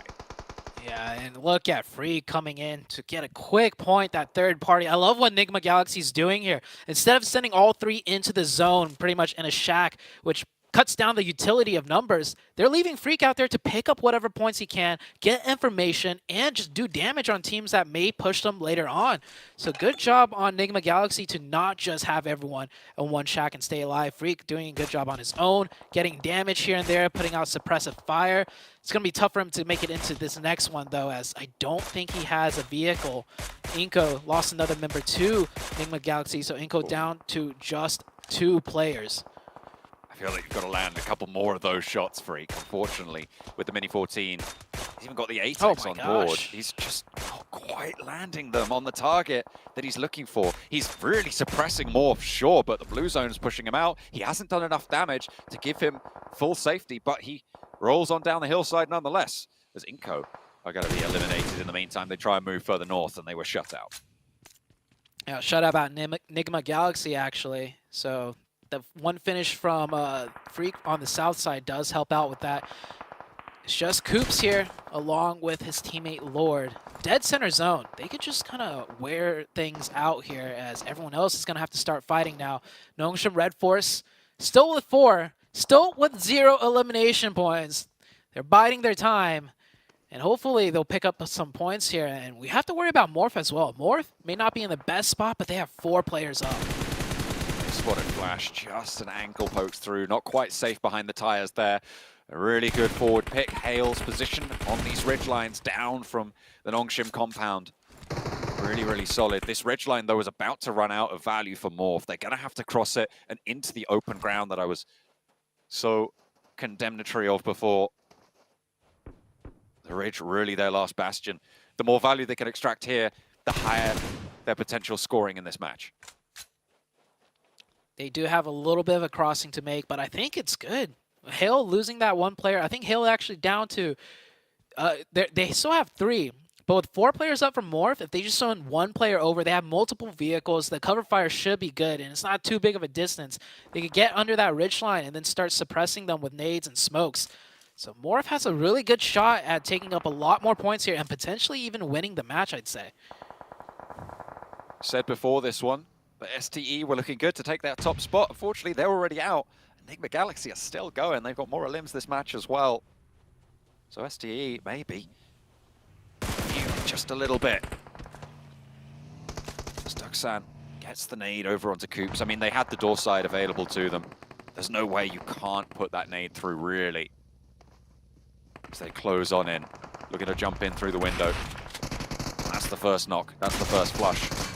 And they want more as they push in, but Zipian's cut through. It's Lord to stay alive for Enigma Galaxy. The challenge of 1, knows there's a reposition, doesn't have any nades, has a Molotov to jump. Binny, he's showing exactly where he is. Both of them know exactly what the other one is doing, exactly what the other one is thinking. But Lord is biding his time. No nade in front, Binny. Scare shots, but nothing more than that. Doesn't have a nade of his own either. Maybe looking to loot his teammate. blast the door off its hinges, but he's backed off the angle. He's going for it, but he's fouled. Lord able to hold it down for Enigma Galaxy to go even deeper into this match. 5 eliminations from what we thought was a match in tatters for this roster. Now, the time to descend has come through from Nongshim Red Force. Duxon with that 2v1 definitely messed it up, doing a fragmented push. Lord now in another 1v1. Tiger here giving Lord a challenge, and Lord just playing on points, winning 3 1v1s in a row, and Nongshim Red Force fighting with Morph. I was saying Morph could win this match if they could take this fight. One of them does go down. Nongshim Red Force down to just 2 players. They're taking out. Morph wins the fight on the east side, but who's still up? We have 3 color. Mormon is still alive, John, and he could potentially ruin things for Lord. Lord on a tear though. 1v3 scenario? Yes. Can Lord pull off a miracle here? 7 eliminations right now for Enigma Galaxy. 3 more needed. A 10 elimination chicken dinner, but it is such a tall order. Although, look at the util for more. They are really bare right now. They are going to have to push up and maybe take this challenge fairly clean. As Cleon cooks that nade, the one and only in the back pocket. He steps up, takes damage. Close range as well, but the Grows are sure, but can you win out the challenge? 1 first aid still in Lord's back pocket. The side angle for Cleon. He's taking the challenge. He might have overexposed, but there's the push, and he's on the swivel. Lord is still on for more, but he's so low on HP. He steps out for the challenge, and it is just too much. It was close, and Lord fought for all he was worth, but in the end, it was Morph to be able to cross through, to crunch hail against the side of the compound and force their way on through. Down through the mountains they go, and a chicken dinner for Morph. Very well done by Morph. The line was there. I called it earlier. They had 4 up on the east side. They just need to make that passing to the ridge side, which they did. They kept all the members up, lost 1 in the process, but that got them the chicken dinner at the end. Of course, though, Enigma Galaxy Lord took down a lot of the opposition on the west side, leaving just Nongshim to fight off against Morph. Morph won that one, and it was a great chicken dinner victory for the side of Morph. And I like how the desk actually even touched on them in the previous match. They've been doing really well today, and it goes to show they still got more, and they get the chicken. They've managed to, they pushed up into 5th place, and after this match, I'm sure they're going to go a little bit higher, with STE not really having a performance late into that game. Duxan as well, I mean, they did have some impact on those Western Hills, that has to be said, but I don't think they managed to get the big bonanza of point scoring that maybe they were looking for here. Enigma Galaxy, though, I mean, to be able to extract that sort of value from that late of a game where they lost a player so early, they were playing a salvage game for quite a while. Really, really great stuff. They are definitely looking to lay claim to that top spot here in Group Red. Yeah, Enigma Galaxy was just down to utilizing shack positions on the low ground, you know, for the more than half the game, I'd say, and they used it very well. Lord, of course, clutching it up, winning 4 1v1s in a row, because there was the 2 from Duxan, then the player from Hale pushed him, and then he caught the snake phase, Mormon, just snaking it all the way to the end game. Won that 1v1 as well. And that 1v3, I wouldn't say it got close, but it looked good the way he was playing. Yeah, man, without the utility as well, maybe you didn't know, but Morph were basically dry there. It could have maybe gone another way if he'd have gotten a kill off, but it wasn't to be. Right at the end, Lord was snubbed, and it is Morph to take the chicken dinner. What a game. Goodness gracious. That's how we're starting off in Miramar. I'm going to be happy. Enigma Galaxy Lord wins 4 1v1s in a row, 7. Yeah, that was I was not expecting it. I was hoping he would clutch it there at the end, but to be fair, Morph finally answered what I've been wondering out of them. What was happening with their placement points? Guess what? They decided to come back and be like, 7, we just got a chicken dinner. So you can't pick on that on that anymore from us. By the way, going back to this team, it is their last 3 matches where they have been able to perform really well. They've been able to get the elims, as I was mentioning earlier. First match, 16th place, 2 elims. Second match, 12th place, 6 elims. And in the past 3 matches, they've been within the top 5 and still being able to back it up with a lot of elims. So it's good to see for a team like this to get the chicken winner out of the way right away. Yeah. 20 total points. That's what I'm talking about, Cameron. I mean, 10 elims, that's never an easy thing to do, especially in a valley finish like that where it's so wide open, very similar to what we saw with the final Erangel round, just that wide open hillside space. So for Morph to get to the end game with that many people alive, especially with all the different snakes just crawling around in the grass, Lord, the king of all snakes, but still a bunch of the souls that they had to deal with there. It was very hard fought, and so they deserved every single elimination that they got. 100%. Now, one team that needed some eliminations, got 3 here, but 5 placement points, 8 total points is FaZe, Cameron, right? How you feeling about them? I mean, I'm feeling okay. It was definitely a good salvage round by Moorman, specifically the solo player, to get basically all those points. But that's not going to be a round that's going to make me super confident that this is going to continue to be a climb out. I'm going to have to see what this final Miramar looks like to have any confidence going into... I mean, there's going to be a little bit of confidence because it is still FaZe that we're talking about, but a round like that is not going to be one that's really big momentum building. It's going to be backwards momentum stopping, perhaps. But now what can they do when they have some points on the board, that they have a little bit more confidence? Yeah, it makes a lot of sense. Makes a lot of sense. Looking at another team, though, that's... I don't know how I feel about them now. Brazil, 7, right? Intense game, all the way at the bottom. Hold on, before we even go into that, let's just appreciate Morph with that win, being able to jump up there to 3rd place. Also in Hyper.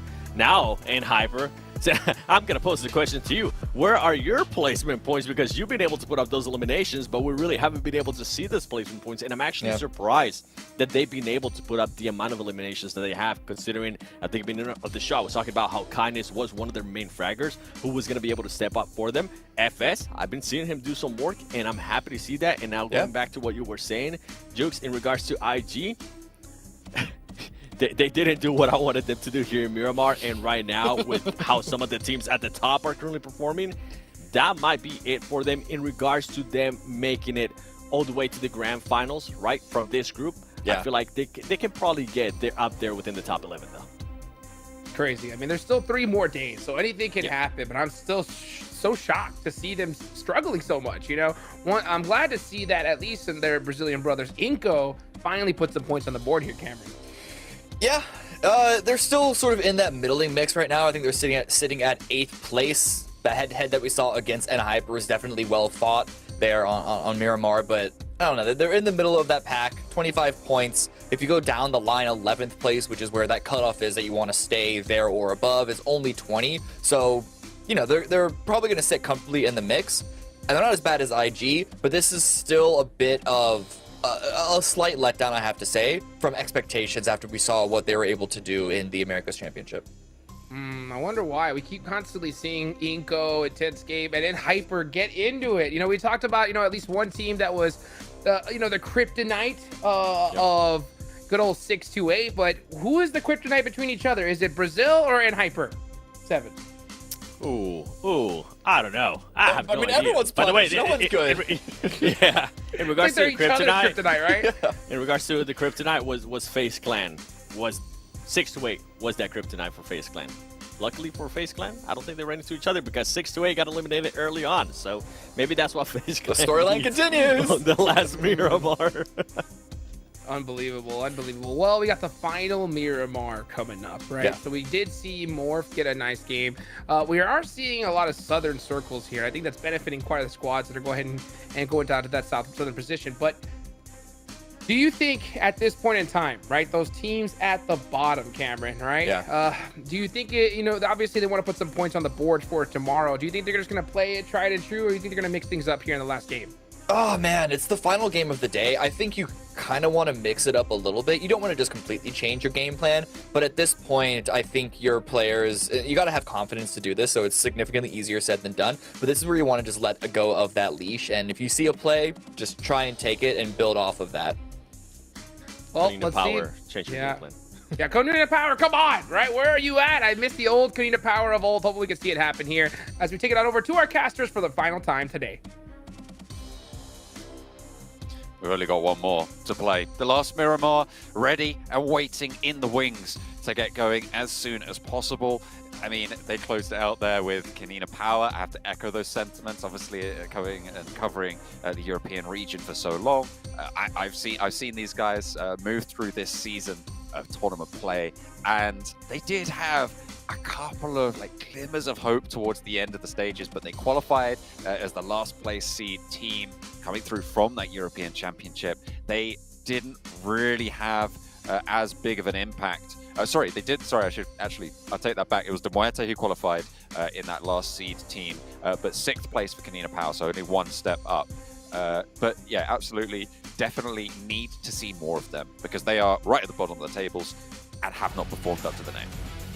Yeah, I mean, it's just how it goes. You come to this stage of, you know, the tournament at the end of the year, the PMGC, all of these teams have shown up, you know, to get here, and they have had massive success to make it all the way here. But once you're here, you're with all of the big dogs, and ultimately, there's always got to be some teams that just end up statistically in that last place position. And unfortunately right now it is Kanina Power, but not just them, right? Intense game, a Brazilian squad that did so well in the Americas, and their region on week 1 just absolutely crushed it. They're in 15th place, only 1 point ahead.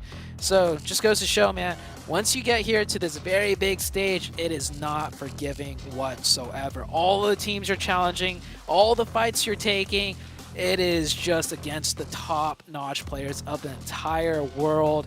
And sometimes the first day, you know, it just doesn't go your way. When you're used to playing into such an aggressive lobby, into such an aggressive play style, it can really throw you for a loop, having to readjust into it. And to be fair, it was towards the later couple of days that Loops and Alpha 7 claimed those top spots. Right at the start, it was Stalwart who had a massive, massive lead. That is true. Getting an incredible day 1, right? Coming on through and laying the groundwork for what put them into that 3rd place. But Alpha 7 and Loops, they held it together and they came through. Not that I'm saying that being down in 15th place is going to afford you that opportunity, but could be pretty rough. Sky Only trying to duke past FS, but it's going to go for another turnaround and then look to disengage. Okay, so they're going to allow Hale to get away. Nope. Take that back because Koi's here. There's the good old bait and switch. He's like, oh, they're going to let me live. Nope. Koi's there with the SKS getting that quick pickup right there. The plane path opposite of where the circle is once again. So maybe we'll see some more teams trying to elect for a faster rotations, because all the teams that did rotate early that last game did work out pretty well for them. Inko right next to another team. Nenebete stopping here, definitely hearing the enemy player. So he wants to take this early fight. And they think they have the numbers advantage, but FaZe is right, answering them right back. Now in a 3v2 situation, forcing Inko to kind of slow down their roll just a little bit. Where is Inko here? Inko has 2 here. Where's the other 2? I think they're too far away right now. And FaZe is definitely getting the numbers advantage and the angle advantage now. Yeah, you saw in the backline Mormon looking to reposition there on the high ground off angle, and Becca going to eat the bullets, eat the damage for it, has to force himself in, but Nenebete is there. He's tearing through them with a pump action. 2! Finds 1, finds 2. He's doing the devil's work on the inside right now because FaZe are falling apart. Just the 1 player left, and he turns the corner. It's a 3rd for Nenebete on the pump action. Incredible hold on the inside. He doesn't need armor. He doesn't need a helmet. He's got the chunk through and through. The rest of the cavalry arrive, and Vitali puts it to sleep. FaZe fall flat. Wow. That's all I gotta say. Wow. Nenebete with the shotgun. Not just, you know, the DBS that, you know, we've seen mow people down. That's the pump shotgun. That takes some skill to use. Only 2 shots, you know, per pump right there, and he gets 3. I think FaZe just got scared after the first knocks. They definitely took that multiple 1v1s against Nenebete, and FaZe, they're a team that's been struggling today. They had a little bit of a success the previous game with Mormon, you know, snaking it all the way in, but the way they went out in the very last game of the day, that's really got to hurt their morale. That is the fattest L that FaZe have just taken. It is incredible stuff. As I said, he didn't have any armor. He didn't have a helmet going forwards. He was just like, I'm just going to go and get this solo player. And they roll up as like, don't worry, we got you. They, dear reader, did not have him. They very much lost out on that one. That was spectacular from Nenebete. I mean, yes, this is what we've wanted to see, right? This is what we've been waiting for from the Inko roster, to pull out these special players. We've seen Nenebete do it before. It looks like he's just about found his foot here, but that is only mechanical play. And I say only in the most respectful of terms, because it was spectacular. But they have to rotate here. They have to play strong and find these openings that they have been denied so far. I think Inco's really starting to feel themselves, though. I think it was just the very last game that they finally showed a bit more signs of life, picked up more points than they have been, and now starting it off with 4 elimination points. Not just any 4, right? It's a 1v3 from Nenebete that can really pump up the team, get the squad, fired up. So great job for Inco. Question is, intense game. The other Brazilian squad that we have in here, can they do something similar? And they are going to be challenged right now by Next Ruya, it seems. Oh, maybe not. Sprayed down for intense game. A lot of damage found, and Next Ruya, they're just going to divert. Get a little bit further around. Oh. Unfortunately, Diego's on the swivel and able to rip one out of the vehicle. Frozen looking to reposition for the res. Yeah, a little bit of a communication mishap, it seems. That Jeep was driving in like they wanted to take the fight, and then it swerved off at the last second, causing them a lot of damage. And now, intense game, we know they're very aggressive, but with the way things have been going, I think they might switch it up and not look to continue this fight, just hold this position down. They're in a decent spot, not really center, but definitely in a good spot to continue the rest of the game with some smooth rotation. So they're going to hunker it down, especially with another team close by in Hyper, looking for some potential third-party action. They picked up 1 point in Hyper onto a different team, not the teams that we were just looking at. So both teams will reset. Just looking to disengage, find their feet. Nice little hop there from Diego, finds the top floor. Nicely. Tail look to play a little bit more central over towards Minas Generalis. They got control of the compound, playing as 3. After losing Sky only earlier. Remember to the SKS shots from Koi. Oh, right. From N Hyper, right on the drop. It was the first blood of the lobby. As the circle pushes out east a little bit further. The north side of Los Leones occupied by 3 players of Canina Power. Not too sure who picked up that point. It might have been Nasa, but I'm not entirely sure exactly who was able to pick that one up, because that's the only other point I see on the tables. But Nasa kind of far away from Canina Power, so maybe it was on the drop. Yeah, it might have been on the drop. It is definitely Nacer that picked up the point, because we see 4 from Inco, and, well, I mean, we know where those 4 points came from, as there's only another team on here with 4 players missing, which is FaZe. Like you mentioned, a big L for them. And then Hyper picked up that early point with the SKS off drop. So Nacer, the likely culprit of Konina's 1 missing player there. And it's got to be rough for Canina Power, man. Coming into this match, starting it off with 3, you're last place right now with 5 points. And what you really have to think about, John, every team coming in here, their goal is to aim for top 3. And by the end of day 1, you could already be changing that target to, oh, let's just make it to survival stage. And that might be where the head's at for Canina Power. I think at this point, I feel like it's probably even better to just change your mindset to game, right? Not even think about the tournament stakes. I mean, it's kind of impossible, to be fair, to be in this situation and not think about the tournament stakes, but you just got to focus on game to game and try and have that mental fortitude that really makes global championships. This is an east shift circle, and this might play into Canina Power's favor. We saw quite a few military island circles over in the European Championship. We also saw a lot of southeast finishes near Impala, near Puerto Paraíso in the European Championships. So Canina Power have played a lot of these circles recently against a strong lobby. Let's see if they can transition that into a strong performance here. But they only have 3 players, and there's a lot of teams at their back.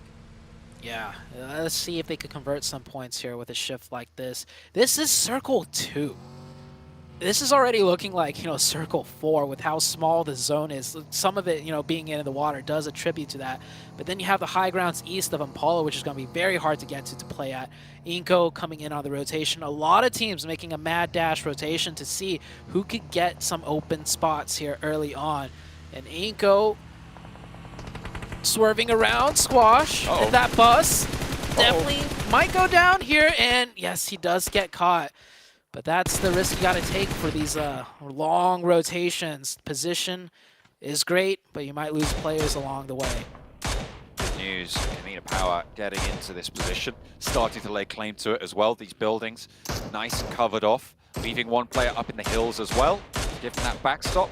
I like this position for Kanina Power. This is a good rotation in my eyes. 7th Element starting to push in from the western edge, trying to cross these open fields. It is very, very treacherous in this area to the west, the northwest of Impala, and teams most likely going to look for sanctuary inside the settlement. And Hyper in a great spot, playing a 2-2 split once again. 2 at that compound and 2 in the city of Impala. I feel like this is the only team that maybe it's because, you know, I'm used to in Hyper who always play these splits, but really I'm looking at other teams and I don't see these like central position 2-2 splits from really anyone else. Correct me if I'm wrong, John, but I'm not really seeing that from any other teams. I don't think you're wrong. I think you're on the money with that one. Certainly the boldest splits we've seen, as evidenced by the previous match where they were holding out 2 full force squads, Morph and I think it was NB on the western side. So definitely aggressive in their splits. They want to control a lot of ground. And it's been working out. They haven't been getting the placement points, but we saw the devs talking about it earlier. They have 26 elimination points last we checked, and maybe 7 placement points, if I remember correctly. As Ralph, he is certainly done for. Yeah, okay. Yeah. It's the vehicle that finishes them off. But it's Kanina Power, again, to pick up another point. This is 2 points this match. They're playing on the south side.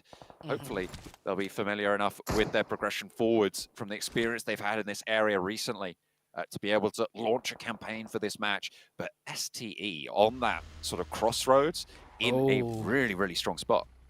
Yeah, that's a dangerous position. Not for STE, but for other teams. It may not look like much, but that position with that ridgeline has full 360 coverage. They have 4 up as well.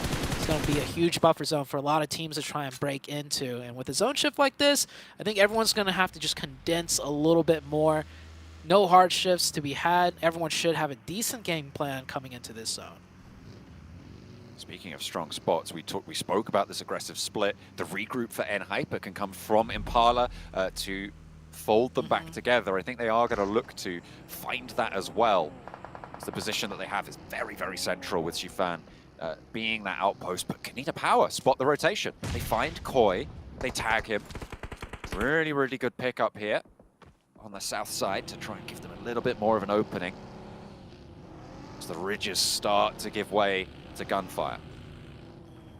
NB Esports on the south side, maneuvering around here. The center, not super condensed, but that's just because there's so many strong positions in the center that give out so much strong buffer zones like the sight lines that nobody is able to get much more closer. So we see a lot of people compacted around the edges of the zone here. Enigma Galaxy on one of the edges, going from the west edge, forced all the way down to wrap down to the south. That's just how difficult it is to break near center zone. The compound's just too strong, pushing so many teams away. This might be more than likely Enigma Galaxy's worst game. Can they even manage to pick up a point? It will be very tricky to make their way through here. A chance for SDE to climb that value ladder, get up towards that top spot, but more importantly, solidify themselves towards the top 3, because that is what a lot of these teams towards the top will be gunning for, right? It's basically, at the moment, the race of 1st to 5th, although everything very much can change. We've got 4 days of games, rather, to play out, and this is only the first of those 4 courses, so there's still a lot more of the meal left. But if you can get up into the top 3 at the start of the first day, it's got to feel good. So making sure that you're isolated in that position as much as possible. STE and Enigma Galaxy might be able to just open a really, really strong lead, certainly for the mental game.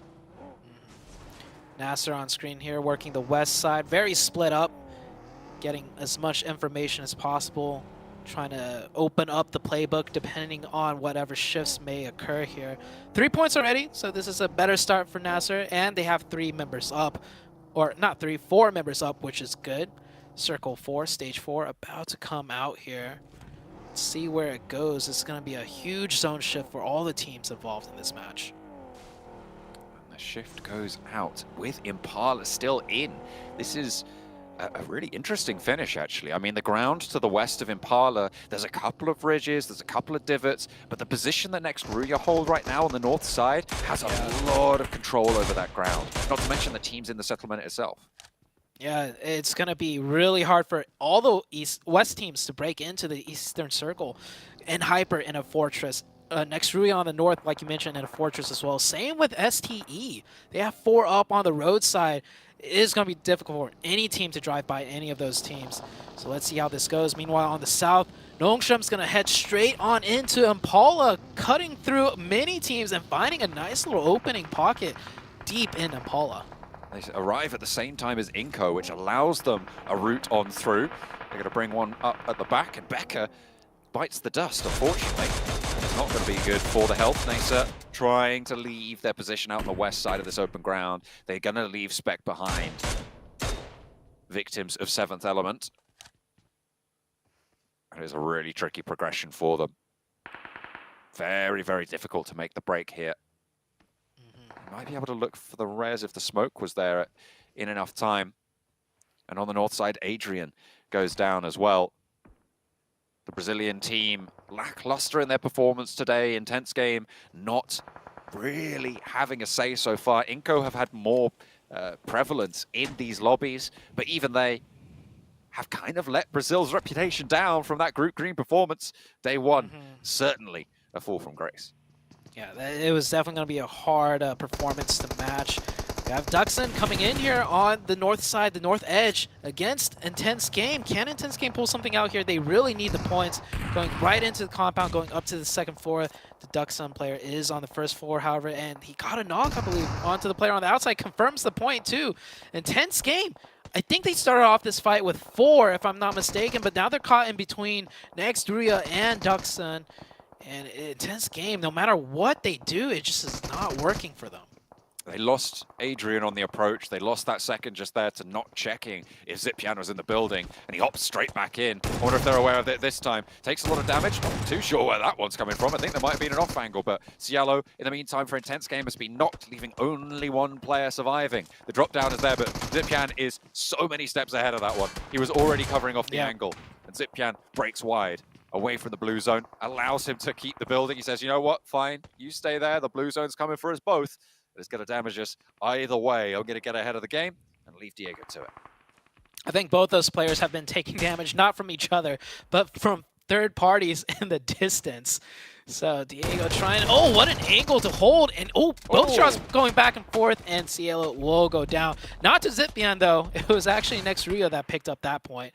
And both players, will meet the demise. Like I said, from the west side, east, I don't think anybody made it across. Nacer, Nacer just went out. We had Duxon on the west, same with Intense Game. All of the teams on the west side not finding any success coming into the deadly side of the east. Next circle shift. Is it going to go to Impala again, or is it going to give the open ground a little bit to breathe? It keeps Impala in for the most part. Nextruya still have the outcrop that Zenwolf is sat on right now. And they have got a lot of control of these teams on the east. So STE, work cut out for them. They're going to have to find their way through this valley of death, really, between N-Hyper and Nextruya. I think we might just see STE take the fight with N-Hyper. There is a line for them to take that fight. It's not going to be easy, especially with Nextruya on the north side with the high ground. They're going to have a lot of sight lines onto everything happening in the open west. But we'll see what STE decides to do here. STE with 4 could mount up the next big fight. Meanwhile, in Impala, things are just getting scrappy out here. A lot of shots back and forth. Very hard to find confirmations with players sitting right next to compounds and in buildings. Just trying to make their way through now. Kanina Power have been surviving through this with the 2 eliminations that they were able to find. They are going to bide their time a little bit longer. Transitioning to the compound, they have to push further north now, though. And they'll meet a roadblock. All those teams agglomerated on the south side of Impala. Sunan lighting up the hills with the M249. A lot of damage sent towards STE, though. The 7th Element are down to 2, but the nades are ringing true. And 33Z now under threat to this angle. Only the 1 knock sent back their way. It's Hero by the ramp. And the rest of the team, they're just going to fall together. Oh, and Hyper. They know they need to come through. And Hyper have broken from their sanctuary. They've moved out from their stronghold. We've implemented this sort of play before. Are they going to find effect here?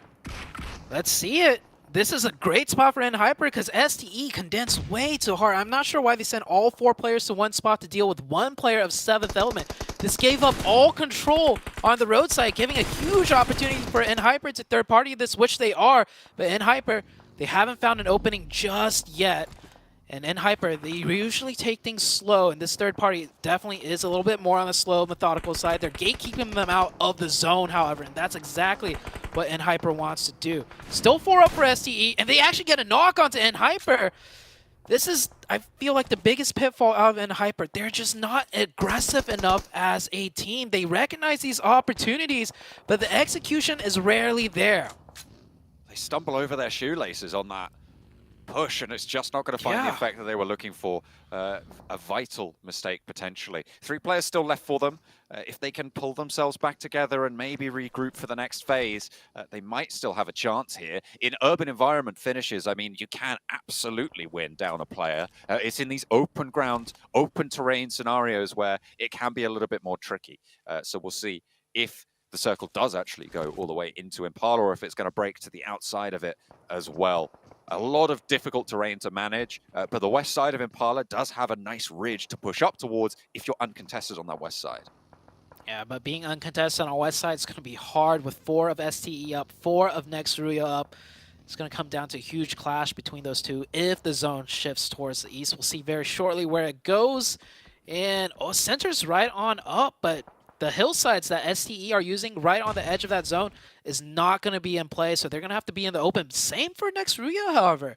The high ground, the hard cover on the north, similarly not in zone. This could be a good fight between those two squads.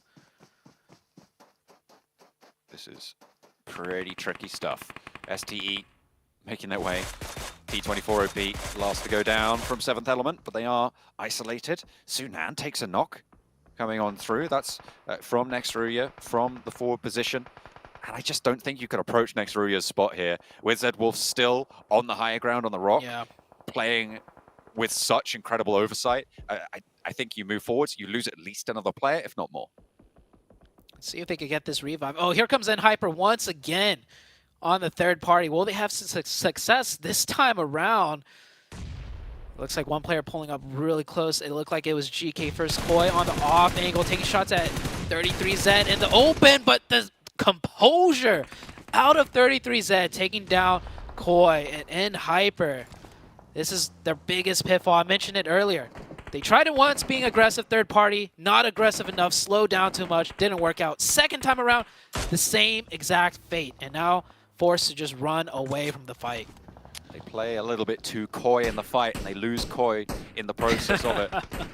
They will not have the full confidence to roll over STE. And to be fair, who the hell has confidence to roll over STE? This team is incredible. Let's just put that out there. But you're right. It's definitely not the sort of thing that you can lack commitment in doing. You need that conviction to be in your side of the court if you want to make that work. They tried it twice. Neither time did it have the impact that they wanted it to. Kanina Power have managed to push in from this south side.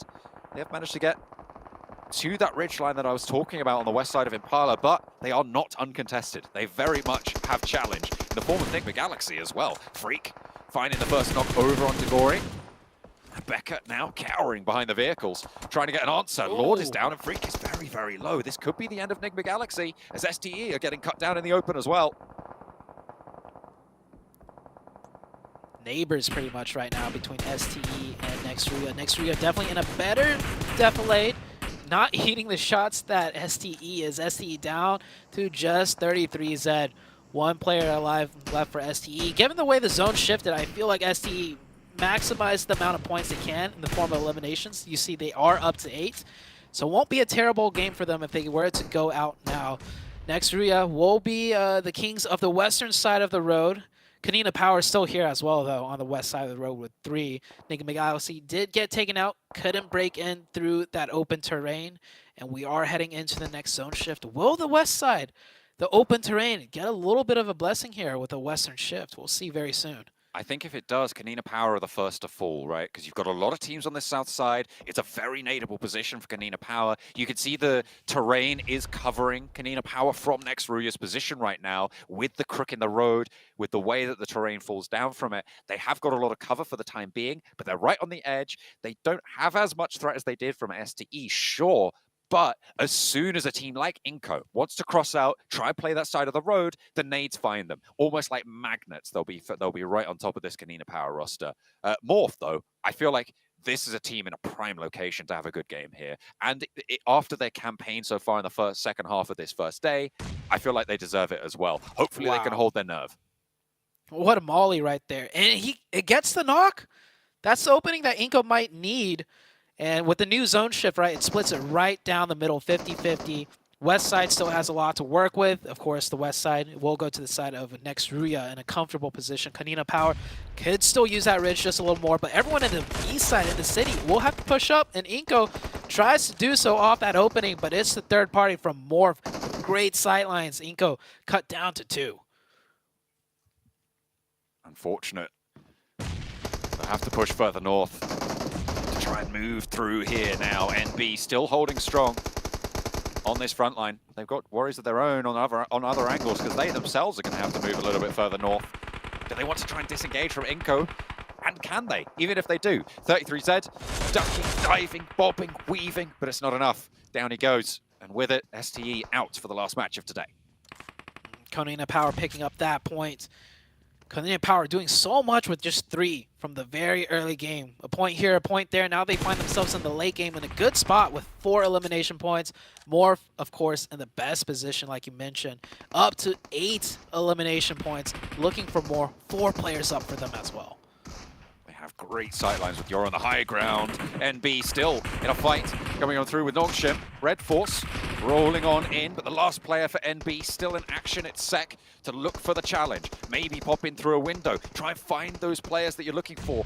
But this east side of Impala is so deadly. The nade on through comes in, and that is actually Hale third partying and trying to find the backline of Nongshim, Red Force, but there's still 2 players to worry about. In the meantime, NB are cleaned up, and Inco, they are right on that south side, but still in it, just about. Oh, Kanina Power making some things happen on the west side, getting an opening and a finish. That is huge.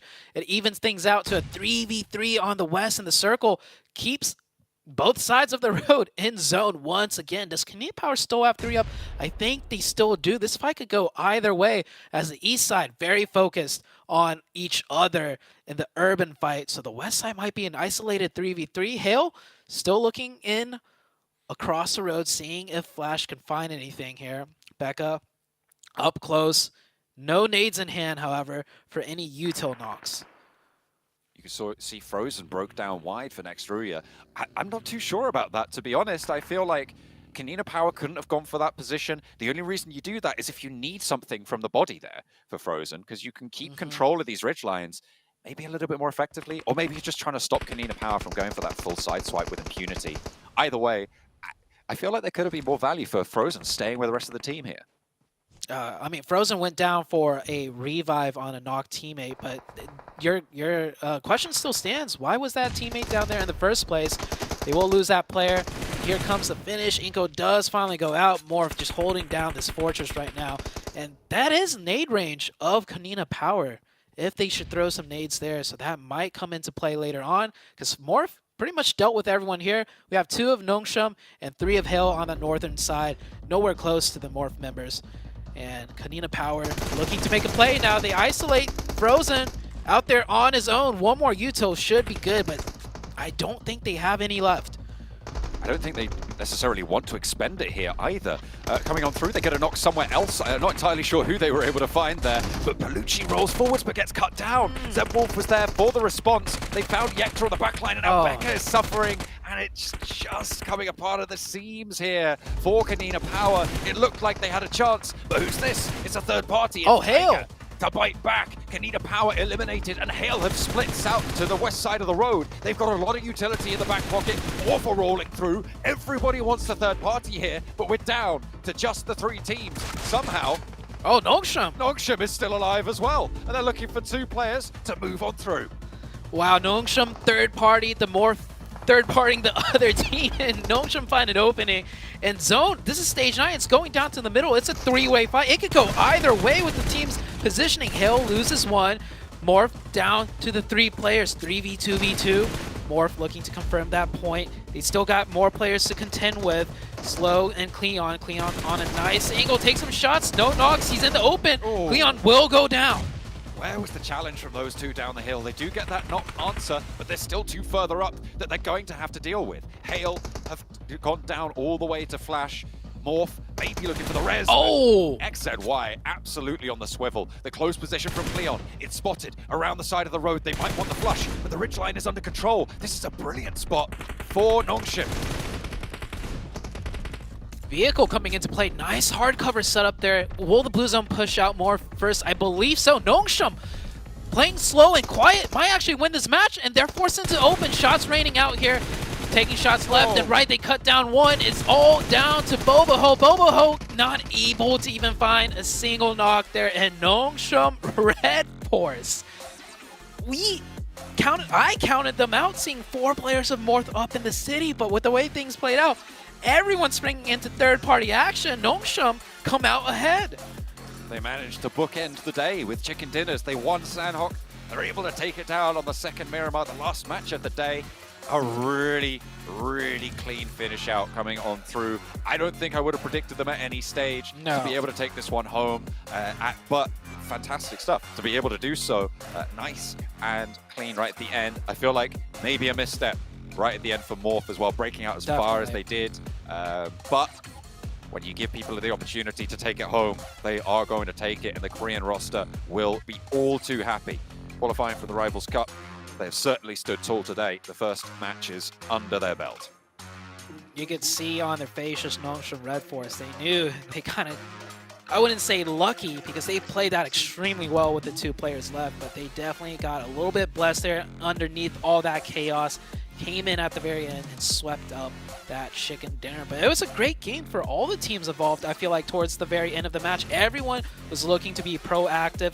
A little bit slip-ups here and there for some teams that should have won the match, ideally looking at Morph. But hey, a lot of points were earned from all of the teams. Morph, actually, they got a lot of eliminations in that match. I think it was something close to 14 or so, finishing second place. That could realistically put them in first place at the end of the day, which is a really, really solid rise up the rankings for them. They'll certainly be, I think they'll be in second place, almost guaranteed, but we'll have to wait and see what the overalls end up saying. But a really, really solid run. They held down the quarter of Impala really well, and it's easy to just like hide behind the windowsills. But let's roll it back to this Nenebete play. I'll let the shotgun speak for itself. 1v3 by himself, 1 by 1. Nenebete making magic work right there. Great game for all of the teams. Oh, I can't say all of the teams in day 1, but great action for all of us. And we're going to close it out on the day and toss it back to the desk as they break down this last match. Let's go, Nongshim Red Force. Started off the day with a chicken dinner, and they get the last laugh here at the start, Cameron. Yeah, and to be honest, they were not in the driver's seat for the majority of that. Impala, it was all Morph. They had the best position, but in their search for the most eliminations, Morph actually ran out of Impala to try and finish off the clearance of the field, which gave Nongshim the opportunity, the opening to swing on in behind them and clear them out. So a really, a great round played by Morph. Like, they still won with overall points with 20, but at the same time, they gave Nongshim just a little bit of slack, and Nongshim made sure to secure the chicken dinner there. Only 2 points behind overall. What a comeback from Morph, huh, Seven? Yes. I got the biggest smile on my face right now. I'm pretty sure everybody in Indonesia is going to be so happy seeing that the performance from Morph. I mean, from awful first 2 matches, yeah, they were able to get some elims here and there, but for them to be able to bounce back from it and almost get back-to-back chicken dinners here to end the day, that's gonna put them in such a great place, and I can't wait to see it when we actually end up seeing the overall. By the way, another team, you know what, just want to throw this out there, Karina Power, good to see that you ended up getting some points. 9 points, we've been wondering where you've been. Well, you know what, it's good to see that out of them. By the way, more 14 elims. Is that the most that we saw all day? Oh, yeah. I think so. I think it is, right? I was over here hoping that we would see more than 20. Okay. All right. I see you, Group Red. I mean, on the first day, 7.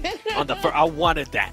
On the first day. I wanted it on the first game. Actually, no, it was Sandlot. I wanted it on the second game. 25 elims on Sandlot. Let's go. You know, I will say that I think that if it's going to happen, it would be on the first day, right? Because as teams go on, they're only going to get more warmed up and better as we take a look at the overall rankings here, Cam. Wow. So not only do Morph overtake Nigma, Nongshim Red Force overtake Nigma as well. It's still very tight at the top. There, a 6-point gap between first and second is, you know, it's okay. It's good. It's not amazing, but it's not terrible either. Like, it's there. But look how tight it is up until 4th, and then a 10-point drop-off, then a 13-point drop-off to 6th place. This top section, it's going to be a fight for top 3 if it maintains like this right now. By the way, we're hyping up Morph. I kind of want to keep an eye on DS from South Korea. I mean, this team, they were started off really hot, right? And then on the second half of the day, it felt like they slowed down. They ended up with what, a 9th place finish, 4 elims, 8th place finish, 0 elims, and they just continued to spiral down. And then to end the day here, they ended up with just 2 points, and it came just from eliminations. Something we got to keep an eye on, right? Because we're gonna have those teams like Morph that they are gonna be able to step it up, and then we're gonna have some teams that do start off hot and they're gonna start slowing down. I can't wait to see what's gonna happen tomorrow now with the way some of these teams were able to close out the day. Dude, same. So I'm gonna go ahead and kind of reference the last group Green, right? It was Stalwart that started off so strong, right, with such a huge lead. And after day 1, we thought that, hey, it's gonna be hard to even catch these guys. But they did get caught and knocked all the way down to 3rd place. So Morph, they have a nice point gap, but they definitely cannot let off the gas here coming up for tomorrow, 7. Oh, 100%. I feel like a lot of teams, and as you were mentioning earlier, Jukes, yeah, it would have been easier for them to break that 20 elim record, right, for one match or whatever on the day 1, because I feel like a lot of teams are going to be able to adjust tomorrow, and it's going to be a little bit harder too. With Morph, continue on what you're currently doing. I mean, it worked out perfectly. Now, for some of the other teams that are towards the bottom, we kind of have to call them out. At some point, we're going to have to see some life out of them. IG, FaZe, Kanina Power, we at least were able to see some good points out of Kanina Power here towards the end. But tomorrow, at least for the first 3 matches, I want to see them being able to put up good points. 100%. I mean, one team in particular that can't be feeling good. It's got to be FaZe, especially after Nana Bethel. But we got a nice interview. Let's go ahead and bring it back to the stage with Choo Choo. Welcome back here at the stage, here right live in Malaysia, Beta Arena PJ. With me here today, I'm Chichu, your stage host, and we have none other than our translator Jung's very tall person, as he always does. And also, we do have the IGL for Morph. It's going to be Boo Boo Hoo. Very amazing hairstyle, by the way. How are you feeling? How are you feeling? And are you satisfied with your performance here today, Boo Boo Hoo? Oke, jadi Bobo, apakah kamu puas hati tentang performa kamu di hari pertama? Kalau puas sih kurang, karena kita masih ada juga beberapa game yang kita buang. So basically, I'm not really satisfied about the performance. It's because there's a few games that we throw away and we could perform better. Why do you say throw away? What happened? Jadi kenapa kamu ngerasa kamu ngebuang? Apa yang terjadi di beberapa match itu? Mungkin kayak ada sesuatu yang bisa kita lakukan lebih, tapi gagal. So basically, there's the things that we could done better, but unfortunately, it's not like success for us. So yeah. Well, that's the thing about PUBG Mobile. It's so unpredictable, and that's the beauty of it as well. But speaking of which, you are so consistent for Morph. When it comes to game number 3, 4, 5, and 6, you got top 5, and you landed your chicken as well. And what is the main reason of such consistency? Is it the circle or is it your strategy? And also, why is it not happening in the first 2 maps? Jadi untuk Morph buat hari ini di match ketiga, 4, 5, dan 6 itu kalian sangat-sangat perform dan kalian tetap berada di top 5 lah dan hampir-hampir juga mendapatkan chicken dinner di game 6 tadi. Apakah itu karena faktor circle ataupun emang strategi kalian emang mesinnya lambat panas gitu, telat panas, ataupun apa yang terjadi di 2 match pertama itu tadi yang bisa membuatkan kalian tidak perform begitu bagus? Mungkin di 2 match pertama tuh ya kayak kita masih coba dapatin atmosfernya, feel-nya. Terus kenapa di match 3, 4, 5 sampai 6? Mungkin ya karena ketika kita udah dapat atmosfer, ya aku yakin kami bisa kasih yang lebih.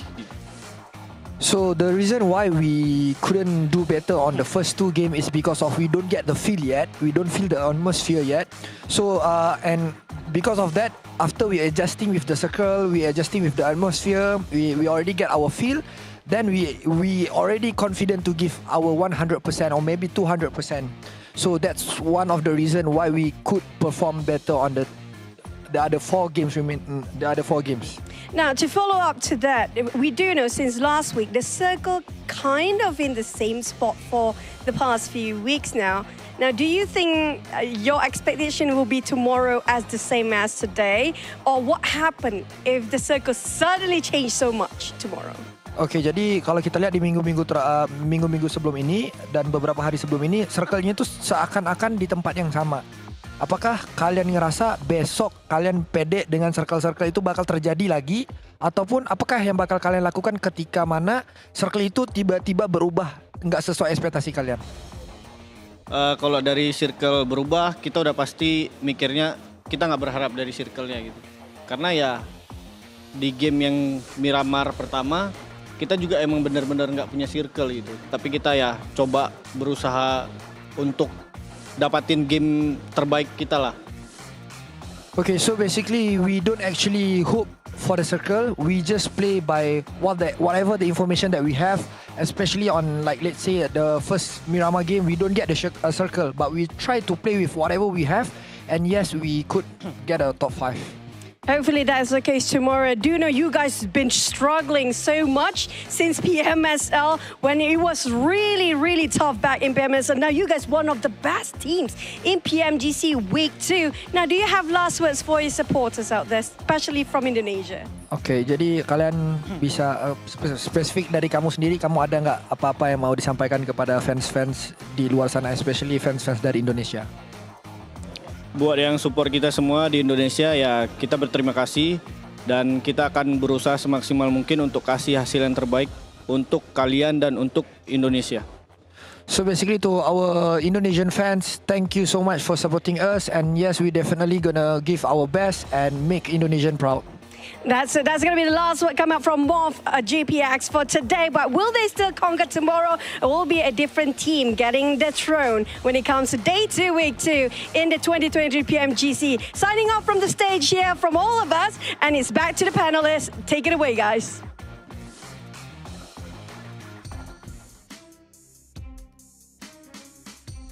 Morph, I love to hear that because you know what? It is true, right? It's hard to get started here in a new group, new teams having to deal with, but I think they made the adjustments and they did really quickly here, Cam. Yeah, very, very much so. Like they said themselves, it's all about getting your feet on the ground and getting comfortable. These teams have scrimmed against each other. There's been some practice rounds, but nothing matches the actual experience of playing live.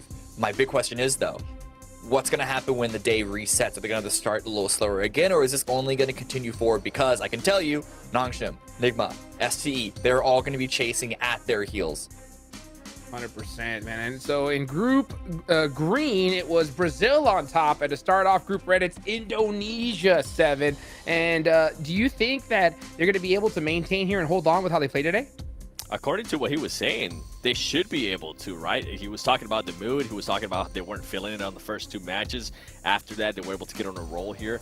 I'm hoping that kind of continues on tomorrow. But the big question mark is, you did mention Brazil there, and I kind of want to get a chance to talk about them a little bit more. I wonder if I was just blinded by how well the Brazilian teams did on week 1, that we were just all expecting Inco and also IG to do good here on Group Red. I'm hoping we see some kind of reaction, especially out of Inco. I feel like if we see any reaction out of any of the Brazilian teams here, either IG or Inco, I feel like Inco has the better chance, even though going back to Americas, they didn't place higher than IG. Yeah, I mean, I'm still shocked to see a tense game at the bottom, and not just at the bottom, but with only 8 points here, Cameron.